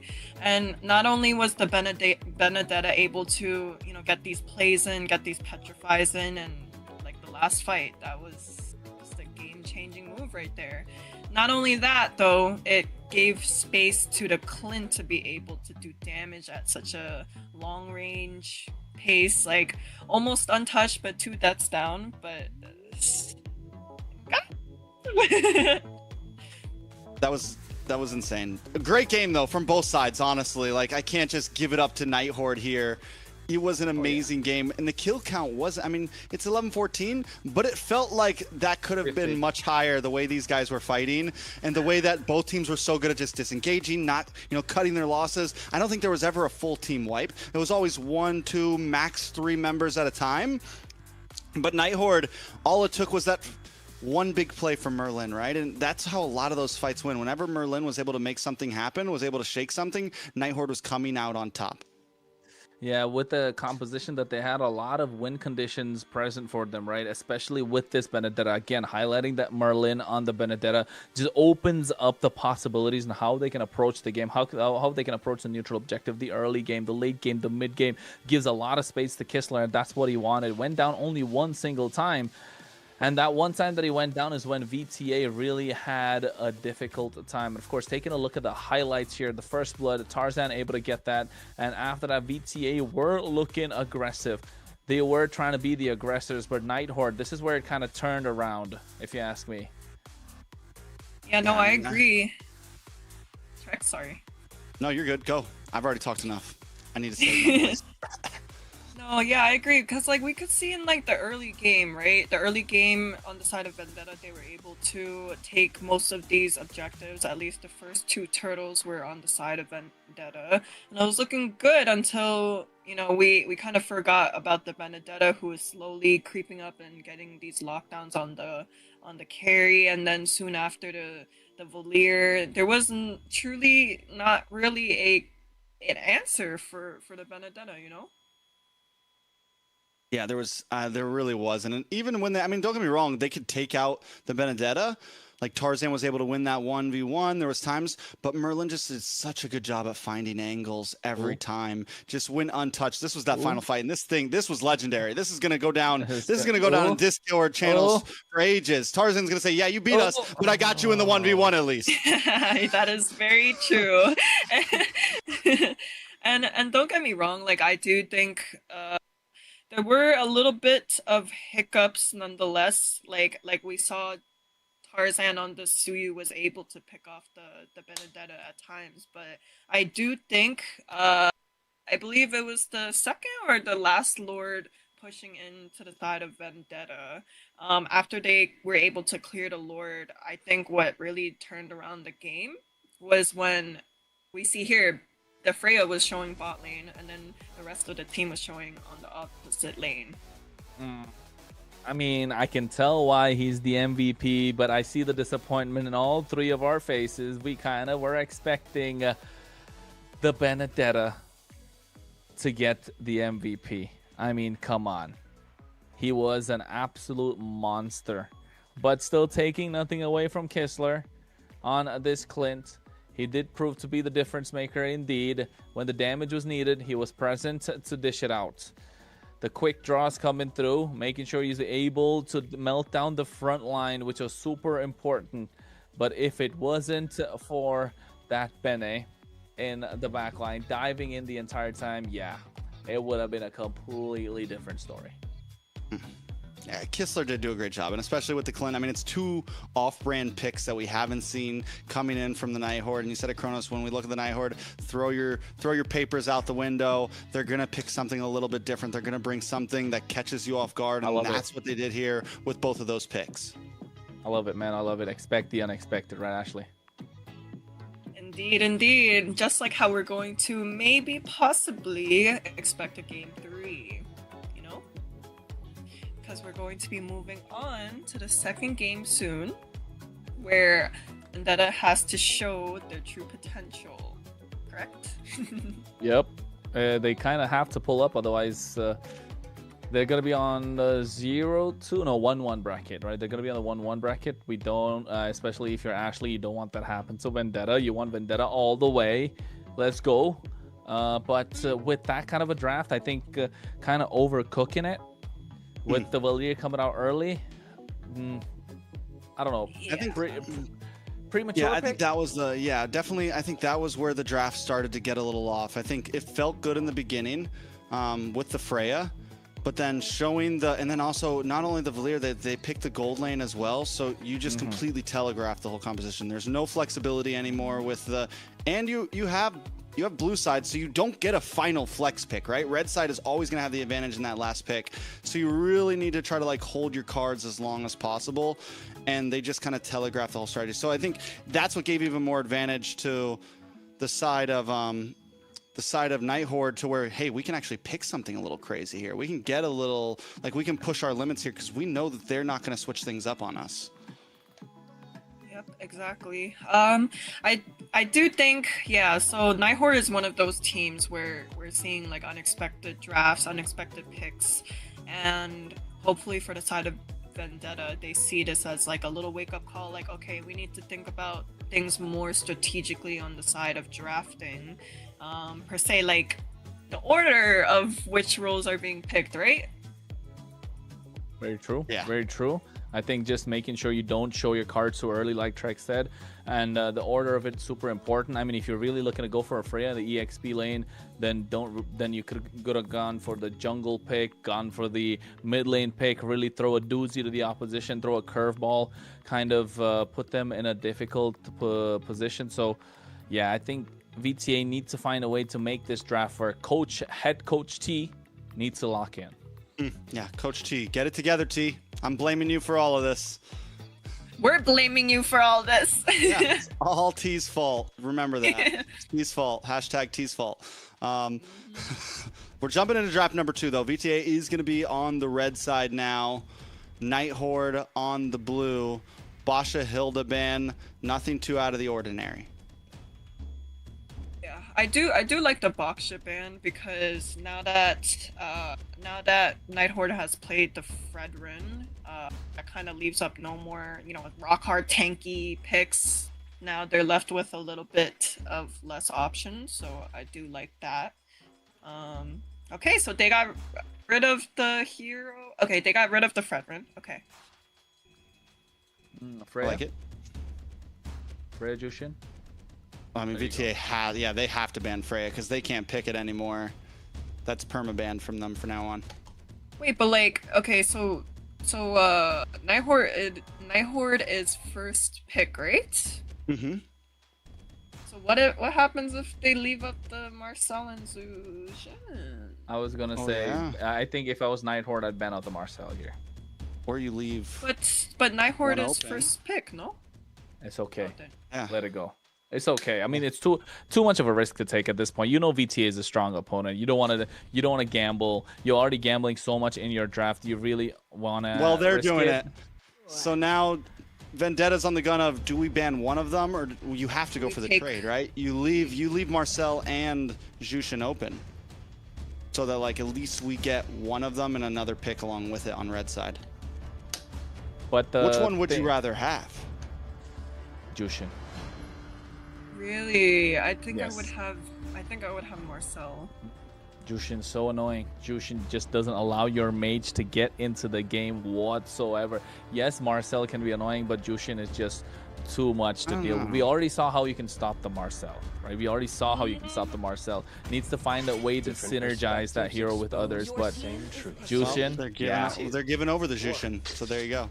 I don't know, man. The Jushin, yes, it's good, but like, there's mages that can't outrange it. I know you guys aren't crazy about it, but like, the Farza was a pick to go against it before. The Eve was a pick to go against it before. The Zetian's banned out. Zetian is banned, but you still have Eve and you still have Farza with tons of range. Are they? We'll see. I like Eve, though. Yeah. Eve. I also do think I would have preferred to take the Marcel and give the Zujin because like Marcel has just so much more to offer in terms of like taking objectives, stop engaging in fights sometimes, and yeah, like Chuck says, there are like answers to matching the Zujin in the laning phase. You know. I still wonder, is maybe in my opinion I may have just left, like, if I'm Coach T, I may have left both open and gone for the trade, but we'll see, because you get a swing back +1. You know, you get one of them +1 on red side, so we'll see. Uranus jungle. Are we talking about that right now? I think so. The flex is on. Could be Kalea. I mean, it is Kalea in the roam, unless they have Kalea jungle, Uranus EXP. This is still possible. I've seen a Kalea jungle come out. It does work sometimes. So yes, the option is available. But if you're Night Horde now, what's the answer? You need to lock down something that can destroy them. Of course, I'm looking at the carry. Solid option. Provide the Jushin provides a nice blanket with that Crimson Beacon for protection. So yes, I think carry, just lock it in straightforward, don't think twice, and then go for the Guinevere maybe. Prevent that kind of a deny as well for Vendetta. Trying to think about if this Uranus ends up being jungle. Never mind. Oh, no, They go full U-turn, bro. I think I think it has to be a Guinevere pick right now. Yeah, it has to be Guinevere here for Vendetta. From Vendetta. Has to be. Has to be. Yeah, you can't. I mean, not exactly has to be. It's really good, but then at least you're not giving the Guinevere to the Night Horde, right? But Guinevere is so solid again with the help of the Kalea. So yes, we can tell. Oh, it's amazing. I agree. I agree. It's just that they have the option of flexing this Uranus in the jungle still. So mind games in the go into the second phase of the draft. I don't know. Yeah, I feel like maybe you leave the Uranus, because honestly, even against the... Yeah, you leave it open. You leave the possibility to still keep this Uranus in the jungle. It wouldn't do bad against the Cho. It wouldn't do bad against the Jushin because of the consecration. It's probably one of the few junglers that's not going to get bullied by the Jushin. Harley didn't even get prioritized. Yeah, that's interesting too. Their hero pool is just different, man. I'm starting to know the hero pool is just, yeah, exactly. They're completely built different. That's why, like, when it comes to these two teams, I mean, yes, Night Horde especially, but even Vendetta, like, the normal is abnormal, if we may say so, right? To an extent, yeah. Yeah, so... But, or maybe these guys are the normal ones, and some of the other, like, I think we're still early off in MCT to see what, like, really ends up being, okay, this is it, right? Because not every other team has been prioing Harley either. True. Like, we've seen Harley get banned out in second phase a few times. A few times, yes. There's the Guinevere being banned out. You were talking about it, Ashley, I know. But this tells me that this Uranus could be in the jungle. They definitely don't pick, if they're going to pick a jungle, it'll be last pick for possibilities of a flex. So right here, we're looking for a mid laner still. Eve is still open. Yeah, no, he's so terrible against the Esmeralda, though. I think it has to be a Farsa pick here. Farsa's a possibility. It has to be a Farsa. Lunox. It has Farsa. to be the Farsa. I think No. I don't think it's... Your team is picking. Farsa, isn't it? High ground. That's the Farsa. Yeah. No, Lunox would not do well here at all. Look at the laning phase. If you match it up with the I mean, yeah, against the Jushin, you'd have a really tough time, yes, but just thinking about the combos with the Kalea, that's possible. But yes, Farsa, of course, you want to match up in the laney phase. You want to be able to rotate much faster.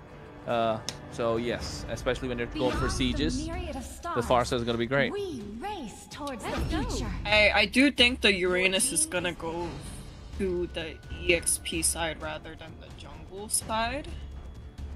Oh, This is crazy. Fanny pick in the jungle for Shiro. Debut? Paired up with an Aerithel in the gold lane. Now VTA really has to think about it. Or do you leave the Uranus here and pick up more hard CC in your EXP lane? Because yeah, you need some crowd control now at this point. Kaja roam or Kaja jungle. Put Kalea in either or. And then put the Uranus in the EXP. Leomord. Yeah, I know. I was just thinking. I was like, yo, this team, if any team pull it off, it's these two. This is looking kind of rough for Vendetta, I'm not going to lie. It is looking pretty It's rough. looking rough. Okay, man. Canadian Silence across the casting board. Canadian might have working out. I'm just thinking, like, what could it be? Because in this game, you know for a fact Nightheart are going to dive, and they're going to dive super heavy. And Vendetta need to scale to dish out any possible damage. So Mythbommy has a lot of work to put in, especially to prevent Shiro to come in using that title strike. Yeah, and Vendetta doesn't go for any more crowd control right when they needed it. It's a tough spot. Any last words, Ashley? I think depending on how early game goes, let's say Vendetta does well early game, I think that could be better news, because right now I'm a little panicky. We'll see exactly what happens. It's game number 2. Vendetta take a loss in the first one. Night Horde sitting at match point right now. The draft is clean. Can Vendetta prove us wrong and take the win here to even the playing field? It is a game time, folks, and you know Shiro's looking to go in as soon as he hits a level 2. Who's gonna stop him? It's going to be a tough one, and I do like what Ashley said. There's always the possibility with the Leomord to try to get a nice early game scale, try to get some rotations. The problem is Shiro's in the same exact boat. You see this Fanny pop off. You see this already. We're seeing some quick movements from the side of the Night Horde. Same thing with the Jushin. Nice G-Kondo into the backside, able to get a nice knock up on a Shirobami. Shiro now looking for a target, flying in and out as Colleen holds the backfire. We're already seeing some aggression from the side of the Night Horde. Can Vendetta keep up? That's the big question. I think already on the back foot, you look at Merlin just going into the enemy jungle and not letting Tarzan breathe whatsoever.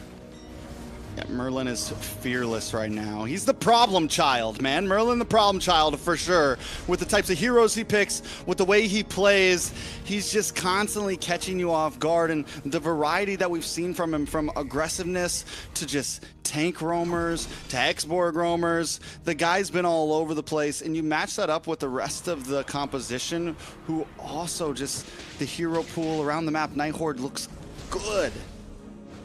They look super solid, you're right. Night Horde able to control the river, control the map, put Vendetta in a tough spot. Turtle's already up, and Vendetta can't really even get close to it. Tarzan is forced to use the steed, if anything. Getting it started, but look at Shiro. Already looking, I mean, they're being patient with it though. Night Horde's not trying to over push it. Merlin's keeping vision, still no level 4 on a Merlin yet.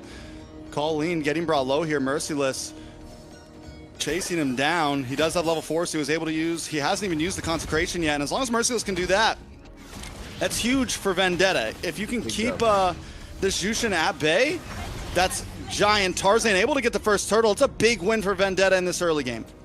Big dub, just pushing out this Jushin the entire time. Merciless on this Uranus doing a fantastic job. That is another way to put the Jushin out of trouble. Oh, speaking of trouble, Melon was getting some. Melon, my guy, Melon the kid, Melon the rookie, taken out by a Fanny in the first quarter. We're 3 minutes in. That's not what we want to see. Not only that, we get some nice gold plating over to Kistler, which it's just a gold lane experience. You just hang out up there as an ethereal, you wait for your time to shine. Well, at this moment, what can the Vendetta really do? Slow the pace of the game down or keep it up? Because definitely Nighthorde want to pick up the pace of the game. You can see already Shiro doesn't have the damage, but he needs to pick these fights. Oh my god. Merciless, absolutely showing no mercy. Okay, so what happens from here? You said it. I mean, Vendetta, I don't know if you exactly want to slow the pace. Both teams want to try to find a snowball here, I feel like, a little bit. With Melon, though, and the Farza, yeah, you're waiting for like 6-7 minutes. Tarzan was able to get that turtle. Shiro, you know, you think that a Fanny's like all early game, but also has a decent mid to late game. Both teams are working at a similar pace. It's kind of like who's going to make the mess up first. Yeah, or who's gonna be the first one to start the initiation. Kistler, though, again, unconventional with their picks, the Nighthorde, right? That Irritel, last time I saw an Irritel was, what, forever ago? A couple of seasons, maybe? More than a year? It's like the Wan was popular, honestly. Yeah. That's when it was like a big pick. But now, Way of the Dragon? Nice Way of the Dragon. On a Myth Bomby. Feathered Airstrike does come down. Big Tsunami Slam, though, in response. Bomby trying to get a couple more shots as Merlin flickers to the backside, able to get the kill on a Myth Bomby. RR looking to zone down on a Merciless and Tarzan. Tarzan just wants to get away. Merciless finds Merlin. It's a 1-for-1 trade. In comes Kistler, nice damage on a Tarzan. Tarzan pulled back and taken out by Colleen as Merciless jumps into the backside. He doesn't have the consecration, so he could be in a dangerous spot here. Falling Star Moon does fall on to Churobami. The fight continues as Merciless zones away 2 members, and Churobami gets the safety under the tower. Merciless doesn't want to give it up yet. Still doesn't have the consecration. Gonna get knocked up. Gets hit by the Way of the Dragon. Brought back to the base, but it's just too much damage. Merciless not going to be able to get away from this one. Yeah, it's not looking good for Vendetta. Nighthorde bringing the fight to them. Shiro didn't even get the purple, went for an invade, got the kill on the Churobami. Merciless bought so much time, but still, Nighthorde firmly in control of the map, control of the turtle pit, and they know how to take this game to Vendetta. Vendetta want to slow the pace of the game down. They want to pick it up. They're just not able to play their game. Yeah, Nighthorde gave over the first turtle. Now they take the second. And like you said, at this point, they found their moment. They found their spike, and they are in control. Look at Kistler, going to swap down to this bottom lane. Going to be able to make rotations a bit more. Kistler's getting more involved in these fights, and that's going to be huge for Nighthorde. And we'll see how Vendetta has to approach this from now that the tides have changed a little. Yeah, I think at this point you're looking to poke down the opposition, use Churobami's high ground, and then let Tarzan come and do the job. But Merlin, the problem child, you called it. Way of the Dragon, Myth Bomby, in a difficult position. Tarzan does bring out Barbiel, though, the Phantom Steed, and that could be a bad spot for Merlin. Finally getting the kill on Merlin, which is huge. 2 now onto him. Nighthorde forced to back off as Vendetta tries to get space in the river. Yeah, and I think Vendetta slowly needs to find a way to get this done, right? You take off Merlin. Merlin getting a little overzealous there with the Way of the Dragon. Not able to find the right target. Myth Bomby, Merciless, gonna get tankier as we get further into the game. The heals are gonna start to show, and Nighthorde needs to find answers. Kistler's gonna be super late game, not like the Clint where you do have consistent damage early, mid, and late. You just don't have that extra range. You just don't have the kind of protection, the mobility that you wanted. You get that in the form of this Irritel, but just not the damage. 2 assists yet. Yes, but I want to take a look at the items when we do. Otherwise, it's going to be difficult. Nighthorde needs to find a way to close the gap. But Vendetta, not far behind. 1.8k goal lead on their side as well. I mean, they're behind by 1.8k. Melon still needs to get a kill. Maybe find a way to work the map for Vendetta, if you are Vendetta. Yeah, I mean, and they are working the map well. I definitely know. I mean, it's only 1.4k gold lead for Nighthorde. We've seen the possibilities. Tarzan's taken a death, but it's not the end. And Churobami and Melon are really going to end up being the big damage dealers here. So Merciless also doing a good job at zoning. He's only died once, but we saw how long he lasted. So the possibilities are there for Vendetta. Turtle brought down low. Shiro not there. This is going to be a turtle over into the hands of Vendetta as the Feathered Airstrike creates space. And Merciless continues to stay on Colleen. Well, RR goes in, Falling Star Moon as well. You can see the knockup coming through. Tarzan getting a lot of damage down. Takes a lot too. Here comes Shiro. Kistler gets the kill there. Merlin continues to find these kicks, and not only just finds kicks, but finds them on great targets such as Tarzan. He's going to Oh. zone back Vendetta, and this is going to get a nice tier 3 in the bot side. Yeah, I mean, the Night Horde are taking this game into the face of Vendetta. And if this Irithel gets online early, Oof. yeah, Vendetta are looking for trouble. Melon hits his power spike, does get the golden staff, so you've got some sort of good news coming in on their side, of course. But how do VTA find the opportunity, right? Churobami's doing a really good job in this far, so getting those feather airstrikes on point, dishing out the damage. Tarzan is just not able to come for the finish, and we really haven't seen Melon pop off with a blazing duet either. So I think it all comes down to how they're going to be able to layer their skills. It's going to be hard to land those blazing duets. So many members of the Night Horde can kite back. You have Colleen, you have Kistler, who are never going to be still. Same thing with Shiro. Merlin's. Oh, wait a second. Big Tsunami Slam. Feather Airstrike comes down, connects onto Merlin. But it's a lot of utility wasted just on a roamer. Kistler in a bad spot, able to get back to safety though. Tarzan taking a lot of damage as well as a beacon comes out. Tarzan down. Kistler finds the final shot, and now they collapse onto Merciless as well. But a blazing duet onto 3-Kin Melon. Save the day here. Looking for the target, trying to lock onto RR, but he can't get the final shots in. It's just a way to keep Night Horde away. Too much heal coming through. A lot of shields. They don't have the anti-heal coming in from the side of Vendetta. It was a beautiful feathered airstrike. It was a beautiful blazing duet. He could have got a double kill. Just not there. Just not having the right items. He had the... They pulled the trigger. They had the power spike. They got the golden staff, but you needed that Sea Halberd to do something. Churobami's effect of the glowing wand, that life drain effect kind of went away. Tarzan put Kistler in a difficult spot and found himself in a difficult position as well. In the midst of 4 members, and then just got taken down. Kistler is slowly starting to rack these kills up, but here comes the Tsunami Slam. Benefsy does come out, Shiro into the backside, unable to connect onto anyone important just yet. Look at Shiro. My guy's all over the place right now. Well, stretching those cables. Now you can see Way of the Dragon as well. Feather Airstrike from Churobami getting a lot of damage. Mythbami has to get back to safety. And he does get back to safety, which is a good thing. And look at the response, look at the damage. Ooh, Melon. Melon finally able to get something here on the chase now. Melon does get pulled back, but it's okay. Churobami with the Wings by Wings has his back. Shiro still unable to pull out any kills since the second. Yeah, I think Shiro not able to find quite a lot, but still hasn't gone down, still being a presence. That annoying fly that you want to swat away. Vendetta just not able to do that. Tarzan this time looking to get the steed perfectly on point. Melon comes in here, Churobami with the feather airstrike. Melon, man, just playing a great game. Has taken his time. Rookie of the year right now. Merlin unable to find an angle in. Vendetta and Merciless continuing to phase them away. Ults popped onto Merciless, but it doesn't matter. He's got the consecration. He's back to the safety of his team. Oh, Purify coming in clutch from RR just when the Tsunami Slam was locked in. So now you know he's not going to have that. Kistler either is not going to have it for the next push unless it's going to take a long time. So Melon, he has been crazy on this Claude. The damage is starting to come online. I want to take a look at the items again. Does he have the Malefic Gun? Does he have the Sea Halberd? That's going to be the big difference maker. Yes, they caught Kistler, but RR is going to be the massive problem. Only get the Trinity, and now they're going to pick the fight. Yeah, he doesn't even need it just yet. He's already doing a hell of a lot of damage. Shiro brought down low. Unable to connect once again. Tower does fall. Imagine when Melon does get that Malefic Gun. Imagine when he does get that Sea Halberd. He's going to be even more of a problem. Oh, yeah, I know. He's definitely going to be more of a problem here. Tsunami Slam connecting already. Tarzan with the steed. They get RR. RR goes down. A nice way of the Dragon, though, to connect onto Merciless, but it's still not enough. Shiro with the cutthroat, but still unable to get the kill, and Shiro takes a feathered airstrike to the face and just gets away. Churobami has been coming in clutch with those feathered airstrikes, holding on to it till the perfect moment. Man, those cables are stretching from Shiro, and he's still able to make it out alive.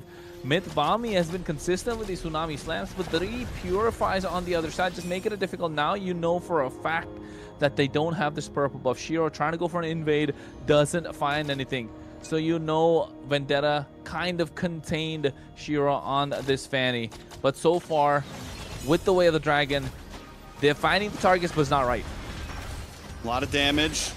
Immortality does pop onto Merlin. Merlin won't be able to get away from this one. Final shot landed by Melon as Kistler gets a couple more free shots onto Vendetta, but the tower will finally fall here.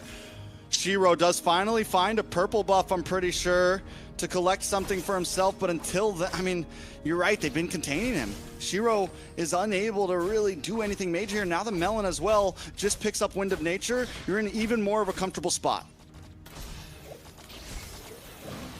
Looking good for both these teams. I mean, the gold lead right now, yes, in that pocket of Vendetta, 1.6k. Shiro finally gets the purple, gets the double buff indeed. Mythbommy looking to pick somebody off, but all three Purifies are online. And taking a look at the items, Fanny is there. Wind of Nature that you spoke about earlier on, Melon got that, but look at the build of Kistler. So much damage, so much crit coming through. If Melon decides to walk in without the Wind of Nature, he's gonna get melted down. Shiro's job right now, just bait out the Wind of Natures, bait out some flickers, and maybe then we'll take a look at what Kistler can do once he's online. 3 seconds to the Lord. Both teams are looking to contest. Not a lot of difference when it comes to gold, but what they're looking to get is the far lane. Merciless shows himself. Will Nighthorde go for it? Merciless continues to be the member of this team that controls map, controls pace of fights, zones things away, whether it's far across the map or in the middle of a 5v5. It's something he's gotten so good at. Just got in the Brute Force Breastplate. Gonna help him be even take here against the Nighthorde here.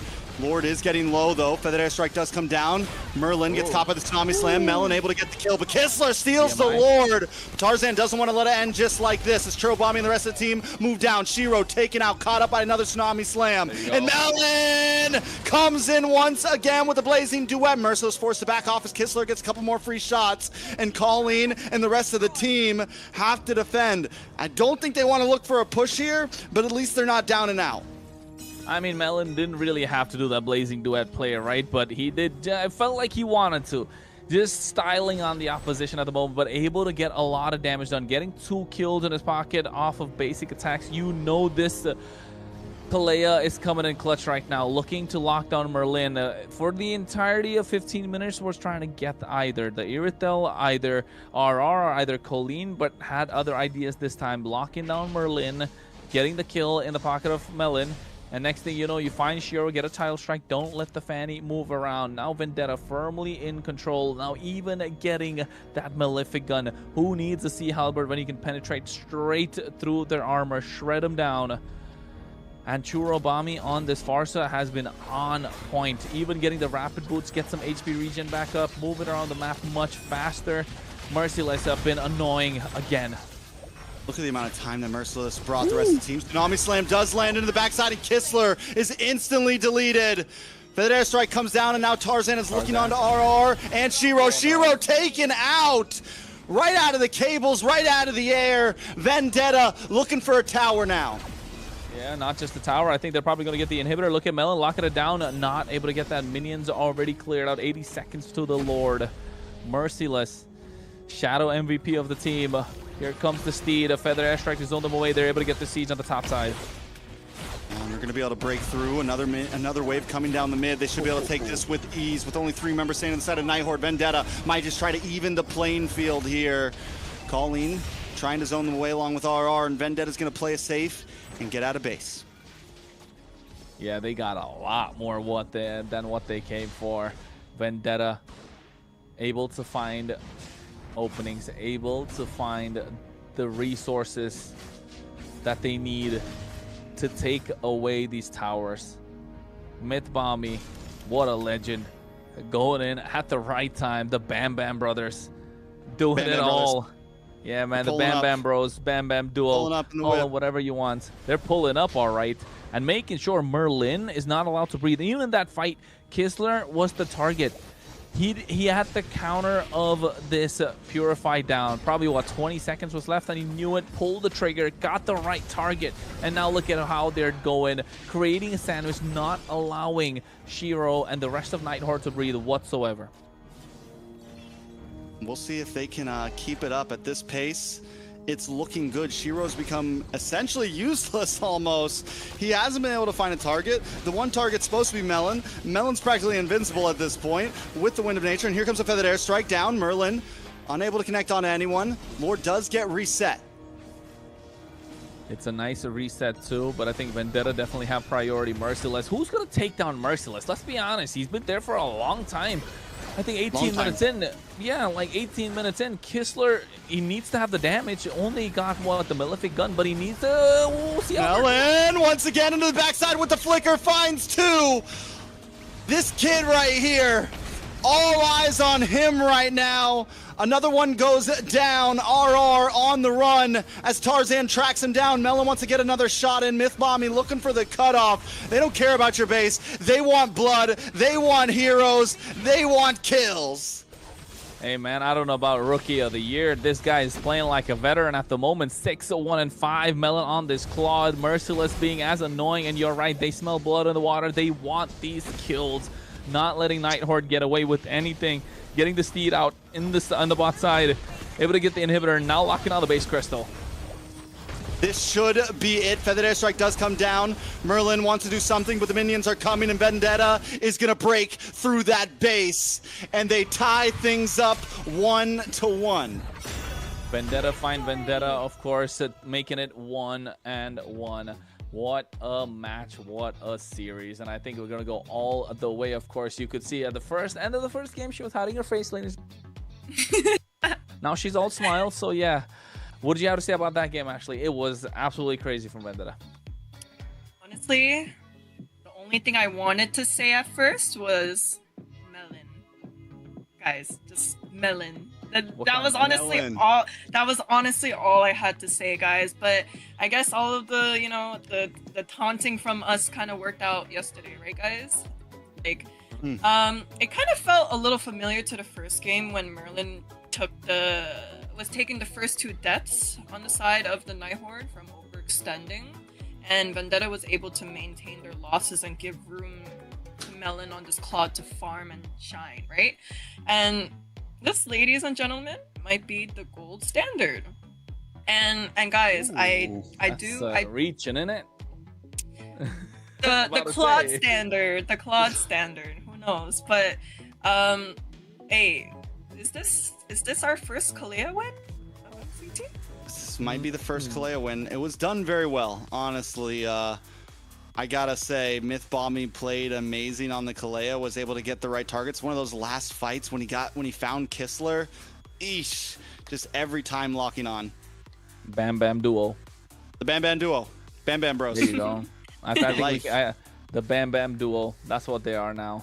Melon though, like in the early game, I kind of kept stressing on the fact that he wasn't able to get into these fights until what, 4-6 minutes, and he's still not presenting these fights, but finding the right time, finding the right opportunity. Yes, he went in when he got the golden staff around the 6th minute, but still not able to get a kill because they didn't have enough. Because RR was kind of to the point where he was able to regen a lot of HP back up, but you can tell once Melon wanted to go in, he had no hesitation, went in, dished the damage out, and got the kills.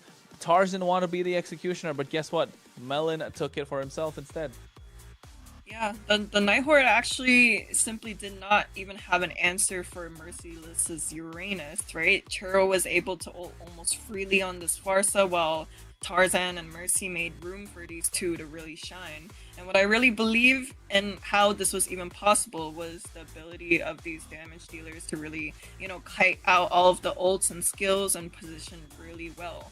And the Nighthorde was, throwing out all their skills for these heads playing like, Vendetta was throwing out everything to really protect the president, which was Melon on this Claude. And President Melon. Yep. I like it. I mean, overall, Vendetta were able to bide their time in that match. They had a little bit of a rough start. Nighthorde had an advantage in the first few minutes, but once Vendetta found their groove, it was, geez, and I got to give it up to Merciless. I really feel like he was the glue that held them together through that match. When things were looking a little rough, Merciless was able to continuously keep this Jushin at bay, keep the fights broken up, and make sure that Vendetta never really fell apart in any of these big 5v5s. And I think, look at Melon now. Just a difference maker every single time. That last fight, rookie, nasty. Bro. No, don't undercut him like that. He's not no rookie. That's he a plays title. like a veteran. He's the rookie. He is the rookie. Now at this more. at this point in time, he deserves MVP. Melon the kid. There we go. No, At least he got it. Come on, Trex. You're living in the past a little bit, isn't he? Like right? Billy the Ashley Kid, is still man. calling him a rookie. I Come know, on, that's not right? fair. This is the Claude standard, ladies and The gentlemen. Claude. Okay, now that's Standard. stretching it. Cronus is never happy, as you can tell. I know he's look. such a okay. Now it's your time to be a hater. This is a well-deserved MVP, but It was. 100% well deserved. 615 KDA, 87.6k total damage, 719 gold per minute. Didn't need no Sea Halberd whatsoever. Fighter emblem going all the way in. BMI, Blazing Duet, Thief of the Night, getting all that damage. Bro's built different, hitting the gym, looking solid. I gotta say, why do all these players have such big forearms? Like, what's up with that? Like, what is the angle they are hitting? Because I gotta start hitting my photos at that angle. Just that, bro. See? That, bro. Just that. No, but see, your forearms don't look like Melon's forearms. Whatever. I've been working out, so yeah. Melon played an amazing game, though, and I'm honestly excited. No matter how this series goes, either way, Melon is becoming a star gold laner in North America. In the Americas, we're gonna say, because no, it's not just North America, it's the Americas. This guy's gonna be a problem to a lot of gold laners out there. yeah, and like we heard yesterday, from the side of Alpha 7, Nats on EXP said that Vendetta was one of the teams to really look out for, and this match right here we were able to see why is that. Fair enough. Fair enough. We're seeing why. I mean, it's not see why exactly yet. They still got to win game number 3. Ashley, let's not. True. You know, you don't put the cart in front of the That is horse. true. There's still another game. Yeah, I We do. saw- I like to talk my walk first. Talk my walk, not walk my talk. Do it the other way around. But then again, that's what happened in game number 2, right? Flip the script, taking it away from Nighthorde. Although Nighthorde really pulled off game number 1, my only question is, how deep is their bag of tricks, right? Once the tricks are all kind of shown, what is Nighthorde? Because in this game, they tried to do the same. Yes, Merlin was being annoying at the start with that Cho. But after a while, you're really kind of putting yourself in a predicament. Is Cho really that good right now in the current meta? Yes, you got away with the Jawhead. Yes, Jawhead's all right. It worked on the composition. You got away with the X-Borg because the opponent didn't see it coming. You got away with the Benedetta because you had the damage dealer in the back line. Now you're kind of like overcooking. You went a little too crazy. The Cho is good, but the Irithel just lacked the damage, right? So I think they can play around with the roam position a little bit more. Don't go crazy in the gold lane. I think their composition was good, like the Cho's not, but they really needed to pop off, right? Like the Cho, they had to keep up that pace that they had in the beginning, and it started to fall off. They weren't able to continuously keep pressure down. So the idea was there, the execution did not connect. Yeah, and while we were a little bit questioning the drafting from the side of VTA because of the Fanny pick, like, you know, there wasn't really a specific answer for the Fanny other than the Kalea maybe, right? But we forgot to mention that there wasn't an answer for the Uranus on the side of the Nighthorde. I agree that Uranus is absolutely crazy. That's just a cracked hero. If you don't know how to shut him down, Merciless was just crazy on that. Not letting the opposition breathe whatsoever, man. How could they really look to get Melon on the Claude if they weren't able to get that Uranus at all? That's my question, right? I think not able to layer the skills, not able to follow through whatsoever. So at this point, if you ask me, with the draft coming through, it depends on which side they're on. Oh wait, they're sticking to their guns. Vendetta go for the blue side again. I like it. Who's next? I mean, have they just been... What is rule of thumb right now? Does losing team pick, or do they just swap back and forth? I can't remember. I think losing team picks. Losing team picks? Yeah. Okay, So Nighthorde goes for second pick this time, which I feel like most of the losing teams have been going for blue side. It's been the more common choice. for the past week it has been, right? Not just here, but even in MPLs across Southeast Asia. Blue side has been coming across with more wins this past weekend and this week. So it started off super strong on the red side, but now all of a sudden it's been blue. Yeah, guys, we're also all literally on the blue side right now. You know, blue backgrounds and all. And you're purple, whatever. Yeah, you have the cool background. Okay, you guys are colorblind. I'm on team blue. Fair enough, fair enough, fair enough. All right, so Freya ban, Basha ban, Sun ban, Jushin ban this time from Nighthorde. They're not going to let that one through. We still have the Marcel open. It's going to have to be a Marcel ban from the side of Nighthorde most likely here. 100%.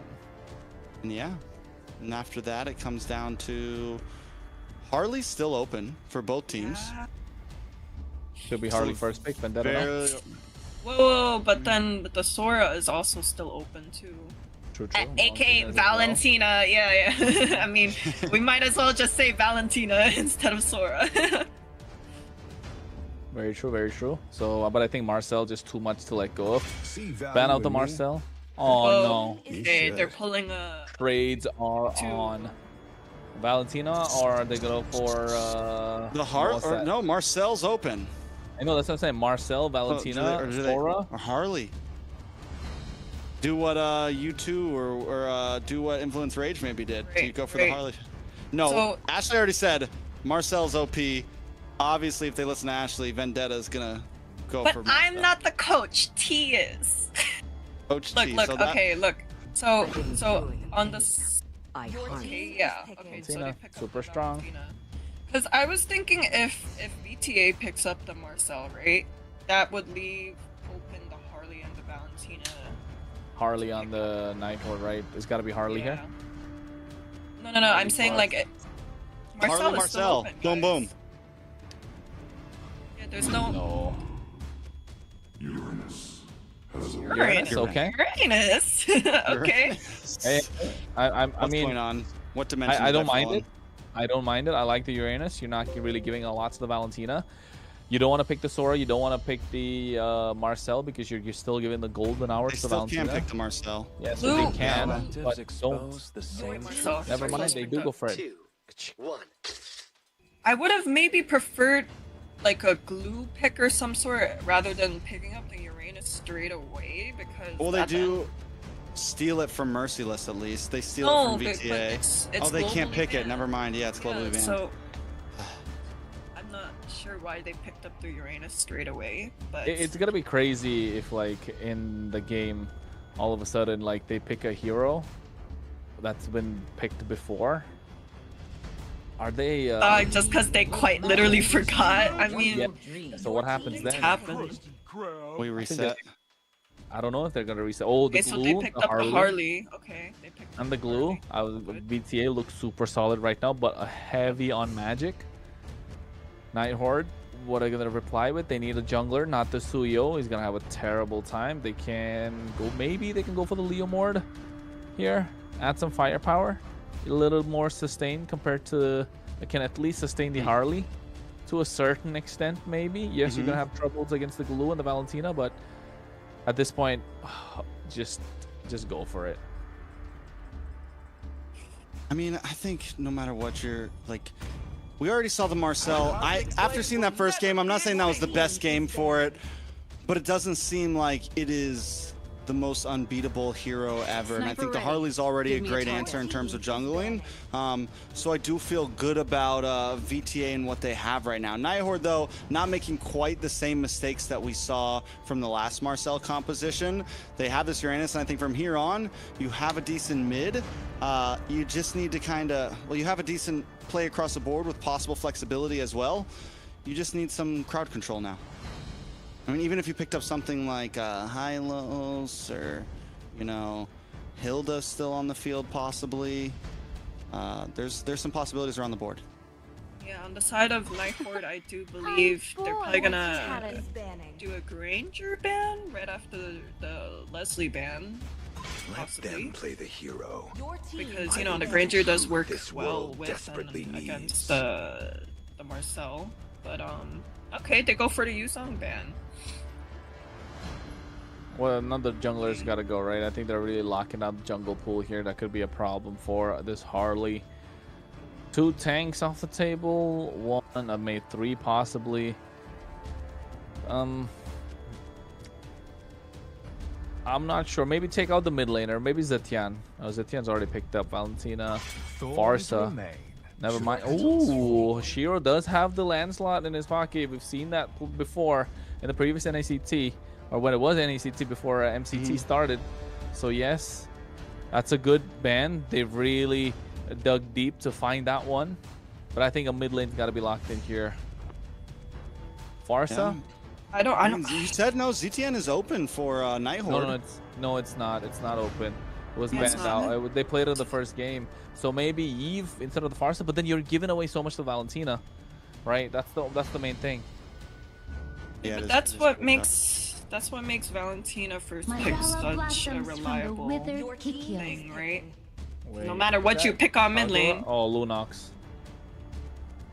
Solid. Solid, yeah. Good. But again, we're dealing with something that we saw with the last composition of Marcel. We're still lacking crowd control. We're lacking kind of a way in. Don't get me wrong, I guess the Claude's not as... The Claude has a way to jump in, right? I think... And this is literally the same... Like, there was a Uranus and we all said, okay, maybe they should, like, put Uranus in the jungle and pick up a big... I don't know. They call me a hero because I saved my nation from falling apart. Why is it gold lane, no? And then what else? Sand rises when I give Khalid? the word. Khalid. Oh, yeah. Looks Solid. good for Vendetta. VTA looks super solid. Ooh, Hayabusa. I like it. I like it. I don't know how I feel about it. Like it. I feel like this draft is very similar to what we saw last time with the Marcel. One bonus that this draft does have is it can jump past the Khalids, it can jump past the Glues. You have the Blazing Duet BMI, you have the Shadow, you have the Shadows, you have the big Ruby DD. Like, you have possibilities in terms of dive, but they need to make sure that their comms are on point with Merlin on this Marcel. Yeah, right. You're right. I think comms got to be clean. If you're Night Horde, Vendetta, a little more straightforward. They can look to pick off whoever they want. Ashley, any final thoughts before we go in? Well, you guys already know which team I'm rooting for. So far, I do think I'm more favorable towards the draft on Vendetta side, which I can proudly say I was not doing the past 2 games. But nonetheless, good luck, guys. All right, it's game number 3. 1 game to decide them all. This is Vendetta going up against the Night Horde. It's gone 1-1. This right here, Kronos, is a rubber band match. It's back and forth, bouncing off the ropes. Who's going to take the final blow? You can already tell Shiro's having a tough time. Mythbommy going in. Where's the Bam Bam duo? I thought if they went in together, they were probably gonna kill. I mean, it's definitely up in the air at this point. We'll see exactly what happens. Night Horde, though, with some nice early aggression with the damage on Mythbommy. Oh, Churro-Bommy! That's the Bam Bam duo!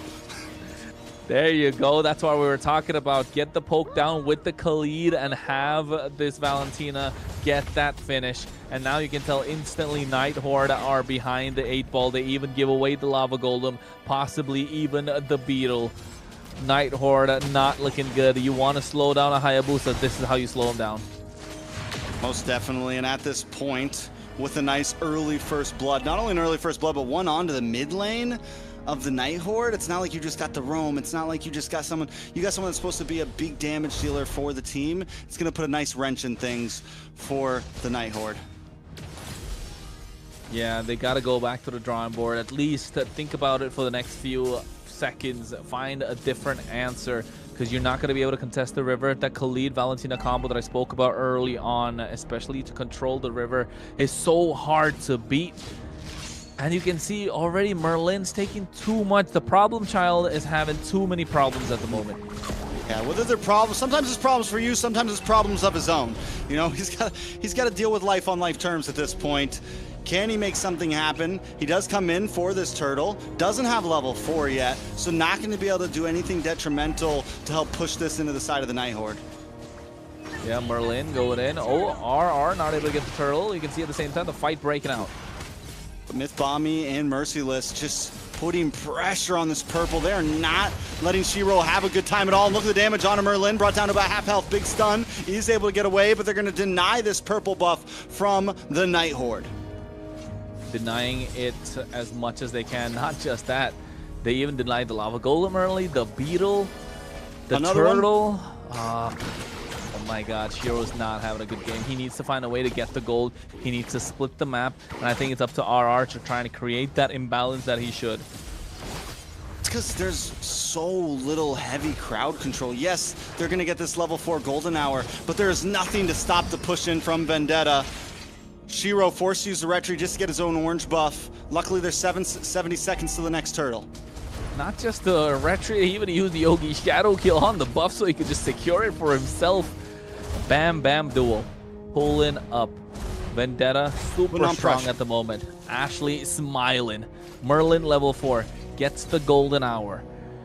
Again, if I was Night Horde, you really want RR to try and push it. You really want him to grab the attention of Vendetta and give a little space to Shiro. You want Shiro to breathe. He needs to be the assassin he is. He needs to be a ninja. A ninja can't be spotted. Yeah, RR's got to do what Merciless did last game pretty much. Just be in the face, keep Churobami at bay, keep the Bam Bam brothers at bay, essentially. Let's see if they can pull it off. A lot of damage on Merlin, though. Is able to just get away. Hat-trick comes back, Tarzan back to the mid lane. Yeah, and you can see Myth Bomby along with Churobami just dominating this river. And look at the top side. Kistler, yes, he hasn't gone down once, but Shiro hasn't even got the turtle. He hasn't got his purple buff, man. Only one purple buff. Purple back to back. Oh, no. Did you see the damage come out of that deadly magic? That was Uranus we're talking about. One deadly magic got him down to a quarter HP along with a poker trick. I gotta say, what did Matakucha say earlier? Oh, wait a second, a lot of damage up in the top side. Melon, able to just get away. Kistler wants to get the final shot. Oh. The turtle shield saving him there as well. It's not looking good. Things are not going right if you're a Night Horde. Feels like the luck is against you at this moment. Yeah, this is a tough spot. Myth Bomb in the backside. A nice pickup, though, from Colleen. Colleen will go down, though, in the end here. It's still a 1-for-1, but that's a big kill onto Tarzan, helping to slow things down. Slowing things down, and you're right, what Maracucho said. That hero is so broken if there's nobody to stop him. Not just nobody to stop him, he's just so broken on its own. He said he can literally kill anybody, and we just saw that in plain sight. It's so hard to kill Uranus, but no problem from Tarzan there. What do you think RR stands for? We gotta find out. Real. Yeah. Real. That's what it is. Real regulators on 8s. Real regulators on 8s. Hey, well, RR, indeed. RR. Night Horde on the back foot. Shiro, oh no, man, this is too much. And I think now they need to bounce back. Need to get something going for themselves. RR able to tank a lot, gets that deadly magic, half HP. Merciless comes in. Merlin needs to create space. Bam Bam Brothers not letting that happen. Ooh, Tarzan comes in, a lot of damage on a Colleen. Night Horde looking for a response on a Merciless. As Merlin gets, I mean, this is, we saw this last time. We saw Merciless just picking a target and listen, I'm gonna keep you away from your team as much as possible. They're gonna look at the items though, Kronos. Anything exciting? The only thing is that Shiro didn't even get nothing, not a single item. He hasn't built no War Axe, no Hunter Strike, no boots, only got the socks on, not a chop suey build, he's just got pieces. He's looking to find and put them all together. That's the one that I'm looking for. And at this point, Hayabusa, his level, Power Spike's gonna be level 12, but now he finally gets a War Axe. Luckily, Shiro's levels, though, haven't fallen too far behind. He's still only like about a level behind Tarzan. With how much Shiro's been getting denied, I would think it would have been a bit more. So we at least have a small bonus there for the Nighthorde. Yeah, definitely. A little bit of something to cheer them up. And if you're a Nighthorde fan, the same. Team from Canada coming through the open qualifiers. Same with Vendetta playing through the USA qualifier. Now you can see tracking shot, putting the bomb in place. The Bam Bam duo want to go in. Merciless splitting apart. RR is going to be the target, at least to get on top of him. Melon alongside Mythbommy, opening up the map on the bot side, looking to take down these towers. They need to protect this purple, and especially this mid-tier one. All right, so Churobami is going to get caught by the golden hour. For the rest of the team there, not to follow up. Nice shadow comes in. Shiro able to find Mythbommy. Blazing duet from Kistler, but he instantly gets the lead of Tarzan, takes him out with the deadly magic. And now Merlin and Colleen are on the run as RR tries to keep them at bay down to the bot side, though. Couple shots from Tarzan onto Shiro as Shiro tries to defend the tower.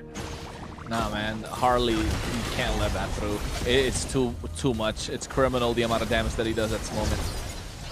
And it's not just damage, it's movement. It is the whole package, right? You can even get decent shred on a siege if a Lord's coming at you. I mean, overall, it kind of has it all right now. The Harley has been a monster across the board. Yeah, it definitely has. Got the Lightning Truncheon Genius Wand as well at the same time. Take a look at Colleen. He's got the Glowing Wand, looking to get that Genius. Hunter Strike in the pocket of Melon. So you know damage is slowly starting to show for both these teams. They're not far behind for the damage dealers especially, but Vendetta overall 4K ahead, and they pick him off again.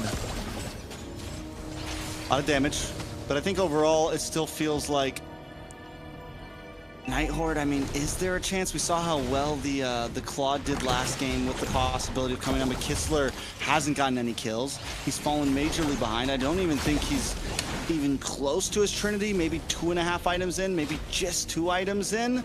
I'd love to see exactly how it looks. First Lord is going to easily go into the hands of Tarzan here, and Nighthorde just stays on the ropes.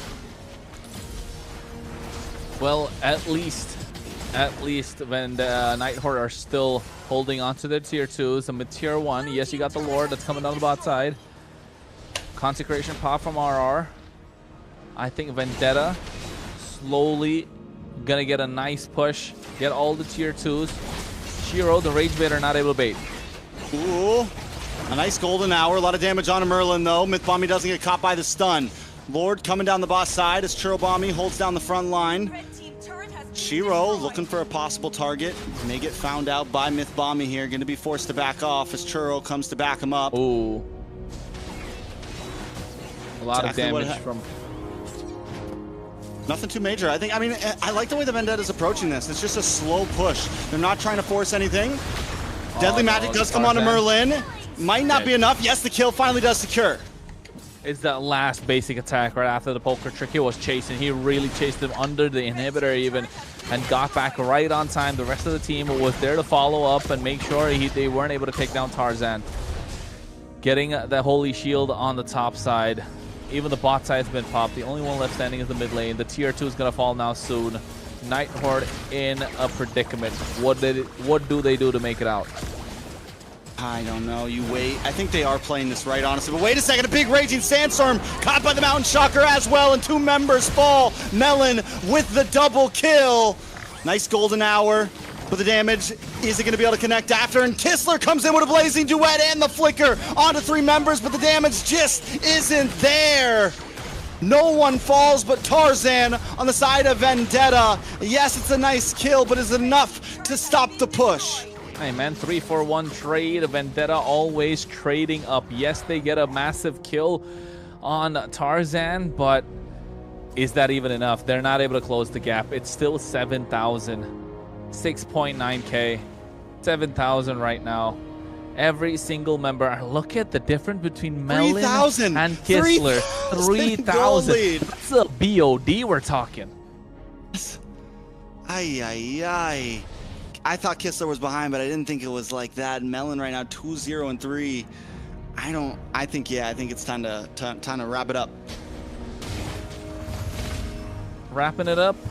Probably, I'd say so. Vendetta looking to take it all. Bet Ashley smiling. But Nighthorde looking to make a comeback possible. They're trying to find an opening, and I think Shiro's looking to take him down. It could come down to a 1v1 between Tarzan and Shiro. He definitely has the items, right? He has the War Axe, he has the Malefic Roar. He just needs a little bit more oomph. Maybe at that BOD, or maybe get even a Magic Blade. The thing is, they don't need Tarzan right now. Like, a little something. Merlin able to get the kill on Shirobami. One of the Bam Bam brothers are down. But it still doesn't matter. I mean, if they can find little picks like that continuously, yes, you got something. You got something, but there's so little big set potential, like big play potential from the Night Horde here. They have to kind of be reactionary. There's that BOD for Melon. It's not looking good now. It's not looking good. Shiro's been really good on this Hayabusa so far. Colleen gets taken away. And into the backside, a big stun. Shiro is able to take the Lord though, but a blazing duet from Kistler locks on a Mercy and more. And now it's looking bad, but Melon picks it up. Kistler finds Mythbommy. It's a 1v1, Melon on the run. RR8 just locking him down. Kistler, Melon, and Melon gets the kill once again. He's still up. Can he get away? How does he do it? Oh, the Traceless comes There in it clutch. is. Finds a triple. Finds a triple. Melon, a 5-0-4. Unleashing the beast. Bam Bam duo down, no problem. We got the Rookie of the Year. The Rookie of the Year, baby. Man of the Year. He's turned into the Man of the Year at this point. You know, Schoolboy 2 over here. Melon, man. No, you're not supposed to live that. You're not supposed to live that. But he lives that, and he comes back and still gets the kill. Hey, it's because of the build. Look at the build. He got himself the Endless Battle, right? Not many people go for the Endless Battle early, get the War Axe, and then go for the BOD. Maybe the Malefic Roar kind of shifted it up. Get that extra bit of life steal. That was super important in that fight with that one basic attacks, that Heavenly Bow, making a massive difference for him to survive. And then having the Traceless just to move out, you know he's locked in after the previous game. A 5-0-4 on the Eastern Shin of the goal lane. Yeah, bro is on a high. He's riding he's riding the wave right now. There's no stopping this kid right now. At this point, if they don't get, and at first it was all Tarzan, right? It's okay, Tarzan's a monster, but now you have two major problems, and we're not even talking about Churobami either, because there's some damage as well. There's some CC as well. The Night Horde has to think carefully about how these approaches these fights, and Shiro is doing a decent job at least clearing the off lanes, but is it going to be enough? When is it ever enough, Trex? When is it ever enough? Merlin It's never on enough. This photographer hasn't really been performing, has he? We've seen 2 games now, not looking good, but a fight could come through right now. Golden Hour. Ooh, Golden Hour only lands on a Melon. And no one's going to be able to close the distance because Mythbomb's there to help create the wall. Merciless jumps down. Oh, no. Colleen falls. Melon gets another kill with a blazing duet from Kistler, but it doesn't connect onto enough members. Shiro able to find Mythbomb though. Night Horde now looking for the advance as Melon was forced to back up. He's not there with the fight. I don't think he wants to take it. Turo and Merciless on the run. Merlin looking for the cutoff, looking for the stun, and he walks right into Melon, the wrong target. But wait a second, shadow kill onto Turo. Melon still looking for maybe the re-engage here. Does he want to go for a 1v3? He decides to back off. Night Horde finally went out on a fight. Yeah, I think that was back and forth. It came down to Tarzan getting picked off early by Colleen, the Chaos Assault, even taking that deadly magic, using the Brilliance, making it out alive, baiting too much. Tarzan has fell for that 3 times now. Colleen is able to get away with a blazing duet coming in. Kistler goes down. Kistler falls, which is huge. It's a 40-second death counter on the clock for him, and just in time for Merciless to get on the field and for Vendetta to try to make a difference here. Lord is on the map, and this could be one of the last Lords we see. Yeah, it definitely could be. 16 minutes in. It's not the Evolved Lord, but it's got to the point where both these teams are kind of now backed up. Vendetta still have the advantage. 5.7k goal lead, it's enough. It's a big difference maker, right? And most of it in the hands of Melon. All right, can they do it? It's Melon and Tarzan on the Lord right now. With Bomby brought low. There goes a shadow kill, used for nothing. Raging Sandstorm does come out, does not connect. Night Horde forced back. Lord gonna be marching down soon, and Vendetta don't need a push right now. They can just wait for it to come. I loved what MLBB did there, right? He was able to use the quicksand guard right next to the minions when he knew Shiro was visible. So the Ogi shadow kill, get the damage split apart. And thanks to that, you can see MLBB was able to survive. He even had the Sea Halberd. So yes, if it was just MLBB by himself, it could have been all Shiro. But now that's what they're looking at, a Night Horde facing down the barrel of a shotgun, and Vendetta are the ones to pull the trigger. Lord coming down the bot side. Will they be able to finish? All right, Night Horde is on the defense. They do have some shred capabilities with Colleen and Kistler. Vendetta still have to watch about how they approach this fight. One misplay could cost them a big turnaround. Lord breaks through as Melon moves around to the mid with a concealed play. A lot of damage on Merlin, brought down to about half health. Tarzan to the backside though, taken out. Shiro with the Ogi shadow kill, and MLBB's brought low as well. Merlin looking for the stun, able to connect onto none. But a blazing duet from Kistler, rocks onto multiple members. Winter Crown pops as well. Vendetta getting pushed back. Melon still on the field with the rest of the team, but with Tarzan gone, Night Horde has an advantage in these fights. Yeah, they definitely have an advantage. Tarzan, this is the third time that's happened to him. Shiro has been playing out of his mind with all the invades that's coming. 5-0-5 hasn't been taken out a single time. Only shadow kill. He's juking. He's looking for something. He's looking for something. A lot of damage. Oh no, he's trying to go in as well. MLBB able to survive with the help of the quicksand guard. And now you can see Shiro bobbing, weaving, got the immortality. Risky plays. He's been doing this the entire time. This guy's been rage baiting, man. We saw that yesterday with the Guinevere. He's doing it again tonight with this Hayabusa. 5-0-5 with the amount of invades that we've seen throughout the game for the first 6 minutes. He got what, 1 purple buff out of what, 4? Yeah. This is not possible. He's a full build right now. He's able to do it. They need to slow him down, but they're not able to. My guy hung on for dear life, never took a death. Lost, like you said, lost so many jungle camps, but it's all biding time. And Melon's starting to have a hard time finding targets. Night Horde seems to be adapting, knowing, hey, this is where we messed up. This is how we need to approach these fights now, and they're approaching them well. Another thing to point out is RR is becoming harder and harder to kill. Night Horde has finally found a moment. It's late game. It's everyone's maxed out on items at this point, but that's where the playing field has been evened, and even Merlin is getting better at landing some of these important golden hours and finding the stuns. And not just Merlin, right? Churobami using the golden hour, using the IMU for disengage, but the problem has been Tarzan. Yes, he can burst anybody down, but don't forget, Harley's as squishy as a cannon, not even as a cannon minion, to be honest. Cannon minion is probably tankier at this point of the game. Tarzan just needs to find the right timing.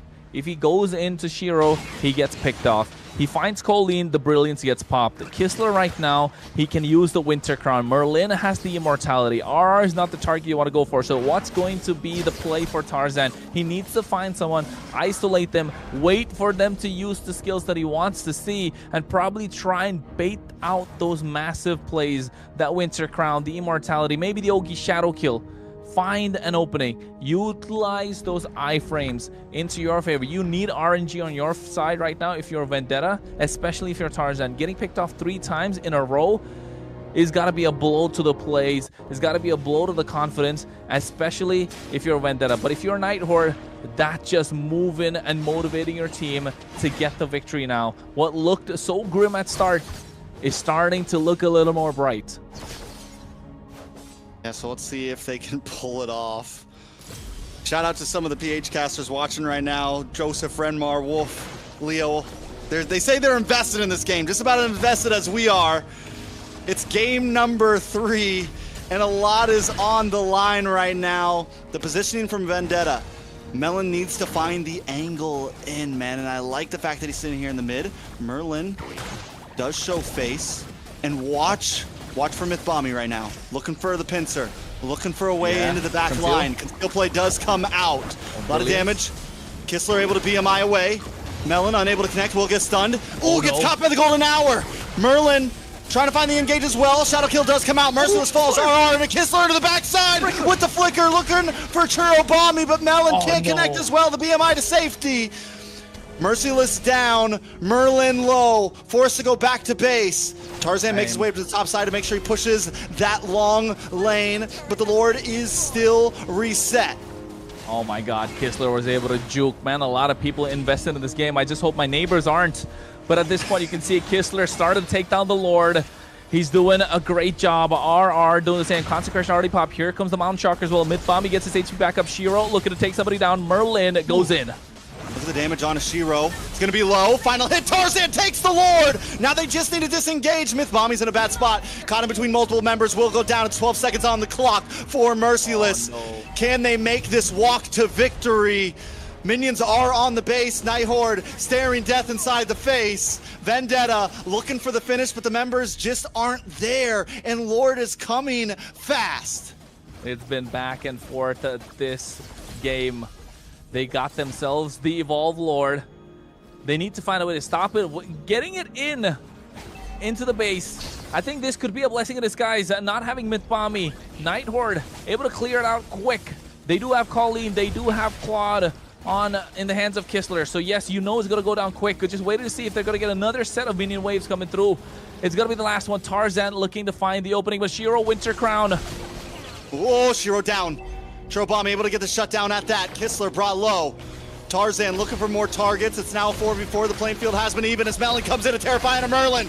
But the golden hour finds 3. Kistler comes in with a blazing duet just to try to get to safety, just to try to get some health back. They got to get back to safety. 4 members still looking for the engage from Vendetta. Melon wants to clear this minion. Do they keep the push going as Kistler and the rest of the team look to defend? Waiting for another wave, and Myth Bomby is showing up as well soon. Yeah, and I think definitely they can. They need to put the pressure. You can see already Churobami going on top. Kistler goes to the back line. And now you're looking at a fight breaking out. RR trying to survive. Consecration comes in as well. A deadly magic being used up. And they go in. Are they going to be able to end? And Kistler trying to defend for his life. And at the same time, Colleen. Oh, they're able to get the clear. 5 members of Vendetta desperately trying to go in. Merlin is there as well, trying to buy some time. Mythbomby goes down. RR able to get that kill. Night Horde defend once again. 24 minutes deep. We are in the midst of it right now. Vendetta try for the push, but the Night Horde continues to defend. Merlin with an amazing, what was that, a 4-man golden hour? A 4-man golden hour there? Able to slow things down as much as possible. Mythbomby comes in and quickly bites a bullet. 36 seconds on the clock. Lord's gonna be up in 14. With that man down, will Night Horde try to rush this? I think they should. I really thought the game slipped when Shiro went down, because he was the one that's kind of holding on the entire time. Now Melon 706. He's been the carry for Vendetta the entire time. Tarzan, at this moment, it feels like he's been neutralized, right? Night Horde have found a way to shut him down. And now 60,000 HP on the Lord. Merciless is there to contest. Colleen already popping in the Chaos Assault. They're looking to blitz this Lord as fast as possible. Night Horde are desperate. Yeah, Melon trying to find a way in as well, but the Lord is too low. Who's going to end up getting this? Shiro close, but Churobami steals it out of their fingertips. Merciless does go down. It's another member off the field, but I don't think they want to force this, but they're not listening to me. The Bam Bam Brothers show up, and Colleen might not be able to get away. The golden hour does lock on, but Mythbomby tries to get a final hit. He's unable to secure the kill. Churobami locks in as well, but the Brilliance comes out, and now RR chasing down as well. The quicksand heal comes out. Mythbomby's still okay, but the Ogi Shadow kill isn't able to get it. And Churobami finds Shiro. Lord marching down still. Can Vendetta end this here? I'm not sure if they'll be able to do it. They do have Kistler up. Colleen's there as well. But at the same time, Merlin goes in with a tracking shot. RR trying to pull the Lord's aggro to his side. Churobami taken down. Immortality not present at the moment. So much time being invested to try and take down one singular target. And that was Shiro. He's been bobbing and weaving, man. He's been juking the entire time. It's only the 3rd series of the day treks. We still have one more to go. So don't get on mode of relaxation, because if you ask me, Night Horde, oh my goodness, how are they able to hold on for dear life after everything that's gone down? 707 on Melon. This Yi Sun Shin not getting enough space. The Night Horde. what keeps happening is Vendetta's committing so much to get these lords, right? And yes, they're getting the lords, but they always trade someone for them. And Nighthorde's doing a good job. It's like, fine, you can have the lord, but we're at least taking 1 or 2 of your members with us, and that means Vendetta can't get a full push. And the timing on the lords is so forced that they can't do it super early. Not just that, Tarzan as well, right? Again, has it been like? Has it been 15 minutes, or rather 10 minutes since he's got a kill? He was 5-1-3, if I'm not wrong. Just got 1 assist in the past 10 minutes when we know Harley's kind of broken. So clearly, Nighthorde have found a way to deal with the Harley problem. The only thing they can't deal with is Melon on this Eastern Shin when he has the space. He's able to kite out with the help of the Traceless. Nobody's able to get on top of him. But the problem for Nighthorde has mainly been the Bam Bam duo. MLBB and Churro Bombi. The Bam Bros just doing such a fantastic job. And Merciless still being as annoying as he can on this Patrick. Merlin getting good golden hours, but just no follow-up, not enough AoE, not enough projectile. All right, more fights. Ooh, MLBB going to get knocked up from the Lord. Brought down to about 20% health. This is a bad spot. Needs to use a quicksand guard to get some health back. Should be okay. You got to give it up to Nighthorde as well here. They are doing this with no inhibitors. They've been fighting for Lords with no inhibitors. They've been rushing them so hard that Vendetta can't even play the long lane right now. They do maybe need to think about slow pushing this. They need to make sure that bot lane is just constantly pushing. And once they get vision on Shiro, that's your time to strike. Once one member's down from Nighthorde, that's your time to try to force things so that you're not losing a member in these fights. Here comes Merlin though, the problem child. Coaches, casters, analysts, you're watching a Nighthorde game, throw that book out the window. Nothing works. Expect the unexpected. And now you can see already MLBB trying to contest, making a problem for the Nighthorde. RR just sustaining the entire thing. This Uranus, how are they going to stop him? They have no DPS to take him down. Tarzan's the only one, but at this moment, do they even have the damage? RR is just there in the Lord Pit, the Lord Dance is going on for such a long time. We're almost 30 minutes deep into the game. This could be the longest game so far in MCT. Tarzan tries to go down a bot lane, is forced to come back quickly. Merciless into the backside, a big miss on the Raging Sandstorm. A nice golden hour, does connect onto RR. Lord down about 20%. This could be the one that matters. MLBB, immortality does pop. Tarzan into the backside, trying to get a deadly magic onto any target, but Kistler with a blazing duet still doesn't output the damage just yet. But Tarzan still secures the Lord. Winter Crown does come out. Tarzan taken out from Shiro though, as Melon on the backside is attacked by Nogi Shadow Kill, and Merlin tries to lock in. The immortality pops. Members of Vendetta are just trying to survive at this point. Melon survives once again, 7-0-7. How does this guy do it? And now Tropa, oh but wait! The base! Minions on the base! How did I miss that call? No, the fights I'm not were so ready. Intense. The fights were so intense. Oh my goodness. We both were looking at the Lord. We were trying to see how were they going to end this. Were they going to be able to take it? But it was just to prevent them from getting the base crystal. Going back to defend. Oh no, my neighbors are knocking my door, man. This game was totally worth it. But oh my goodness, back and forth. I feel like a failure as a caster that I didn't see those minions, but I was so locked in. I'm sorry to the viewers. We didn't get the big shout. We didn't get the big, but golly, what a way for that to end. Yeah, it seemed like production also didn't know that was happening, because I don't think anybody was watching and expecting that. But yeah, I mean, it's kind of hard to say who really deserved the MVP. Was it the players? The minions? Was it the minions, right? Oh no, Nighthorde, what did they do? They found a way to deal with all the problems.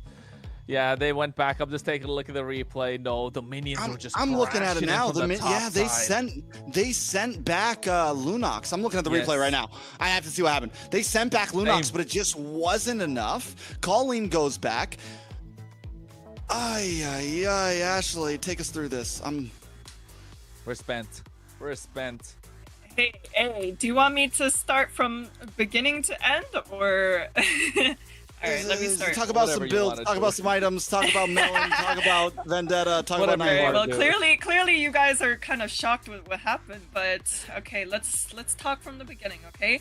So as of right now, we got 2 Marcel pickups and 2 losses on it. You know, I'm not too sure if these teams are confident around, you know, drafting around this Marcel, or maybe even just the lane pressure to worry about. But yeah, clearly not a lot of people were expecting the game to finish that way, right? So minute 1 was already just a domination from the duo mid, the Bam brothers, whatever you want to call it. Bam Bros. Bam Bam. Yeah, the duo, Bam man. Bros, right? Bam Bros. You Bam can't Bros, call the them Bam Bros. Bam Bros. It's gotta be Bam Bam Bros. Come on. The Bam Bam Bros. Okay, my Bam bad. Bam But, you know, like, ultimately Churro was able to shine on this Valentina and was showing the world that, you know, arguably he might be the best mage in NA. And and as for someone who's been refusing to pick up this YSS for many months, and that's a fact, Melon was able to, you know, lock in the pick and really do well against this Claude that was, you know, getting a bit of farm. But ultimately, I do think on the side of Vendetta, they had a better source of macro thus far. The MVP will go Who is it? to Um, Melon. Oh, had to be, right? But Has to be. honestly, Gotta be guys, yours, I think wins. Fair enough, fair enough. I mean, honestly, yeah, the minions, the whole team, overall, just what a series. Totally worth it. Totally worth it. And not just that, Trex. We got 1 more to go. Hey, 1 more to go with the MVP for Melon on this Eastern Shin. Clean, crisp, using the traceless at the right time. The Mountain Shark is providing vision wherever he goes. He's there dishing out the damage. Heavenly Bow goes in and gets out. And you can see he's able to kite at the right time, maximizing what this Eastern Shin can do. And this is what we're looking at. This is a play where he got Kistler, almost able to get RR. Gonna go down again with the traces, goes back out, looking to go back in, but Churobami got the job done anyway and finds himself a triple. Melon 707 clutch on that Eastern Shin. I still got, I'm speechless. I'm speechless right now. What a legendary way out. Alright, guys? I mean, hey man, get it how you can.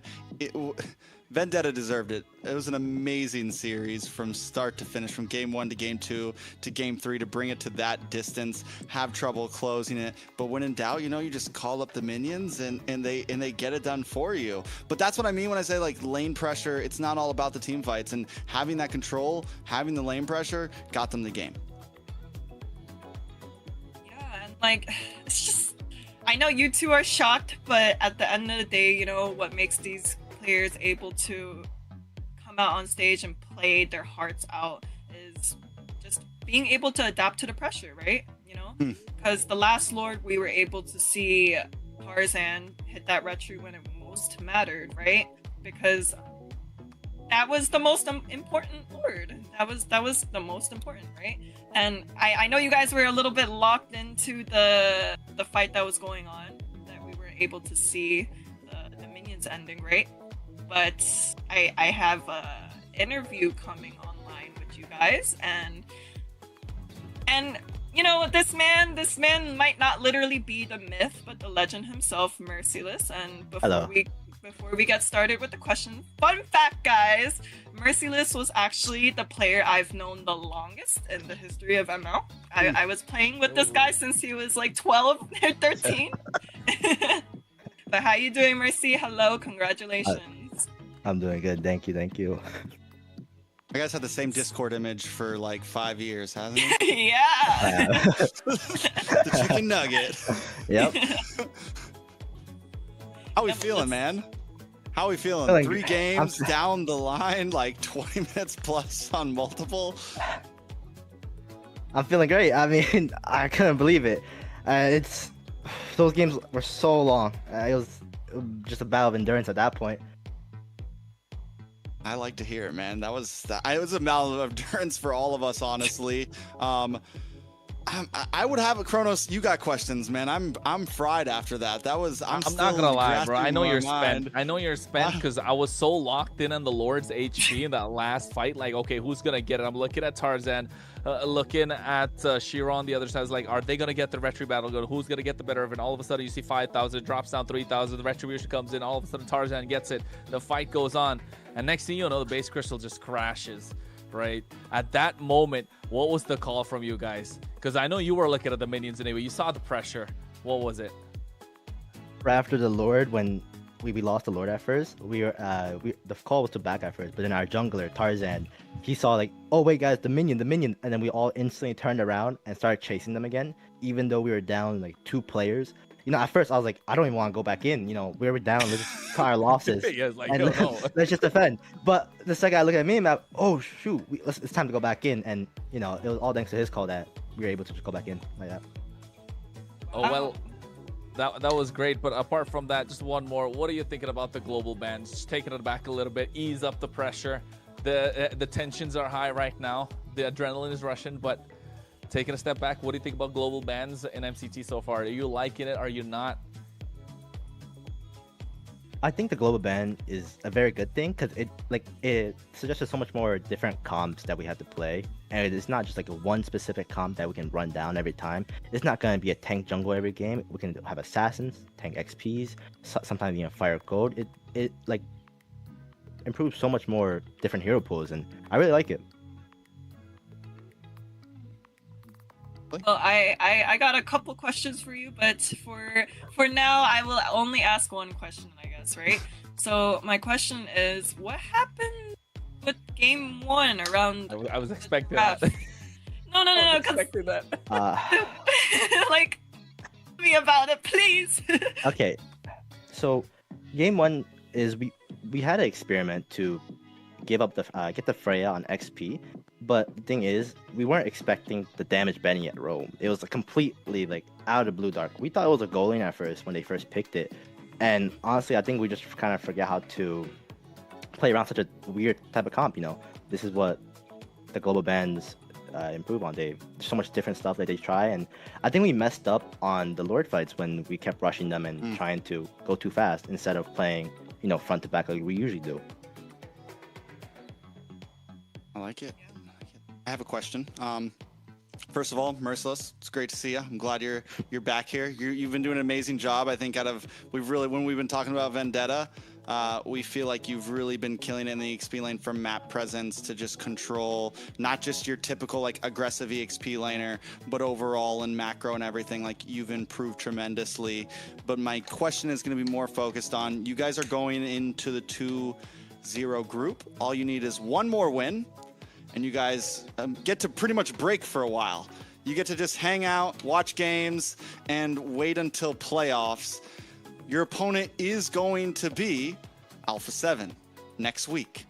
Probably Thursday, maybe Friday. I don't know how they're going to do the schedule. How do we feel about that game coming up? Are you confident? Any words for them? You know, it doesn't have to be spicy or anything like that, but you know, you got like you're coming into a very big game for you guys. I think they've been the team to beat for the longest of time, and you know, I've always tried to like beat them for long. I think there's more of a vendetta we have against them because we this is our goal. And I'm feeling pretty confident going into this match maybe next week, and you know, I wish them the best of lucks. Like it. Hey man, nothing from me. I'm happy. I'm happy. That game was absolute cinema, bro.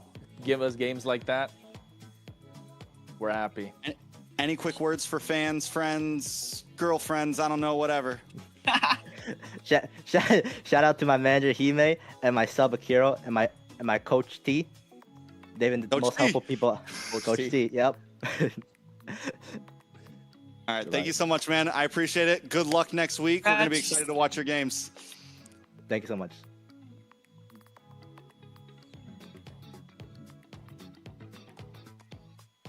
Sheesh.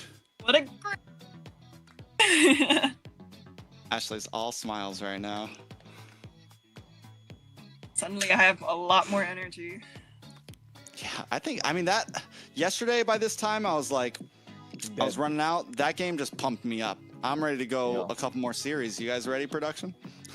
I mean, let's just do that. Let's just do the Alpha 7 game and Vendetta game tonight. You know what I'm saying? Yeah, why not? Why not? We're ready to go. Okay. All right. Let's let's stop reaching out there for a second. We still have a series left.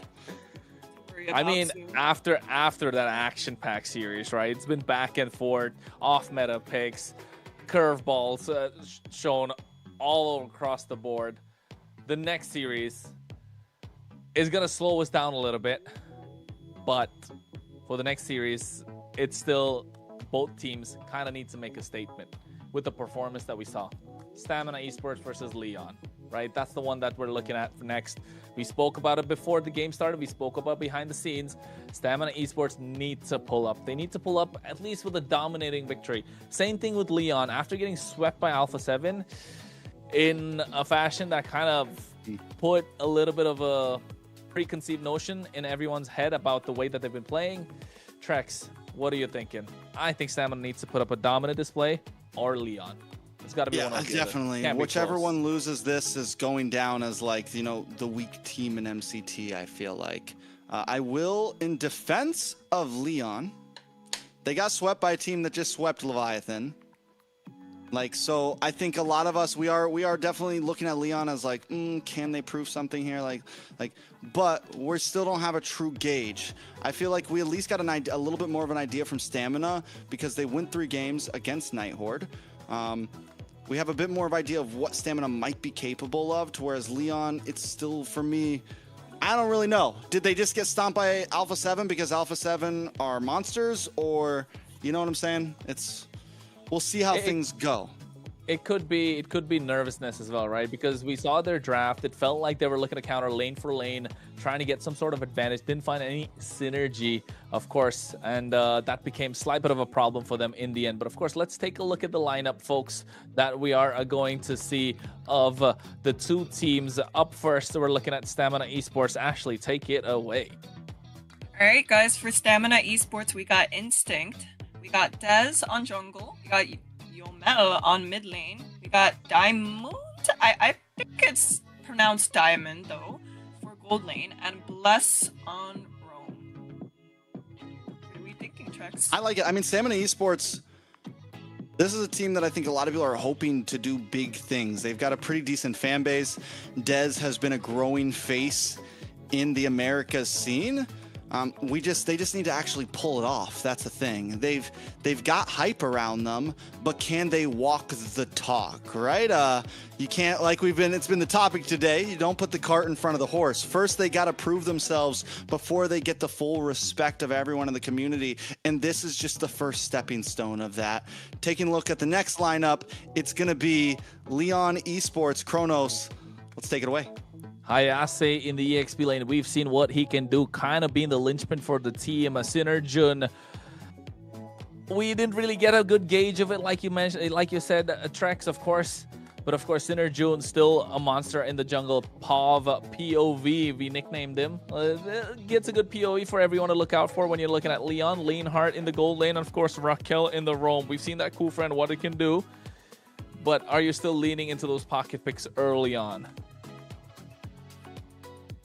I mean, it's going to definitely be up in the air. We saw some interesting picks from Leon yesterday. We saw the Leslie get picked up in the gold lane. We saw things like the Kagura. We saw the Kufra in that game 1, which had a lot of us questioning, and it looked promising at first, especially against a team like Alpha 7. But then we started to see the mistakes come through. I think coming into this series, what I want to see from them is keep it basic, keep it simple.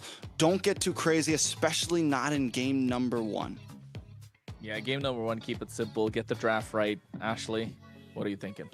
Yeah, and I know how you guys were previously saying something along the sorts of, oh, it might set a pace or set a standard of who the weakest teams might be, but, you know, I mean, I experienced it the first hand myself, you know, like my team has been losing the first couple games in the international scene, and then after that we just started, you know, bulldozing every single team, so it's not completely impossible for a team like Lion or Stamina. mean, hey, not everyone Look at can be her Navi being such a players, right? positive caster. I know.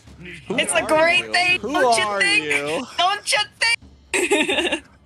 Day She just 2, a won, different that's why. person. She's like all flowers and unicorns and butterflies. Oh. She's like, my team's good. Everyone else, we'll just figure it out. No, I don't think that at all, guys. I don't think that. Well, Stamina Esports on the blue side, Leon on the red. Bear coach, no coach. The lineups are ready. Boxia, Jushin off the table. Are we looking at the Phobias coming out? Maybe the Freya on the side of Leon? Freya, Marcel, the typical no-brainer bands, right? But, I mean, so far we haven't been seeing a successful Marcel pick. Cure the pain. Yeah, you're right. It's 0% win rate right now. It's only been picked twice. So is there going to be a point where maybe it starts getting let through, honestly? I don't think so. I don't think so. I think Marcel is still good, but like we saw in the previous series, right, where Marcel was picked up, where there was no synergy. Not the third series, the second series of the day. Influence, Rage, Origins, and U2 Esports. We saw the Marcel get picked up, but not a lot of synergy with the heroes surrounding him. Same thing that happened in the previous game. Marcel was good, but not the right pieces around him. If you find the right pieces to activate and maximize what this golden hour can bring in, then yes, I think Marcel's going to be a great pick. But all that yapping for nothing, Marcel gets banned out. So does the Valentina. Freya, all this on the blue side. Stamina Esports. Even yesterday, they kind of had a similar ban, right? They took out the Freya. They didn't really play it a lot. And it is interesting how so many blue teams have been banning out the Freya when it's not like, especially at this point where Marcel and Jushin are already banned, so you're not losing too much, like you're not risking a lot. There's not another extreme prio ban that needs to happen. And I think you could definitely leave that in the hands of Leon. And if they decide not to, then you get yourself a nice free pick. Yeah, I mean, far we still have like the Sora pick open, so on the side of Leon they have to pick between the Sora I've ban been waiting for too long. okay, or the carry ban. I mean, okay, so there's no direct counter for the Sora, right? Valentina's not open, so yeah, you just pick up, I think you just first pick Sora here, honestly.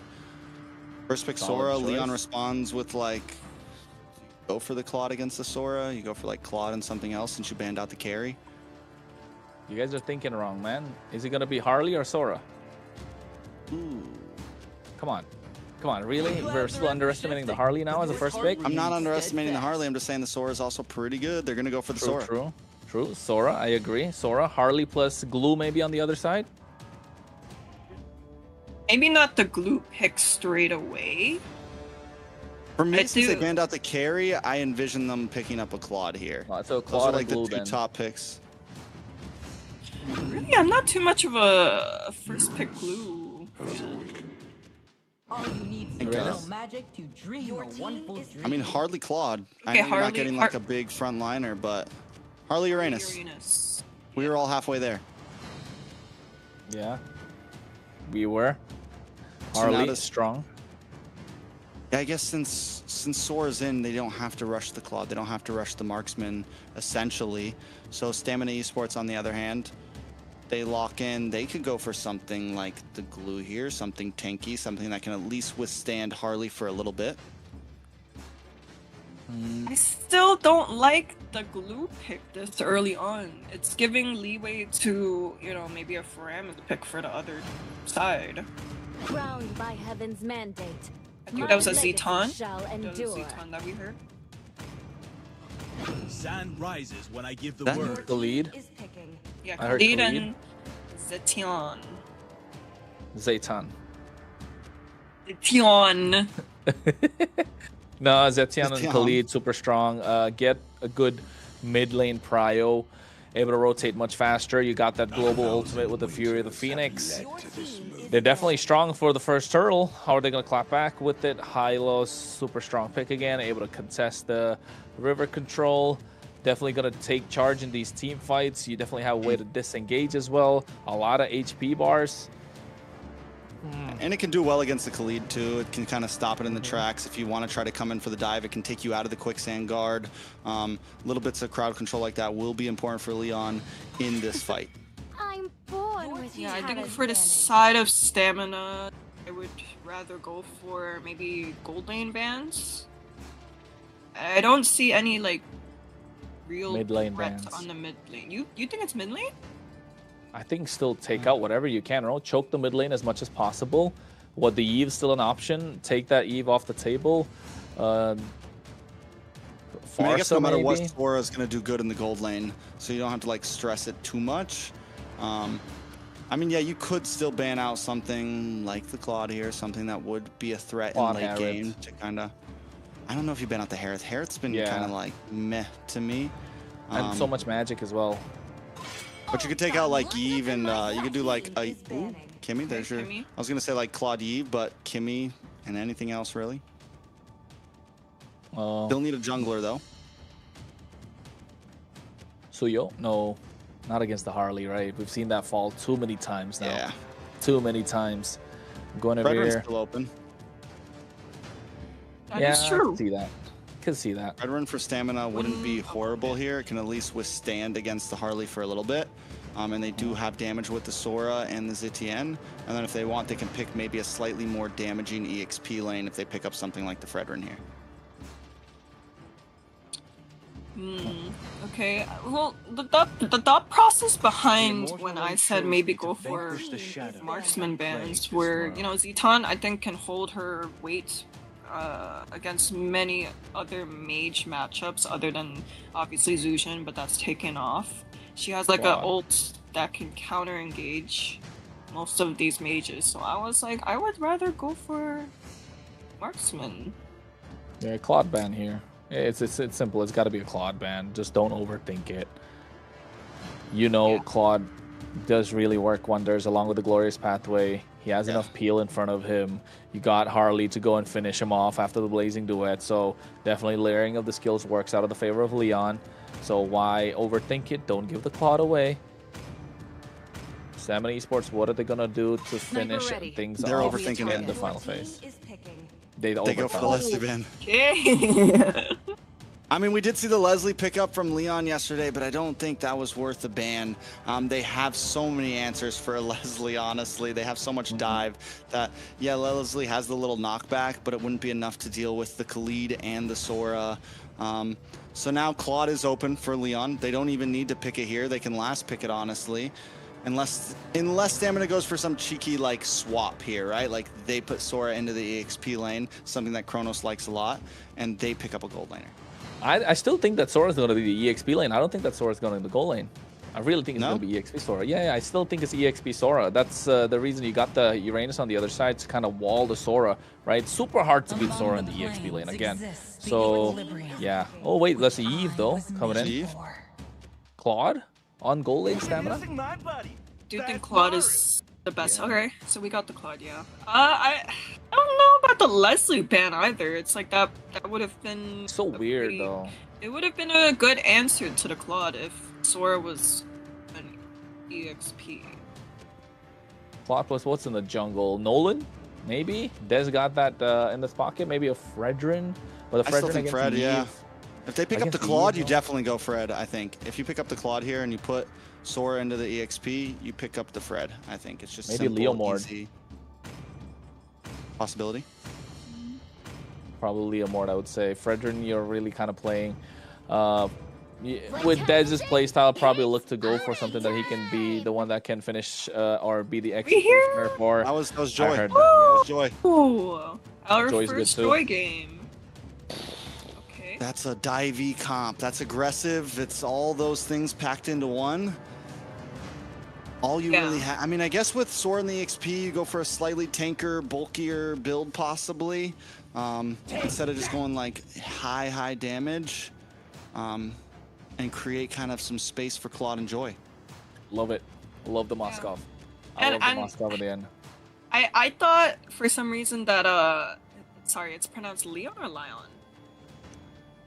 I've just been Leon. going around with Leon, Kronos. Leon, it's Leon. Bro, he's been saying Leon all day. It's Leon, yeah. Okay, yeah, so for Leon, like I got confused. I thought they were up the Claude first, but it makes more sense for the side of Stamina to pick up that Claude. That makes more sense with the Leslie ban. But what are you guys thinking about? Which draft looks better? Because honestly, we I got like plenty both. of time. Do you like both? That's your final like both. say so? Who do you think's gonna take game 1? I will throw out a guess and say Stamina. All right. I guess, guys. What about you, Trex? I'm a caster. I don't want to vote on a game, and we're about to jump into Okay. game 2. So Kronos, bring us in. Hey man, it's going to be the final series of the day of this week, of course, for MCT AMER North. And we're talking about Stamina Esports versus Leon. Both starting off on a terrible note yesterday, looking to even out the score and make it 1-1. Who's going to be the first one to call it first blood in this series? Best of 3. Stamina Esports versus Leon. Blue, red. Let's get into it. Yeah, I'm excited to see how this Joy ends up working out. We said it's the first one that we've seen so far in MCT. It is only day 2. We thought we heard it the other day, but it was not the Joy coming through. Look at the damage though on a Bless already. It is not looking good. Bless taking too much damage. Raquel along with Sinner June and POV. Yeah, Leon already getting some nice river control here. They are kind of taking it slow though. They're not going to rush the wave down. They want to try to let Stamina Esports lose some camps here, possibly lose some gold. On the bot side, we have Sora in the XP up against Hayase. Yeah, you can see player cams are on this time as well. It's all going to come down to how this first turtle is going to go. Dez is definitely looking to get on top of Pav when he drops down that RWM. Yeah, and I think overall, yeah, Dez, if he can really make the moves down, it's going to be clutch. I'm excited. Another thing, Sinner June versus Dez. Are we going to get a crazy 1v1 here? Some magic tricks, some dashes through? Yeah, because it's 2 heroes that we could definitely see something crazy happen through. Here comes Sinner June. Oh, no, Bless. Gets a deadly magic.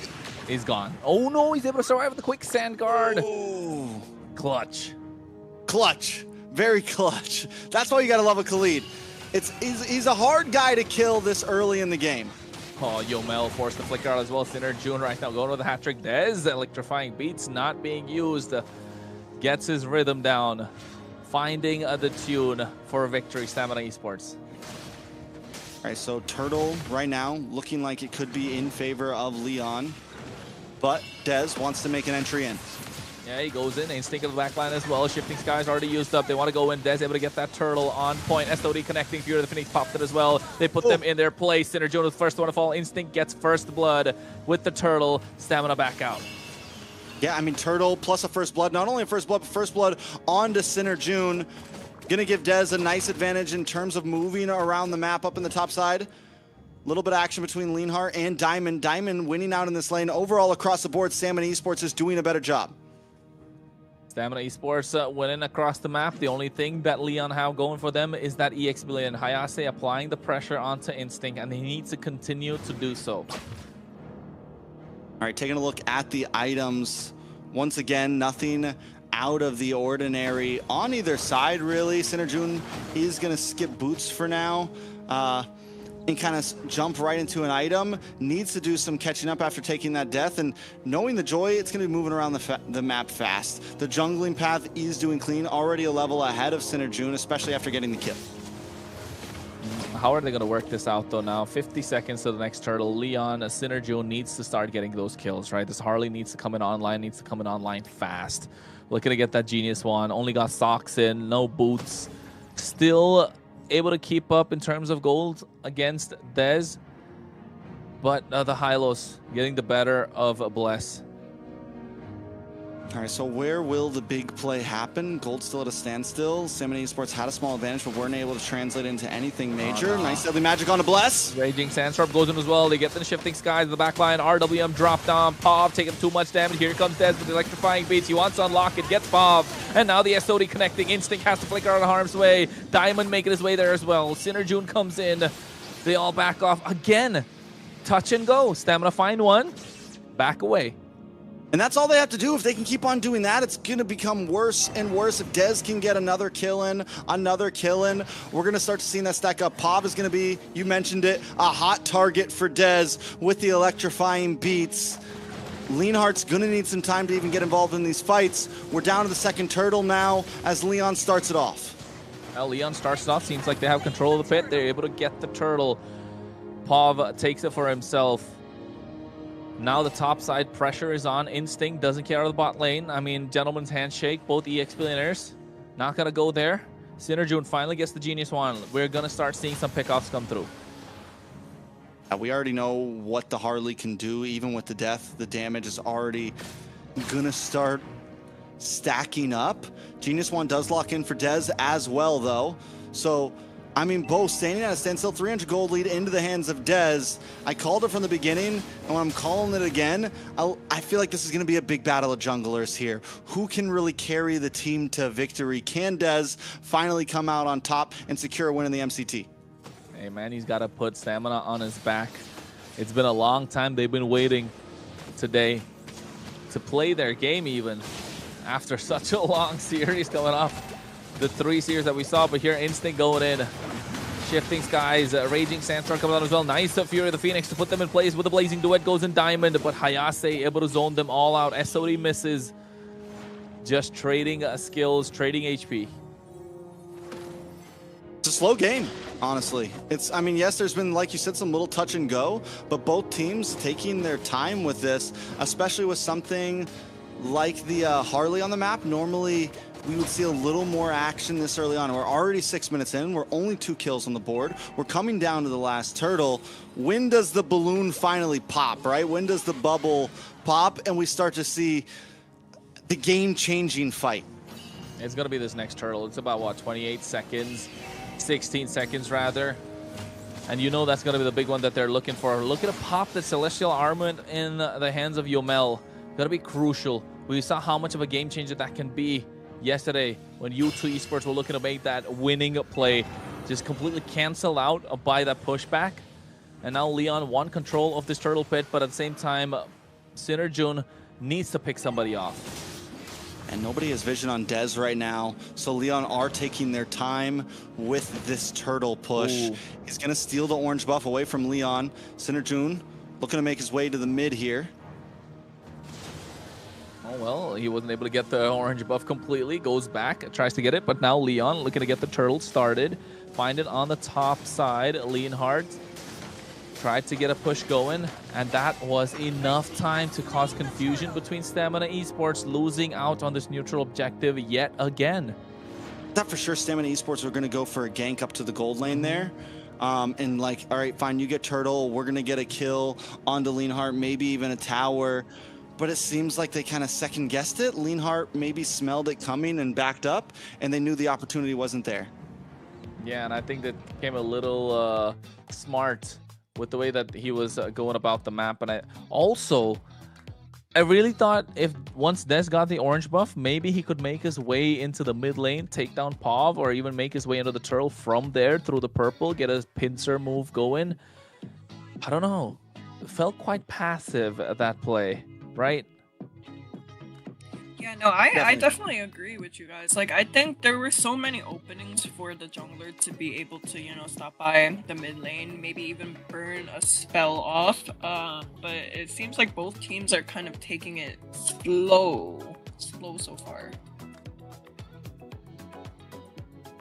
Yeah, I mean, so at this point, where do we go from here? I think Stamina, I mean, again, it's all waiting for the bubble to pop, right? It's all waiting for a moment that somebody overextends a little bit. But when you have something like a Harley, you have something like a Joy, it's not like a Fred where it's like you're forcing fights, right? You're looking for small moments. You're looking for small pickoffs. You're looking for any time that you can kind of like, you know, just take advantage. You're not looking for a big brawl just yet. And you add that up with the Moskov and the Claude, both more mid to late game heroes. Neither team needs to force anything right now. I think maybe even First Lord could be the big bubble pop, right? 8 minutes, everyone has about 2 or 3 items locked in. That's when we could really see something crazy. Yeah, that is true. Like, the thing with both of these teams is both the Claude and the Moskov need the Trinity to really come online. So you do make a good point that both teams do kind of have to buy some time for their gold laners to really get those items and, you know, start doing damage and start controlling the pace of the game. So, but I do think maybe the Harley could have just kicked his head into a side lane or so, but maybe we'll see more of that. We'll see what happens. We're going to be jumping back into the game now, Kronos. A quick pause. Things have been figured out. And now we're just waiting on this Lord to come. Taking a look at the items. Genius Wands on both junglers. Down in the gold lane. We go for a DHS first into Diamond and a Corrosion Scythe onto Leonhardt. But yeah, gold pretty much at a standstill in all the places it matters. Yeah, both of them should be getting their golden staff at the moment. Leon, I mean, we are talking about quite a lot of things coming through, but I just want Synerjun to come online if you're a Leon fan, right? You're looking at this Harley looking to pop off. You're looking at this Harley to get someone down. Just kind of underwhelming when you see Harley and a Joy on both sides or either side, and neither one gets a kill. But Leonhardt goes down, Blazing Duet comes in early. Diamond goes back, but Pav able to get that one through. But a lot of resources expended for that just one kill. A gold laner for gold laner. Yomel's actually the one who ends up securing the kill with the Fury of the Phoenix. Enough damage goes down from Diamond, but Diamond goes too deep and is caught off by the rest of the team. Look at the dive though in the middle side. The bubble is popping. Synerjun falls as well. 4 kills now into the hands of Stamina Esports, but a tower drops on the top side. Leon making up ground. Yeah, they're evening up the tower structures, of course, but in terms of kills, they've been behind. It feels like they're lacking confidence. Are they paying a little too much respect to Stamina Esports here? But never mind, Windstrike coming through. Here goes the Shifting Skies, but at the same time, their damage is being dished out, but not the right target. I mean, we'll see exactly how it goes down on the boss side. Stamina Esports looking for a response of their own. They're able to take out Leonhardt. Diamond gets the kill. Tower drops on the boss side as well. Stamina Esports Lord coming up. It almost feels like Leon are playing too passive, right? It's too passive to be true at this point. A little too much respect paid for Stamina Esports, and I think this is too much for them to handle. The Lord is up already, 9 minutes 40 seconds in at this point. Hayase needs to get control of this Lord Pit along with Raquel. A lot of HPs is there. They do have the Revitalize. Diamond already getting it started. You can see Bless take it down low with the Deadly Magic. Here comes the Fury of the Phoenix 12. Slow them down. Glorious Path they used in early. Hayase zoning them out in the back line. You can see already POV. Pav has to flicker out. Instinct getting caught now with a poker trick. Already used the Shifting Skies. The fight has been dispersed. It's been back and forth. Nothing falling through so far. Dez trying to get a push up top, trying to shove the waves in, but Leonhardt able to get the tier 1 tower on the bot side. Mid should be the one that they're looking at. Synerjun getting caught up by Bless. Raging Sandstorm coming in as well. Desert Tornado. Hat trick out of there. Diamond is there. Dishing out the damage. Again, this tango. The cha-cha for the Lord Dance continues. Bless taking out another Deadly Magic, but oh my god, the Wind Strike coming through as well. They go in for the Shifting Skies. Blazing Duet at the same time. Synerjun is out. 4 members taken away by Leon, or from Leon by Stamina Esports. The Lord is marching on the bot side. The only one left standing is this lonely Uranus trying to defend the mid-tier 1. And now they're trying to catch them off guard. A sandwich play to get the wipeout, and they do that indeed. Stamina Esports dominating this play in that Lord Pit, and what a play coming in from Instinct. Goes in at the right time, gets the Wind Stride and the Shifting Skies. Now the Lord marching on the bot side. Stamina Esports have advantage. All it takes is one moment. We're waiting for the bubble to pop, and First Lord was it. Stamina Esports clears out the team. And again, right, it was Synerjun getting caught out first, mispositioning himself. I don't think I've ever seen a Harley play so passive. That's been kind of the problem here, if you ask me, for Leon. Synerjun needs to be a little more active around the map. Be a little more, I don't know, on the front foot, taking charge. Be an assassin. Maybe it's a comfortability thing. Maybe it's like, oh, we have to pick this. Maybe he's just not quite there yet on the hero. 0-3-0 is not what we normally see from a Harley in any game. This has been one of the most powerful picks, and it's not like he's up against a bunch of counters or anything. This should have been a time for Leon to really shine with Synerjun, but they weren't able to pull through. I mean, not just that, right? I mean, not taking away any credit from Bless. He was able to body block quite a lot of those deadly magics, but with Synerjun playing on such a mobile hero, he should be able to cast the backline. But by no means is he behind in terms of farm, right? But Instinct goes in, Fury Phoenix popped it as well, Glorious Patty comes in, now the Blazing Duet Diamond goes in, they get first one to fall is Synerjun. Instinct with the Shifting Skies gets shut down by Pav. Dez gets the SOD on him, but makes his way out of there. So 1-for-1 trade, but Stamina still get the better. Yeah, a much better. You take another kill on a Synerjun. At this point, you could start looking for trades elsewhere because Synerjun's going to be so far behind that now it's, okay, who do we want to target down on next? Leonhardt's already take 3 deaths as well. So the major damage dealers of Leon just are unable to output. It's going to be a while until they can. Probably we're talking at this point, we're looking into the 18th minute mark till Leon can really put up a fight. We're looking at end-to-end game till Leon can really put up a fight. I don't know, man. If they got to take it to that point, maybe another 5-10 minutes. But can they really hold on? Yes, they have Leonhardt who can kind of get a split push possible. 10 seconds to the Lord Treks. I don't know. We need to see some macro plays come out. But Diamond is on top of it. Yeah, Diamond's controlling the map.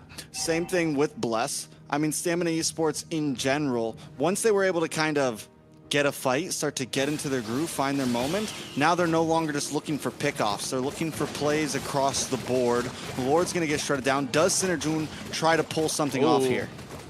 SOD connecting. But you know what? I want to kind of... I mean, he's not going to go through, right? I'm trying to say, like, Stamina Esports were in a similar position yesterday with game number 1, right? They were super utterly dominating, but really let the game slip after a while against Night Horde. That went on, what, 27 minutes? And then they overheated. Can Leon do the same?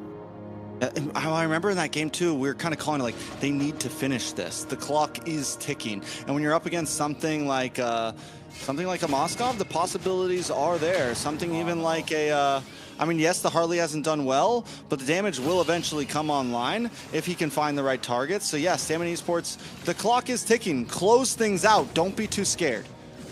Yeah, I think looking to get the push on the final third. Concealed play coming as well. Furious Phoenix along with a Wombo. Combo the Blazing Duet at the same time. And Stamina Esports collapse on top of Leon, but only get one. And that's going to be Leonhardt. But that is enough for them to try and get the base crystal. Look at the Siege at the inhibitor on the bot side. The Lord already taken down. Bless creating the space that they need. Diamond wants to go in and get the finish. And Stamina Esports, they respect and go back.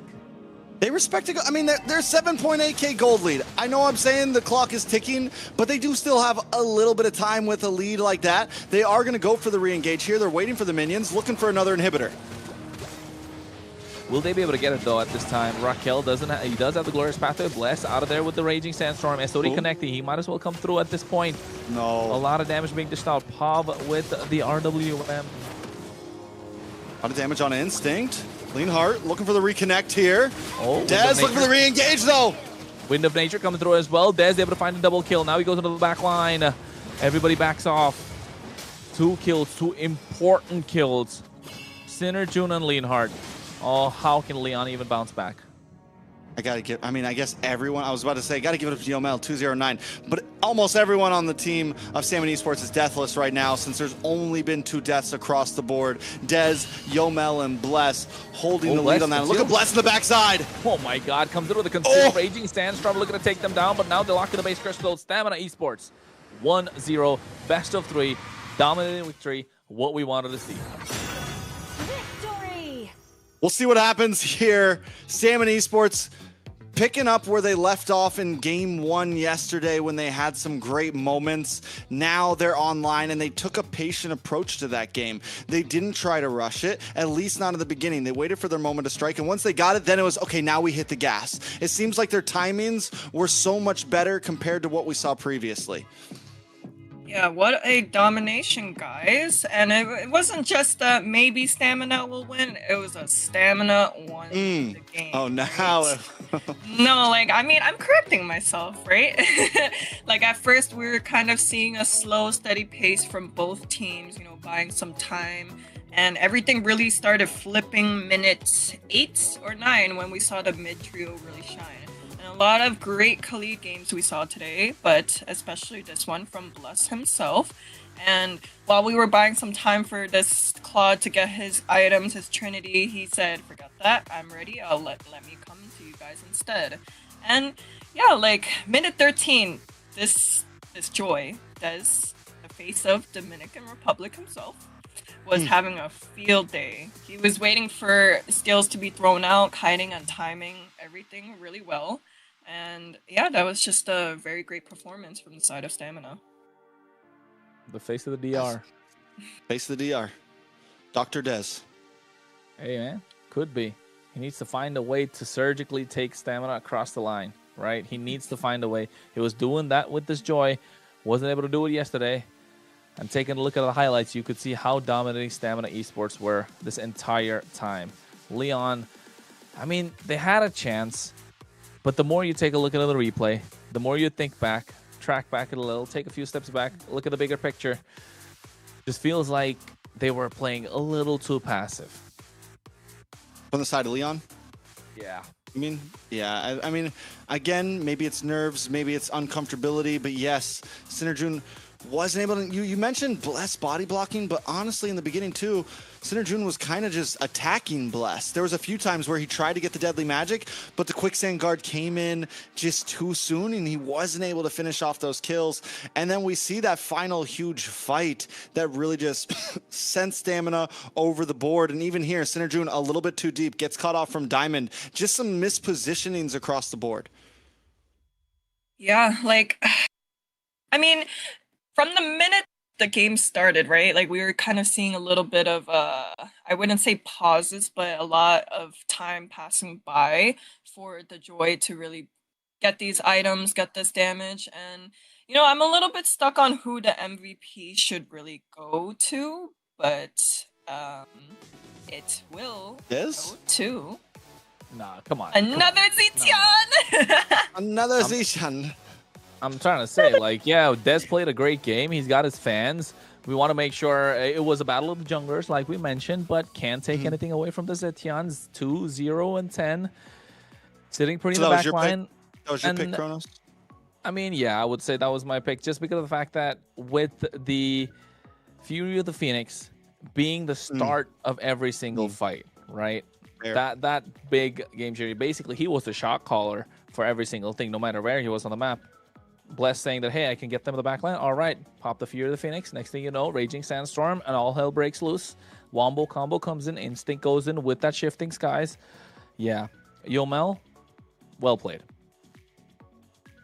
Yeah, I mean, okay, I'll give it to him as well. Like, I do think the Zetian...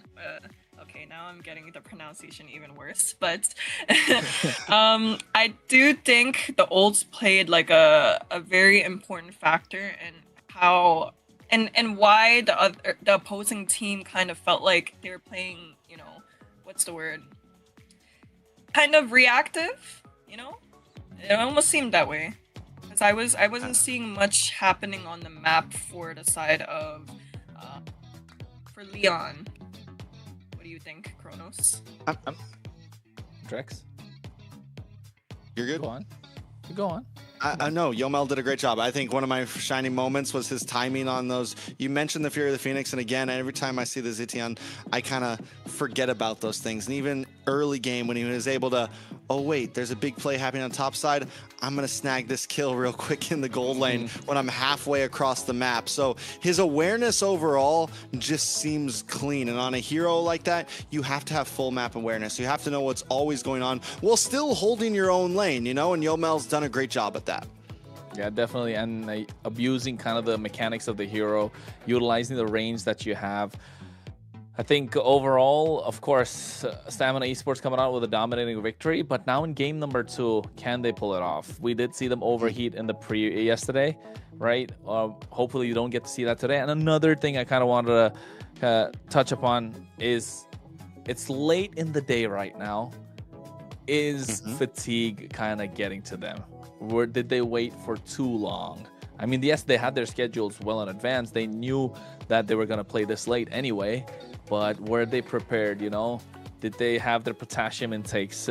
Is their bellies kind of full, or is it too full? Are they a bit sleepy? Are they warmed up? Because if you start off the night, if you're the first game of the night, you probably get warm up before you get in. But if you're the last game of the night, did you have what 6 hours of not playing MLBB? I think that kind of get cold fingers. Maybe that could be the reason why Leon lost.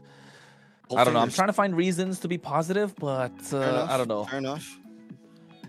I mean, all of those things, and you know, all of those things come down. I think when we think about teams, we think just about like, ooh, how good is this player?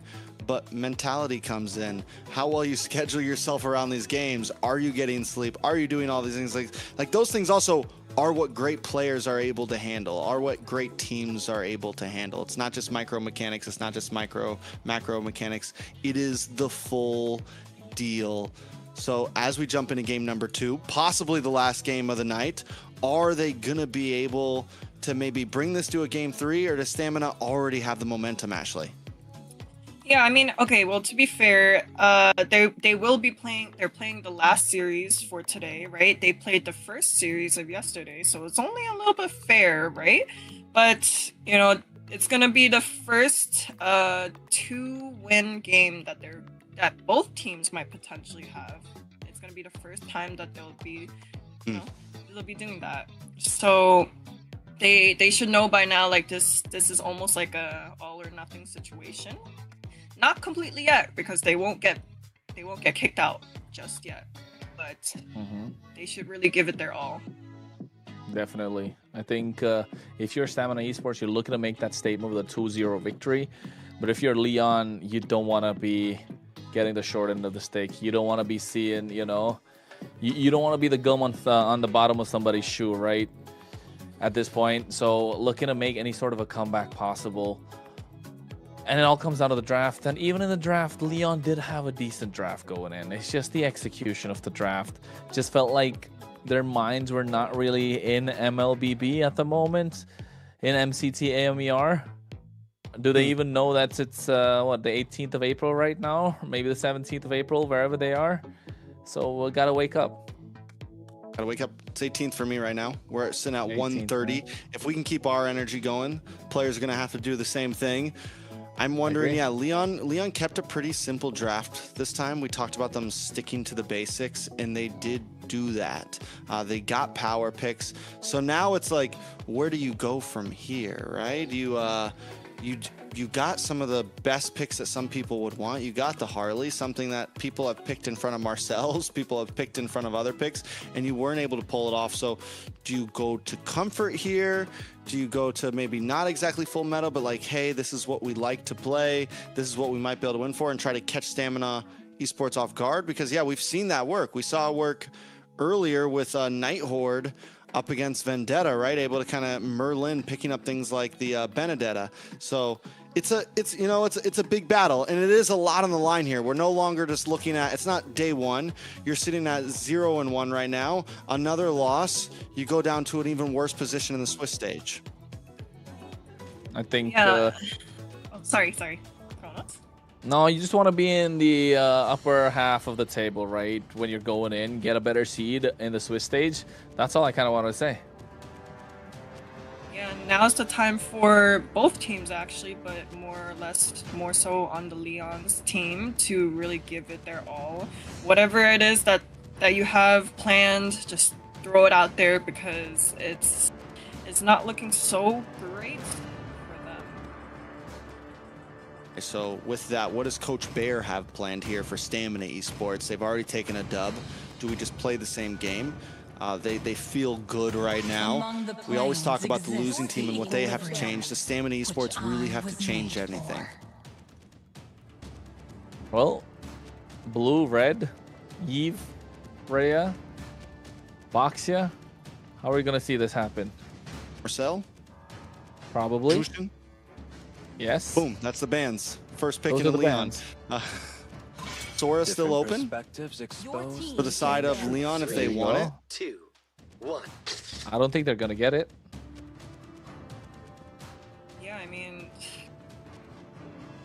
for the side of Stamina, when they were first picked, they were able to just throw out like target bans and like leave some strong picks open for themselves. So I do think it's time for Leon to maybe do the same for themselves. I mean, hey, Coach Bear, no coach. Aren't we swear to always protect like it till towards my no last coach? breath. I thought that was the general consensus. No, I like coaches. Me too. I was just trying to go with what the table was going with. But Freya taken off. Jushin off the table. It's got to be Boxia and Sora, right? Valentina's another great option that's available. I mean, the thing is Leon doesn't need to ban out the Sora. It's got to be done by Stamina. And that means, do you leave the Basha open if you're Leon? I don't think you ban Basha here. I think you leave at least one of them open to force Stamina to do it so you can get one of them. So Leon can kind of go for more of a target ban here. Something outside of the meta. Harley. Harley, yeah. Honestly, you ban out the Harley here.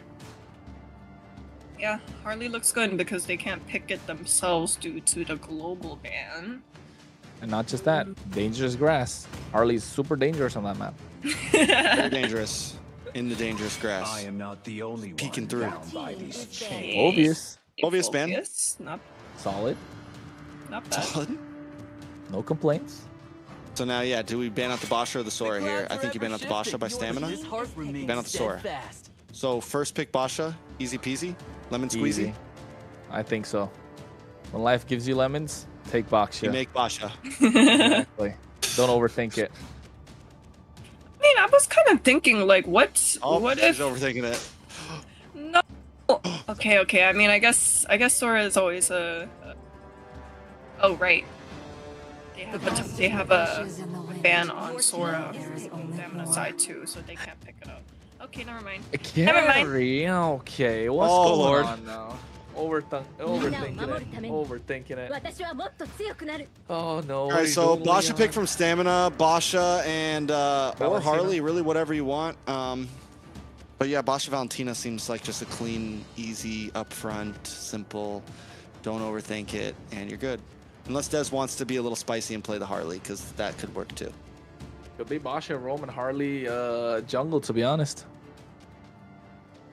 Yeah, you could just take both and be rude at that point. Like, hey, I got something for you. We're going to use both of these, and you get nothing. Granger There you go. Galea! They disagree. Okay. Okay. So now for the side of Leon, it's either take that Guinevere away or give the Guinevere. That's another solid choice. Boxia here, right? It's got to be Boxia. No matter what happens. I mean, I don't know at this point. You know, we keep saying Basha and Harley, and they're like, nah, fam, hold my phone. So at this point, yes, Basha would be nice for Leon. You have the carry. It would sit nicely behind it. You can Basha with any mage at this point if you want. Basha with any Zetian. Zetian is open. Basha Zetian. Ooh, I mean, the problem Zetian- is... No, man, never mind. Because I think we don't really know what the playstyle of both these teams are, right? As much as we'd like to kind of predict the drafts with Leon, we really haven't found an identity for Leon as much as we can tell. We don't know who's the one that's really taking charge, what's the shot call, where do they prioritize. They've always been so iffy about their draft. One thing for sure is they always prioritize their jungler in the first phase. You're asking Spicy, you got Spicy Trex. There's the Harley. There it is. Dez. He's gonna be comfortable in it. He's gonna be confident on it. And that's why they didn't pick the Harley, because they just knew that Leon wasn't gonna do it. Because Leon couldn't pick it. But still, we have the Basha open. Nobody's gonna pick it. Are they even gonna ban at this point? You said it could go to Rome, honestly, but I don't think that's gonna be a possibility here. At this point, ban is coming up from Stamina. Do you ban down on the mage? Do you ban out the Zetian? Because you also need mages. But they still decide to ban out the Zetian since they can't pick it themselves.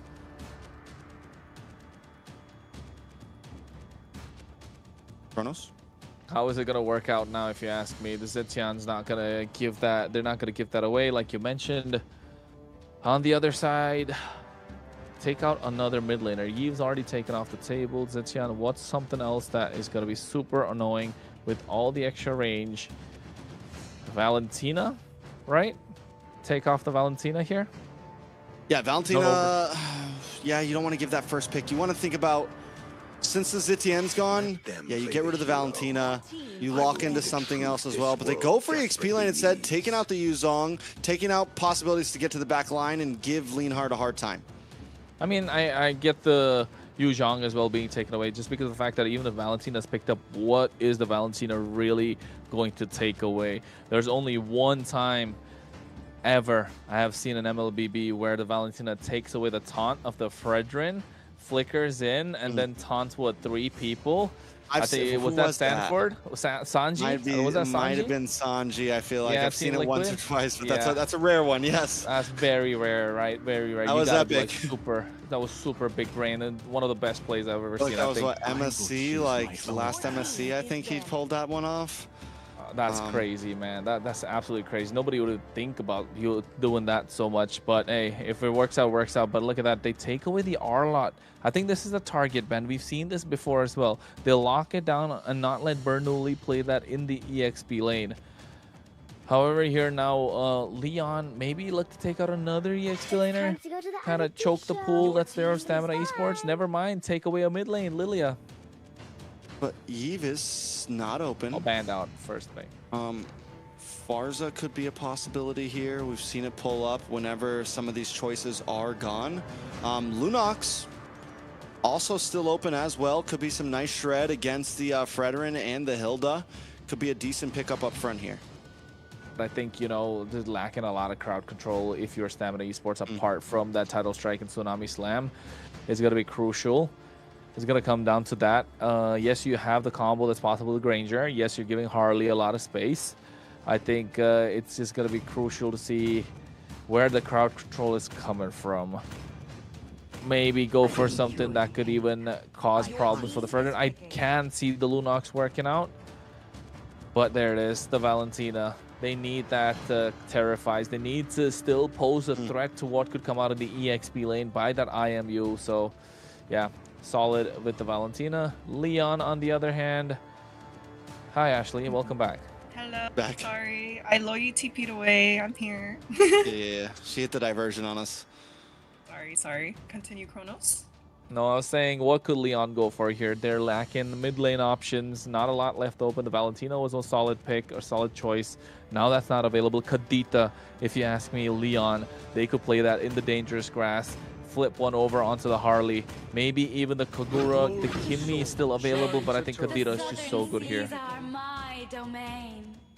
We haven't seen a Kadita yet, but they do pick it in. There we go. Paired up with the Mincy. I don't know about the Mincy, though. Not gonna lie. It's crazy. It's crazy. It's crazy. I love it. I love the Mincetar, but it's such a gamble. It's such a massive gamble. I mean, it's definitely Ashley. Earlier we were saying now is the time to really like take out all of your cards, show all your cards, and just go all out, right? So maybe this could be a crazy thing that, you know, we're seeing, because Nighthorde's been doing the same thing, just Benedetta roam, Jawhead this, Jawhead that, like. Oh, this is Patrick.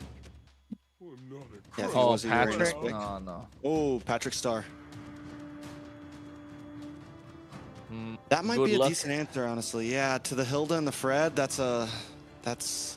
Hilda has trouble with that, honestly. So, and it is gonna be an EXP lane, Glue, though, which is still fine, still works, but it's gonna take a bit more time at least for Glue to get heavily involved in the fights.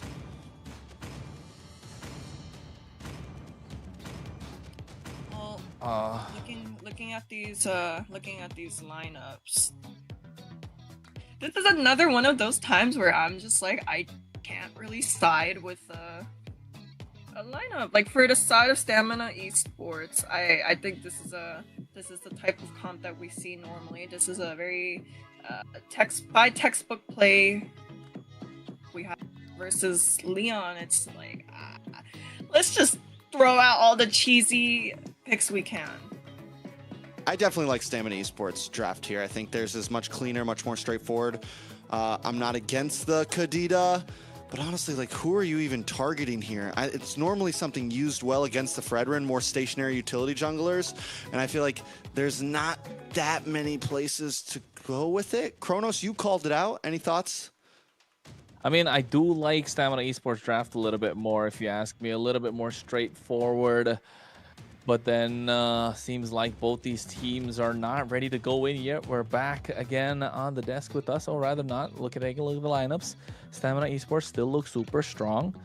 I do like the Kalea a lot, but this Kadita could be the game changer, right? If Instinct is pushed away, or rather, wait, Instinct on Glue and the EXP, kind of a blessing in disguise, because Pav on this Kadita can be a nightmare for Dez. And if Pav is able to pick off Dez a couple of times, then Dez is going to think twice before walking up to any bushes. So this could go either way, but Stamina Esports looking solid still. If Bless can just pull off really good Tsunami Slams, Tidal Strikes, it could be one to end it all.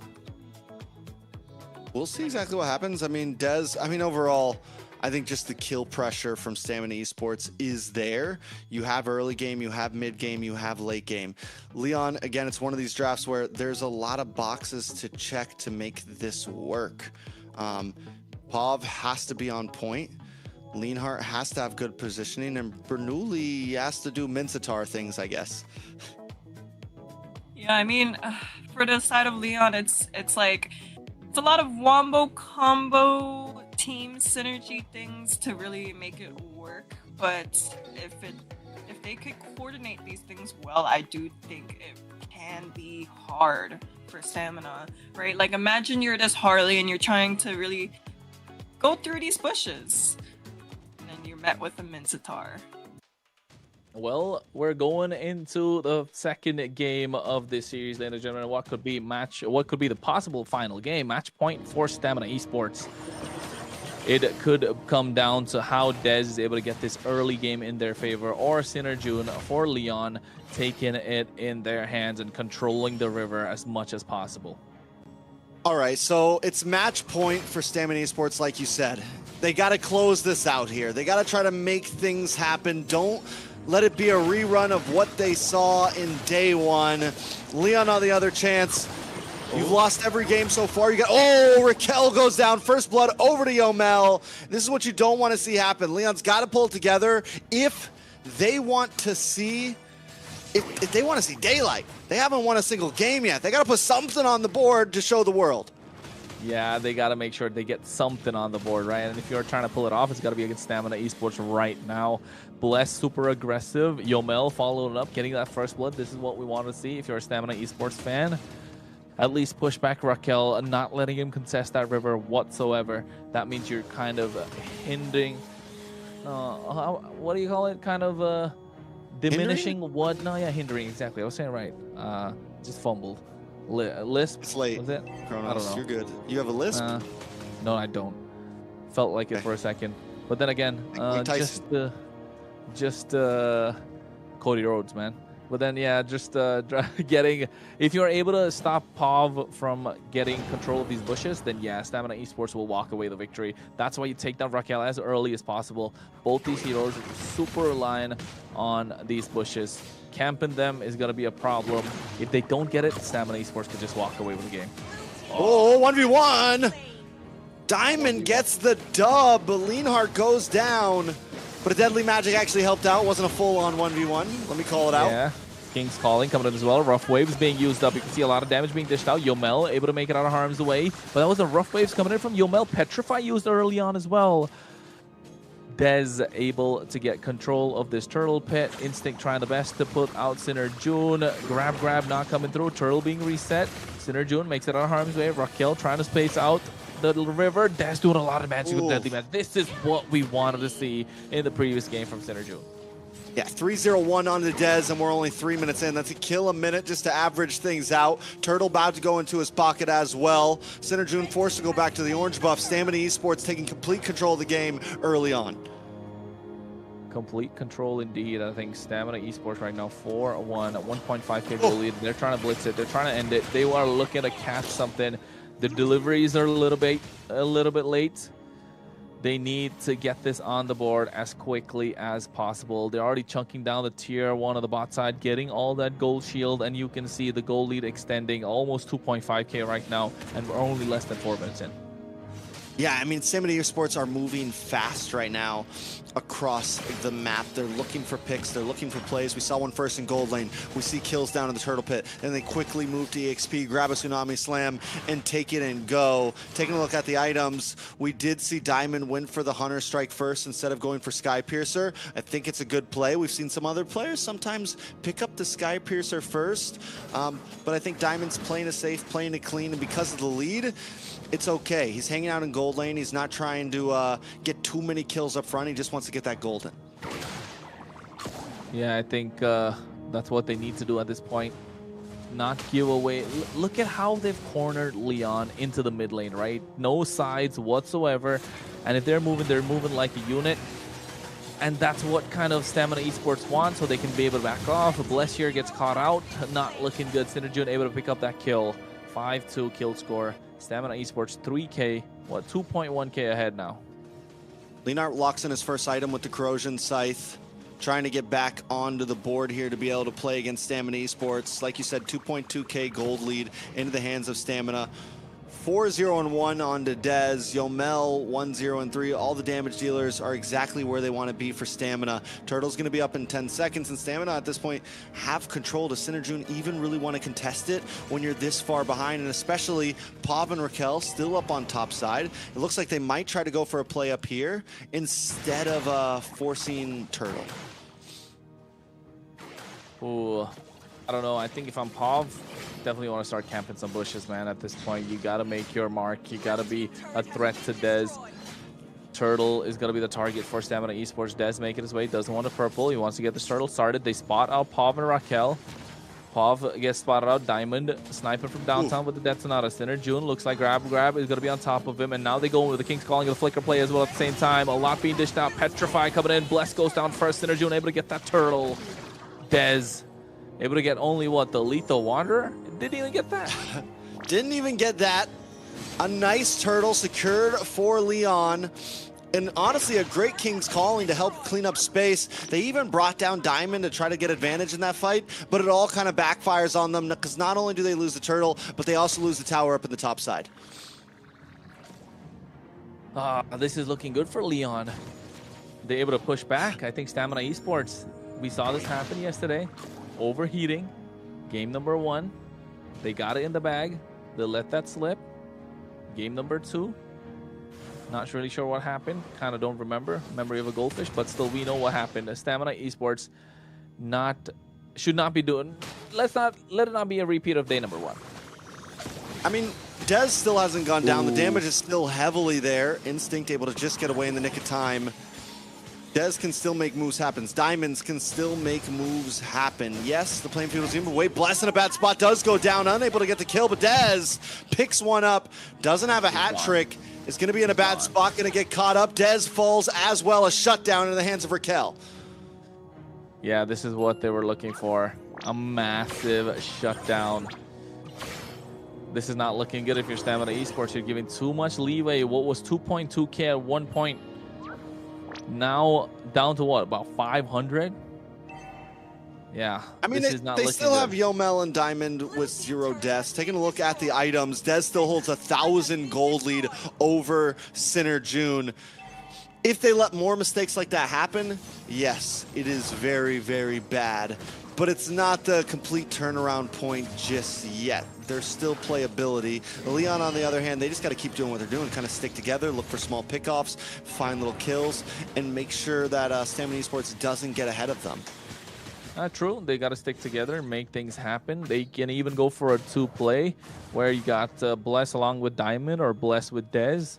Even Bless with Yomel, probably find the right target. But if they stick together, Bernoulli's going to have a field day with his King's Calling, right? That's what he's looking to make. He's even able to go aggressive with the flicker. They're not able to get the turtle. Leonhardt picks that one up. Oh my goodness, the damage to get him down. Bless is down and out. Now you can see Leonhardt able to survive. Even the deadly magic used on him goes down finally. Yomel with the rough waves of his own. A grab coming on top of Synerjun. Instinct taken out super low. Diamond, Rhapsody after Rhapsody from downtown looking to snipe, but Pav able to get the kill. Dez finds a double. 2-for-2 trade.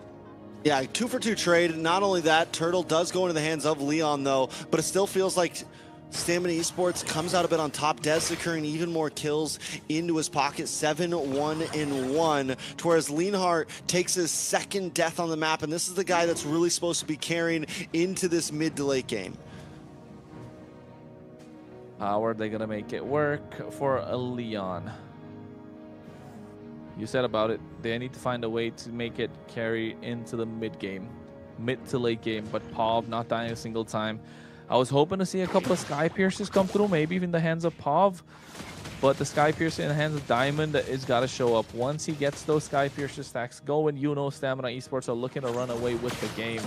Synerjun do the best that he can to be the front line possible. The macro working against Leon. Stamina Esports now shifting gears, turning things around slowly. 40 seconds to the Lord Trex. Is this something that Leon needs to go and contest? I mean, they're not that far behind. I think they could. They just need to watch out for Dez. Leonhardt needs to keep good positioning, and down to the boss side. Oh, wait. They get the King's Calling as well. Petrify coming in with the rough waves. Not enough damage from Pav to take anybody down. Only Bernoulli falls. I mean, that's a great pickoff, though, especially 13 seconds before Lord. As elsewhere on the map, Dez tries to control Diamond up in topside. They get a slow push. They don't need to rush Lord. They're looking for map control. Yeah, they're looking for map control indeed. There's the Lord that we were talking about now. Stamina Esports got the far lane cleared out. It's moving in. Meanwhile, on the bot side, Dez waiting for somebody to show up. They get the push. Stamina Esports need to get this Lord down early if they want to get some sort of advantage, but Leon looking to say otherwise. The problem I see here, Trex, is Pav is showing himself too much on the map. If you're a Kadira, you don't really want to be seen, do you? You want to be patient, you want to wait, but also one of the reasons he's unable to do that is because of positioning. He's not able to find a good one. Nice Tsunami Slam, though. Synerjun should be going down soon. Berlin with the King's Calling as well. At the same time, they find Dez, and they trade Bless in the process as well. 2 down for the side of Stamina Esports. Leon evening out the score. I think they're done by paying respects. They're done playing passive. They found the opening, and now they're making Stamina Esports pay. Yeah, that's huge for Leon at this point. With no Dez, it's a guaranteed Lord, or at least should be for the side of Leon. Oh, wait, Pav able to get that steal. No retribution coming out from Synerjun. That was clutch, to be honest. It could have been any way. Yes, Dez wasn't present, but Synerjun needs to learn to get those retries on point because, hey, it's a long season, man. He's got to be careful. Definitely a long season. I think at that point, everyone just jumped on. Let's all use our skills at once on the Lord. He did pop the retry, did not secure the Lord, but out of luck, Leon still handles it. They make sure they secure it. They're going to get a tower here. Game heavily swinging back into Leon now. 2,000 gold lead plus Lord marching its way down towards Stamina. Dez has to be careful. They can't be getting caught off like that. Maybe jumping a little bit too ahead of themselves.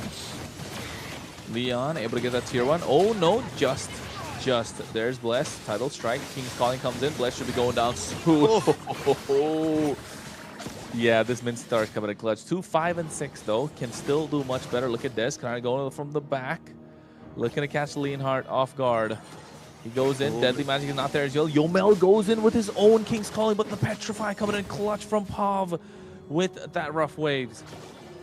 Dez, maybe they call the shot on that a little bit too early. Don't know that Pav is also hanging out in that bush. Don't know if they have the defense ready. It was a good try from Stamina Esports. It does delay the push a bit, but still not enough to turn things back into their hands. Well, Trex, I know you're smiling. You're pretty happy that we're going to go possibly see a game number 3, man. At this point, with the way things are going, Leon clutching it out. Stamina Esports looking like a shadow of their former selves in game number 1. Yeah, we just gotta stay pumped up, man. We're closing into the end here. Stamina Esports looking for a fight. Lion as well. Can they turn this around? King's Calling does come out. A lot of damage comes down. Bless goes out. Bless has been the target for both games, right? For both games. In this one, 0, 8, and 5. Is this the way you kind of slow and choke down Stamina Esports? We saw this yesterday as well. You take out Bless from the equation. Stamina Esports don't really know what to do. What is the answer right now? The King's Calling keeps on hitting. The crowd control with Pav and Synerjun. And then Raquel's just able to kind of get vision, start off these fights. And anytime Stamina Esports gets baited into one of them, there's just no real answer. And because Leon's staying so grouped up, Dez is having a lot of trouble actually landing a strong, deadly magic onto anybody. Normally he can find a single pickoff, but when you're all in a big group, there's no way to really secure a kill onto just one member. And not just that, right? All the kills that have come for Leon have been in the hands of Leonhardt. So it's not looking good for Stamina Esports. You saw him already 1,000 gold ahead of Diamond. He has the Trinity online, and now you know he's going to start shredding. Speedy Light Wheels just to make sure they get the Lord. Instinct comes in as well at the same time. King's Calling just to zone them away. Tidal Strike coming in with the flicker, but they still get the Retribution. Synerjun locking it down, and Raquel just buying enough time, taking and absorbing so much damage. Lord +1, Stamina Esports on the back foot. Yeah, I mean, the idea was there, right? And Bless even did do it right. He got the Tsunami Slam onto Synerjun, but Dez didn't follow up quick enough to secure a retry onto the Lord there. It was a valiant try, and I saw the vision, but the execution did not come through. That's true. The execution is not coming through at this point. Dez looking to catch somebody off guard, just waiting for the right time. I don't think Synerjun should be the right target. He does have immortality. You see him move away with a hat trick. Lord marching on the bot side. Leon could look for a possible end angle, but they should be patient. The wave clear from Stamina Esports is good. They do have high ground. They have a lot of range with this Granger. Lord already crashing in. Inhibitor taken down top side. This is not good for Stamina Esports. No discipline when it comes to try and get this defense going. And Leon trying to force the equation. I'm not sure if it's a good idea. King's Calling just to zone them away. Ooh. I think it's a good place. Leon's going to take things slow, but it does bide a little bit more time for Stamina Esports. Maybe a moment to breathe, maybe a moment to get one more item in onto Diamond or Yomel here to where they can pack a punch. Like I said, they've had the right idea in a lot of approaches to these fights. They're just falling short. And the way that Leon is playing, the way that they're playing so grouped up together, there's no room for a misplay from Stamina Esports. Oh no, this is what they were looking for, the right target. Bernoulli, no King's Call. He actually finds a way to use it as well. Oh my goodness, but still they get the kill. Dez finds the pick, but they can't convert it into anything. I mean, a pick is a pick, a kill's a kill. It is a small advantage, and when you're 4 to 5K gold behind, every win, hell, even an even trade is a win for Stamina Esports at this point. Luckily for Leon, though, it's only 17 seconds left in the death counter. There's still 50 seconds for Lord. Leon can just slow play this. They have enough of a gold lead. They feel good enough in their composition that it's fine if you get one. You got it way before Lord comes back. We're just looking for map control. We're not looking to take big fights. We can wait things out. Yeah, and I was gonna say Leon just got a 4K goal lead when they were down by 2K just what, about 10 minutes ago? Not even 10 minutes ago, just 5 minutes ago. Stamina Esports, overheating, man, overheating. That's what we can say at this point. On the bot side, you can see 15 seconds to the Lord. They're trying to get some push going on the far lane. They know they can't have any shenanigans when it comes to these minions. They don't have their inhibitor. Lord's coming up now in 3 seconds. Leon firmly in control of this pit. They do get a slow push. They leave one minion. I'm guessing it's going to push down a little bit. Make sure that Stamina Esports can maybe push farther. Wait a second. Lord low. Oh, wait. You can see POV as well going in, and they get their Retribution on point. Synerjun able to get that turtle, or rather the Lord. Bernoulli, after using the King's Calling, still able to survive. Eats up a lot of damage. Yomel was deep in enemy territory. And Diamond is just, I mean, Dez was nowhere to be found there, but also Diamond just has really been unable to pop off and do anything in these fights overall. He's still 1-0-2. Damage just not there. Positioning, unable to lock on and land, you know, a lot of these hits onto Leon. he's got to be the one to step up here. Dez was able to pull a lot of things off early on, but now we're into late game where you need your marksman to be able to pop off. Yeah, they need this marksman to start popping off, and they need this marksman to pop off really well, because Diamond, yes, once he gets a couple more stacks in the Sky Piercer, he can turn the game around by himself, but Bless needs to find the right target. It's a big if. The Lord's already crashing in on the bot side. Mid inhibitors looking to get taken down. Bernoulli hacking away at the top side. BD Lightwheel's doing their job. And I think Leon got what they came for. Are they going to go in? King's calling with a flicker as well. Made the play. They get that rough waves going in, and now Bless gets caught up. Slam coming in. The grab is there as well. There's a Tsunami Slam. Bernoulli taking out Immortality's pop. They get that Appraiser's Wrath down. Winter Crown coming through. Oh no, they're able to get a lot of damage, but Yomel's the first to fall for the side of Stamina Esports. 1-for-1 trade. Leon back off. They are able to defend. They're down to nothing. No inhibitors. You know, the Brazilian wax is on. It's nothing but the base still standing. And they have to try to drag this out. But luckily for Stamina Esports, the gold is getting to that max capacity point. Leon, on the other hand, they can just kind of keep playing the game, and they have the composition to do that. They don't need to force anything. A little bit of action in the mid side. Nice Tsunami Slam does land down, but Bless is brought too low. Raquel able to get the kill.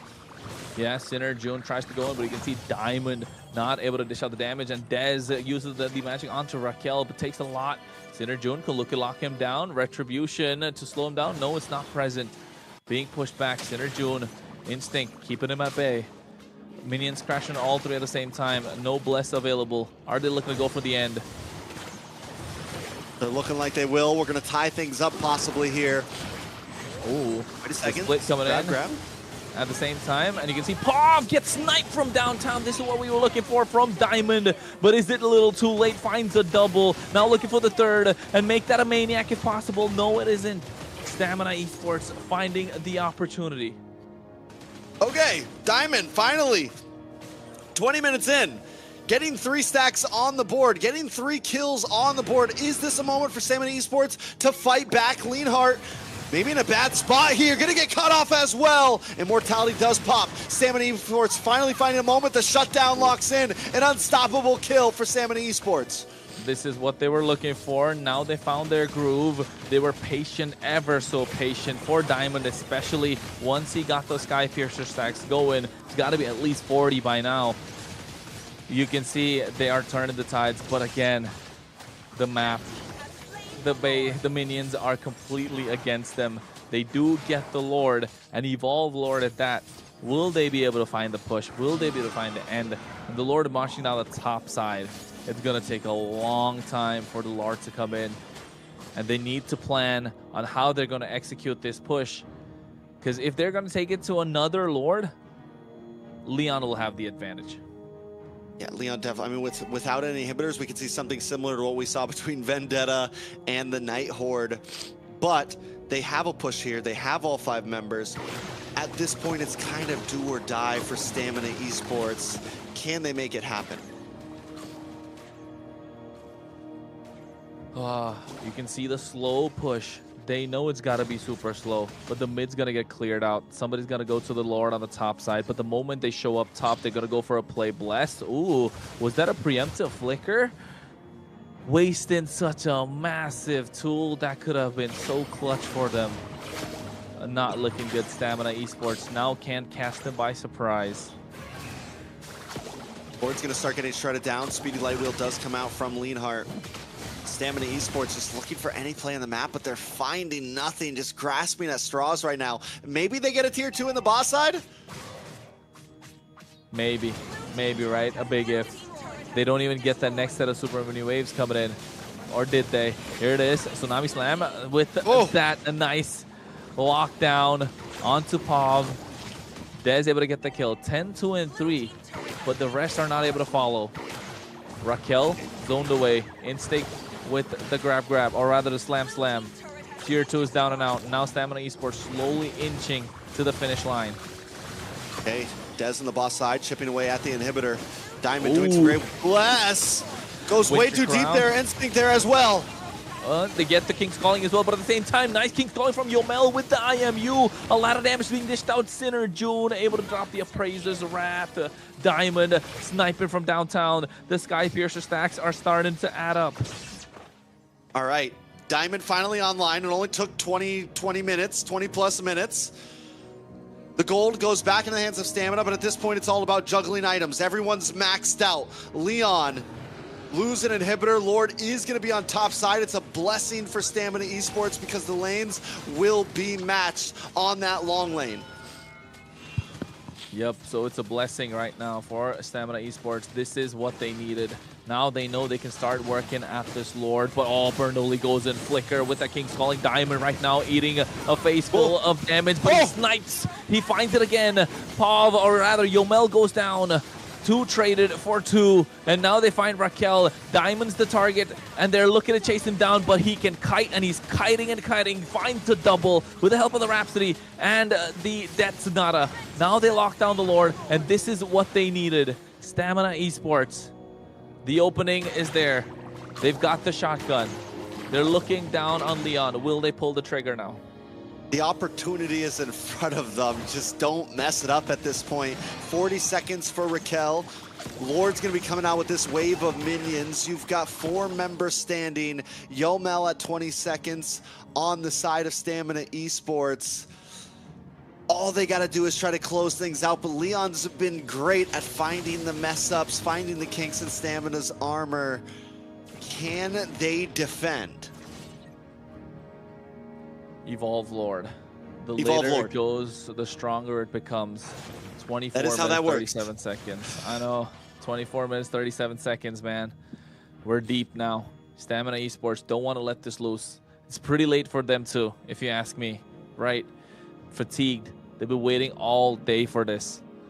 Is this going to be the final push, or is Leon going to hold on to take it to game number 3? Again, just one fight that goes wrong could mean the end of Stamina Esports as well. Struggling. They've been struggling, Trex. They've been struggling. I got a feeling this is going to be the one. Either Stamina Esports wins it here, or they get wiped out and Leon runs it back down mid or something like that. But this may just be the fight that decides it all. Yeah, Raquel needs to find someone to zone away, and that's going to be Diamond. You can see already a lot of damage being dished out. Instinct has the immortality. Raquel can only try, but they can't save this inhibitor. Looking to take down this Lord, 16,000 HP. Aggro pulled towards the mid lane inhibitor. Lord is going to be melted down. Next set of super mini waves coming in.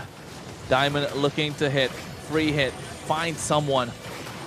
But Pav is looking for that big play of that King's Calling from Bernoulli. They back off.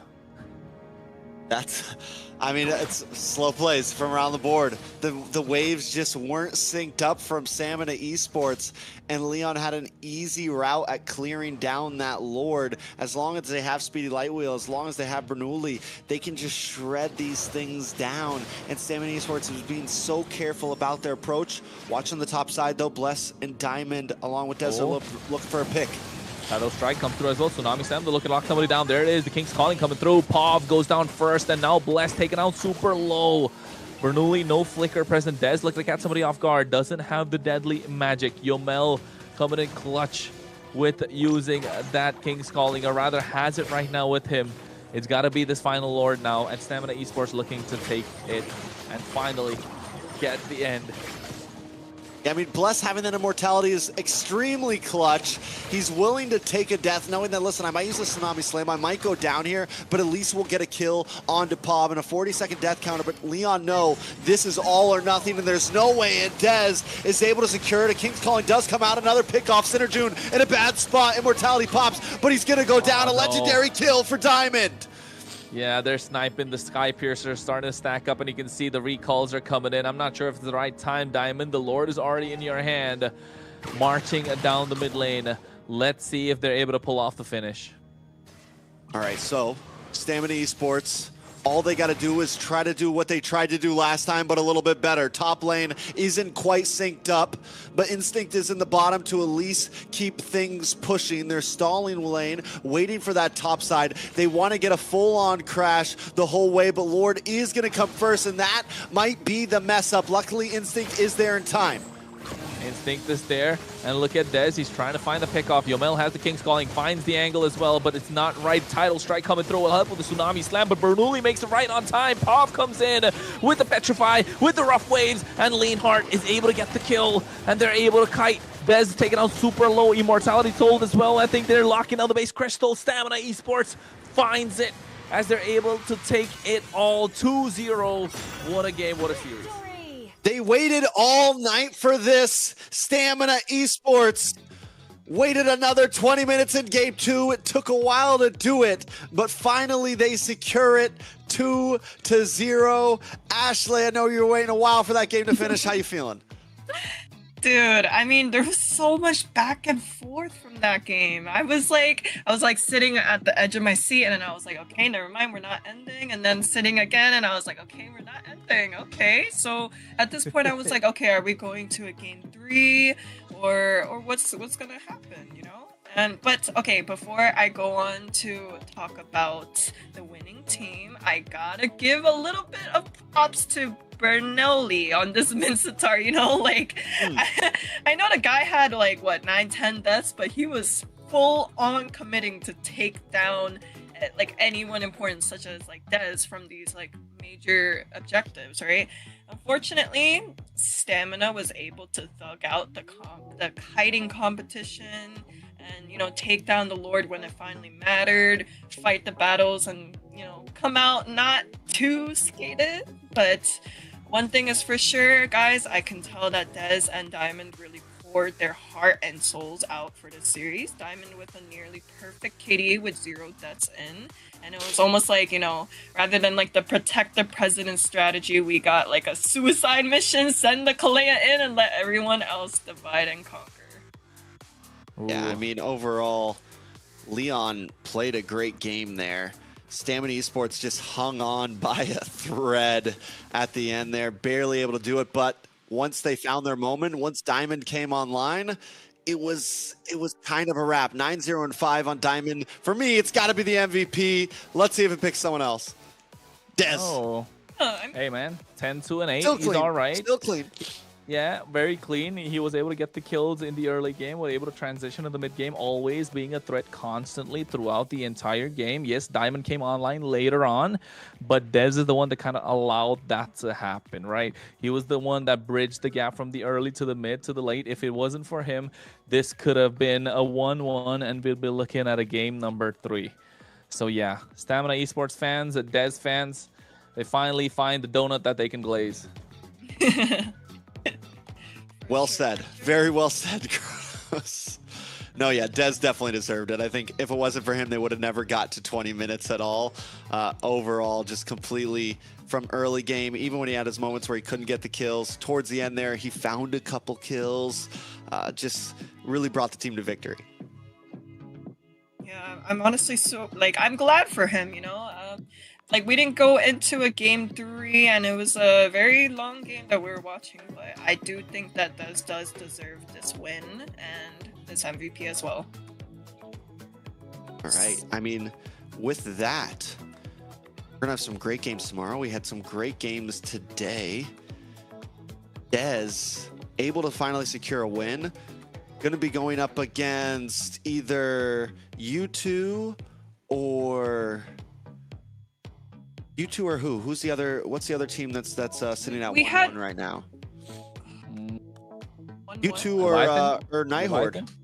Leviathan? Leviathan was 0-2. There was no other team that had a 0. U2 or Nighthorde? No. U2, Nighthorde, or Leviathan? Yeah. U2, Nighthorde, or Leviathan? Or Leviathan, they go up exactly. against any of those 3 teams. Yeah. That's all 1-1s. Yeah. All the 1-1s now. So, wait, but Leviathan wasn't a 1-1. No, you're not talking about they were a series. 1-0. Oh, points, Yeah. right. Now right. they're 1-1. Right. So, I don't know. I think Leviathan versus Stamina Esports. That's another banger. That's a banger? Or Leviathan versus, for me, it's Leviathan versus Nighthorde. And then you give me U2 versus Stamina. Hey, for me, it's VT versus Alpha 7 tomorrow. Oh, well, Okay, no sorry, matter not what, that's tomorrow, happening. but You know that's happening. I'm stoked for that. Yeah, that's a really good one. But hey, we don't really have it. We're just theory crafting. We're just kind of putting our, perspectives to what we want to see, our dream matchup, so call it. But yeah, if you ask me, we definitely are waiting for the next ones. And of course, a lot more info to follow. But that was a series. It could have really gone all 3 games. That Granger coming in clutch, at the 20th minute. And if it wasn't for that, yeah, one more game. Ooh, it's been a long night, folks. It's been a long night. Yeah, leave a comment, guys, on which teams you guys are excited to see go up against each other. Give us a quick recap, Ashley. Man, all right. So starting with the first series that we went and viewed, it was Leviathan 0-2 against Alpha 7. The second series was Influence Rage 2-1 versus U2. The third series was 1-2 Nighthorde and Vendetta. And finally, 2-0. I'm blanking out, guys. Influence. Oh, yeah. I'm blanking out, guys. No, Stamina Esports Leon 2-0. So what, we got 2 best of 3s and just 2-0 sweeps. So I mean, we were kind of expecting all games to go all games to go to the best of 3s, except for probably the last one could have been a 2-0 on either side. So we got saved by 1 game, maybe a couple, but still, it was a long night, especially with the games that were there. Not just long, but entertaining. That's the best part, right? Every single series was a nail biter, went down the wire. Could have been anyone's game, to be honest. Yeah, I feel like over the past 2 days, we've had a lot of 20-plus minute games. We've had a lot of games that have gone the long haul. It hasn't just been stomps. We've had a like 2 or 3 under 15-minute games, but it gets made up for with some of these 25-plus minutes, 28 minutes, 22 minutes, and they are back and forth battles. Yeah, I think today especially was a very hectic, turn of events, because even when we were talking amongst ourselves, right, it was like we weren't sure which teams were exactly going to take a broom and sweep it all away. We weren't sure. Like I was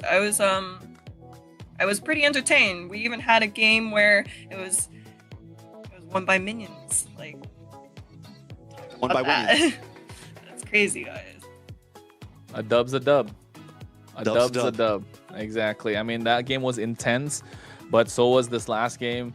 I think the intensity just keeps building and building in MCT as we go in deeper and deeper. It's only day number 2. And with the amount of games that we've had, it is absolutely crazy. But of course, folks, we're going into an interview with the team that came out victorious. And of course, we have the jungler, the MVP, Dez. Hello, How are we doing hello. today, man? I'm doing good, man. How are you guys? Fantastic. We're good. It's upsetting that we had to see that series so late because that last game was such a nail biter, and I think everyone is feeling it. I know it's late for you guys as well. How have you been holding it together? Like keeping morale high with such a long game and late night. Yeah, it is crazy because it is 2 a.m. right now, and then usually when you have like a tournament day, you wake up early, you're just thinking about the match the whole day, but you have to wait for so long. So you have to try like to not do too many things and not get burned out before the match, so you can be prepared. But yeah, that second game was just crazy. We didn't expect that.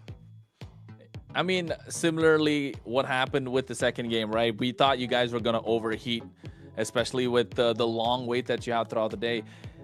Same thing happened yesterday. What happened yesterday, Des? Talk to us. Game number 1, you guys had it in the bag. It should have been a 15-minute game. What went for 30 minutes almost, and then all of a sudden, second game kind of flipped it. Talk to us. What was going on? Yeah, honestly, we just didn't expect such like a weird draft from Nighthorde. It caught us off guard because we don't really we didn't see anything like that like in the scrims. Like we didn't expect the Jawhead or the Sun, and even today we saw that they picked Benedetta Rom. So their picks are definitely off meta, but they somehow make it work. so it catches people off guard.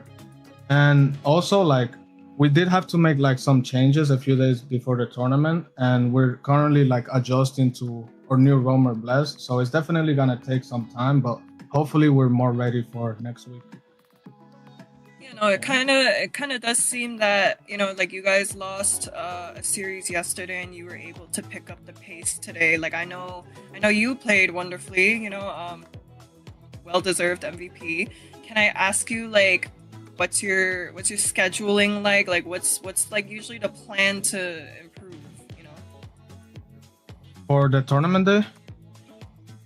Well, I mean, I try to like everything is important. Like people don't usually think about or talk about stuff like this, but you know, you gotta try to, you know, things like eating healthy or like staying hydrated, or like I even time like the time that I'll drink like caffeine or something so that you're like mentally prepared, especially like at a time like this. You have to be really ready, and then you know, you also gotta like watch a lot of MPL, practice yourself when you can, and just try to be confident overall, because yesterday was the first day, so I'm sure like a lot of people were a little bit shaky, but once you get through that first game, I feel like the nerves just, you know, you don't have them anymore, and you get more comfortable playing the tournament, and you get, you know, feel that pressure off of you, and it is very important. Yeah, I mean, it's nice to know what the prep behind the scenes is, but now since you finally got the first victory, you're ahead, you got the points on the table, 1-1 now. I want to ask who you want to face to next week, but before that, which is the team that you really want to go head to head against and take down the entire competition? I mean, I think everybody's aiming for like Alpha 7 because they know they're like the strongest team and they have like, you know, all the stars players. So it'll definitely be good to aim for them.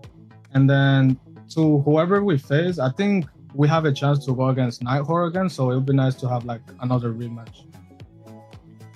Vengeance Arc. Yeah. The Vengeance Arc. But yeah, I want to say like this MCT, I feel like it has been like the most competitive. There's a lot of good teams, and it's definitely very enjoyable to like watch and play as well. And what do you think about the global bans though? Like, oh, I mean, change? Yeah, I know a lot of people don't like it because they're not applying those rules like overseas and stuff, but I personally love it a lot because with global ban, you don't see the same heroes over and over, you know. You're gonna see something new every game, which is something that I really like. And it's something that we've seen before, like, you know, same picks over and over again, no matter what game it is. I definitely like it. It's super interesting. Overall, coming into this, you take a loss on day one, you take a win on day two. How's the team's morale holding up? How are you guys feeling going into this? Like, what is the I guess my final question is like, what's the overall goal of this? Are you guys like aiming for grand finals? Are we aiming like we really just like we'd be happy with top 3? Like, what is you know, what is Team Stamina Esports like goal throughout MCT? We're definitely aiming for grand finals, but after today is definitely a relief that we did win tonight because it gives us like more time, you know. Now we have until next week to prepare even more and try to build that synergy.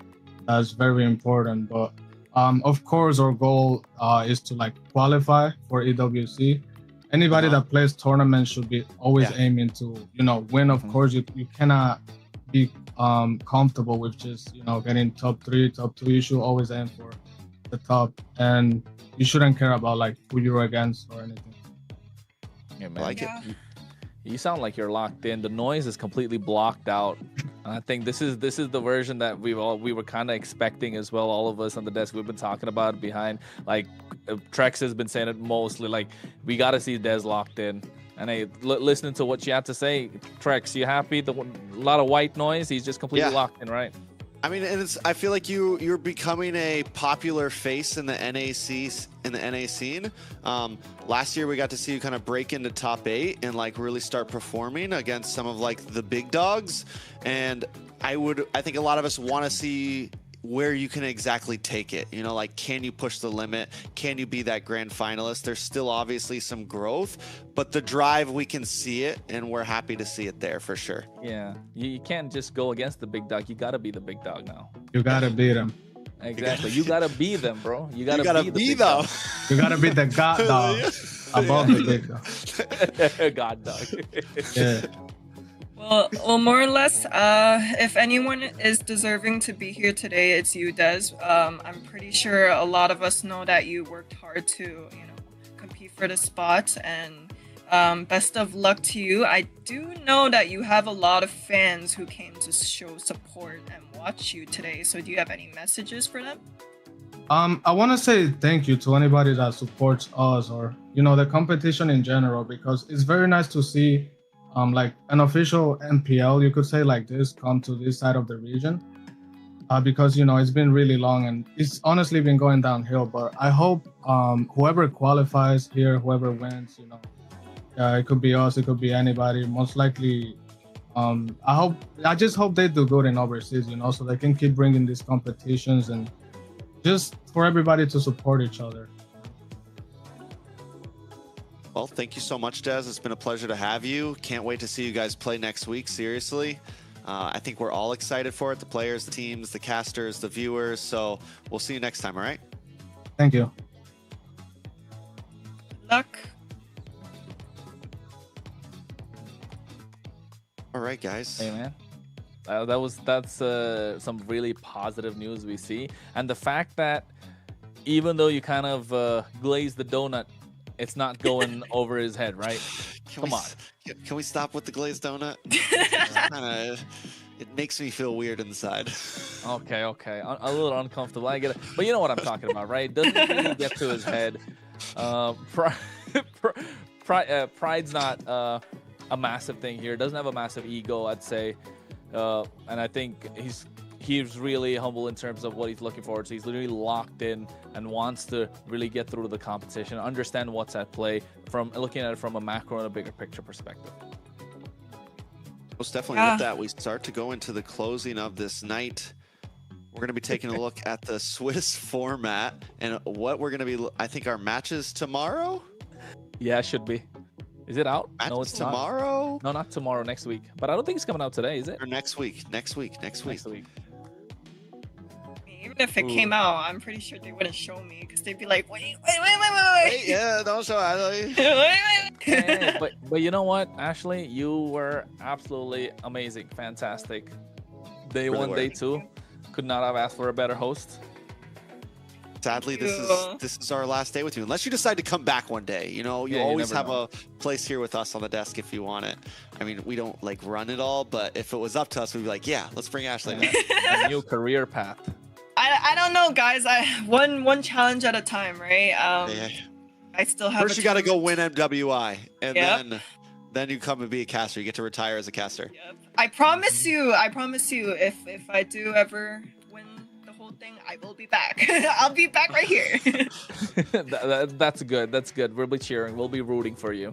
Thank you. But then it's not like we're saying goodbye now anyway. Yeah, we still got some time to kill. We still got some time. You guys are definitely gonna see me more often, anyways. But yeah, more or less, what I did notice about these interviews, though, were a lot of these interviews were very it was kind of wholesome. So wholesome. No ego, straight humbleness, straight just. It almost felt like relief, right? It wasn't just cheering. Not boring. I want. Where's the spice at? Hey man, it's right here. Ashley, I know. That's why I was tired. No. But for sure, it was good to see some of these familiar faces, some of these new faces. Now I have a lot of favorites.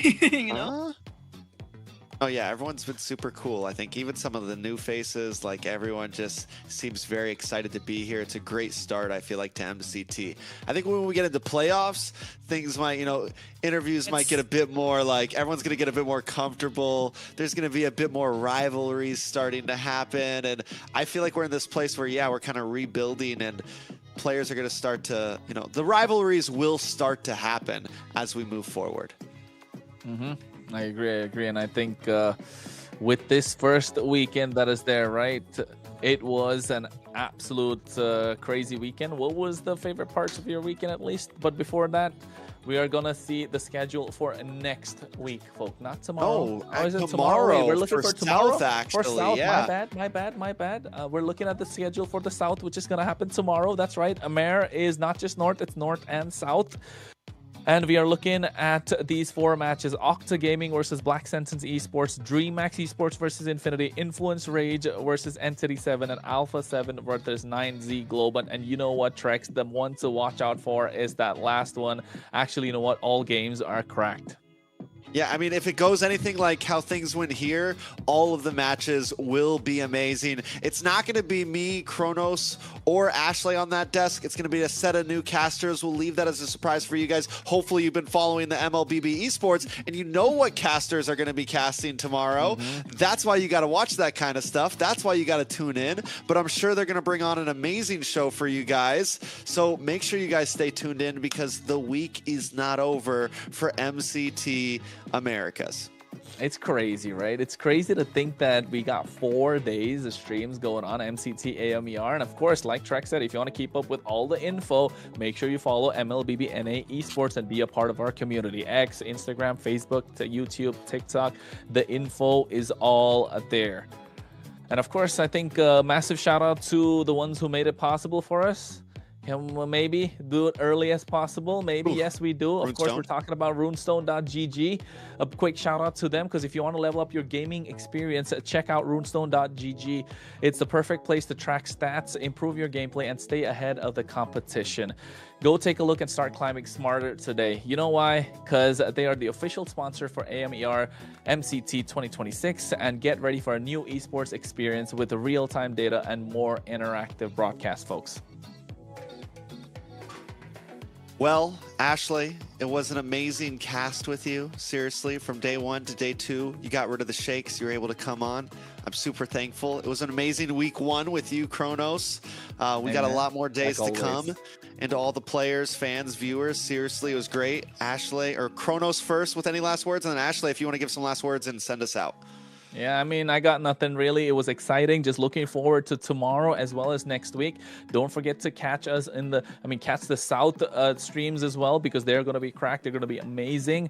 And of course, at the same time, follow our socials, show us some love, like, subscribe, share the streams. It helps out the growth of MLBB Esports, and not just that, AMER as a whole. Well, looking forward to next week. All right. Well, I'm not sure where to start, but I wanna first thank the casters right next to me over here. Even though I might banter with you guys quite a bit, it was wonderful being here with you guys at this desk. Even I couldn't predict this happening, but hey, it was very fun with you guys. And thank you guys. Thank you to all of the fans and supporters out there just watching this kind of train wreck happen. For tuning in to the games, and hopefully I will see more of you guys around. But yeah, that's it. See you later. Bye-bye.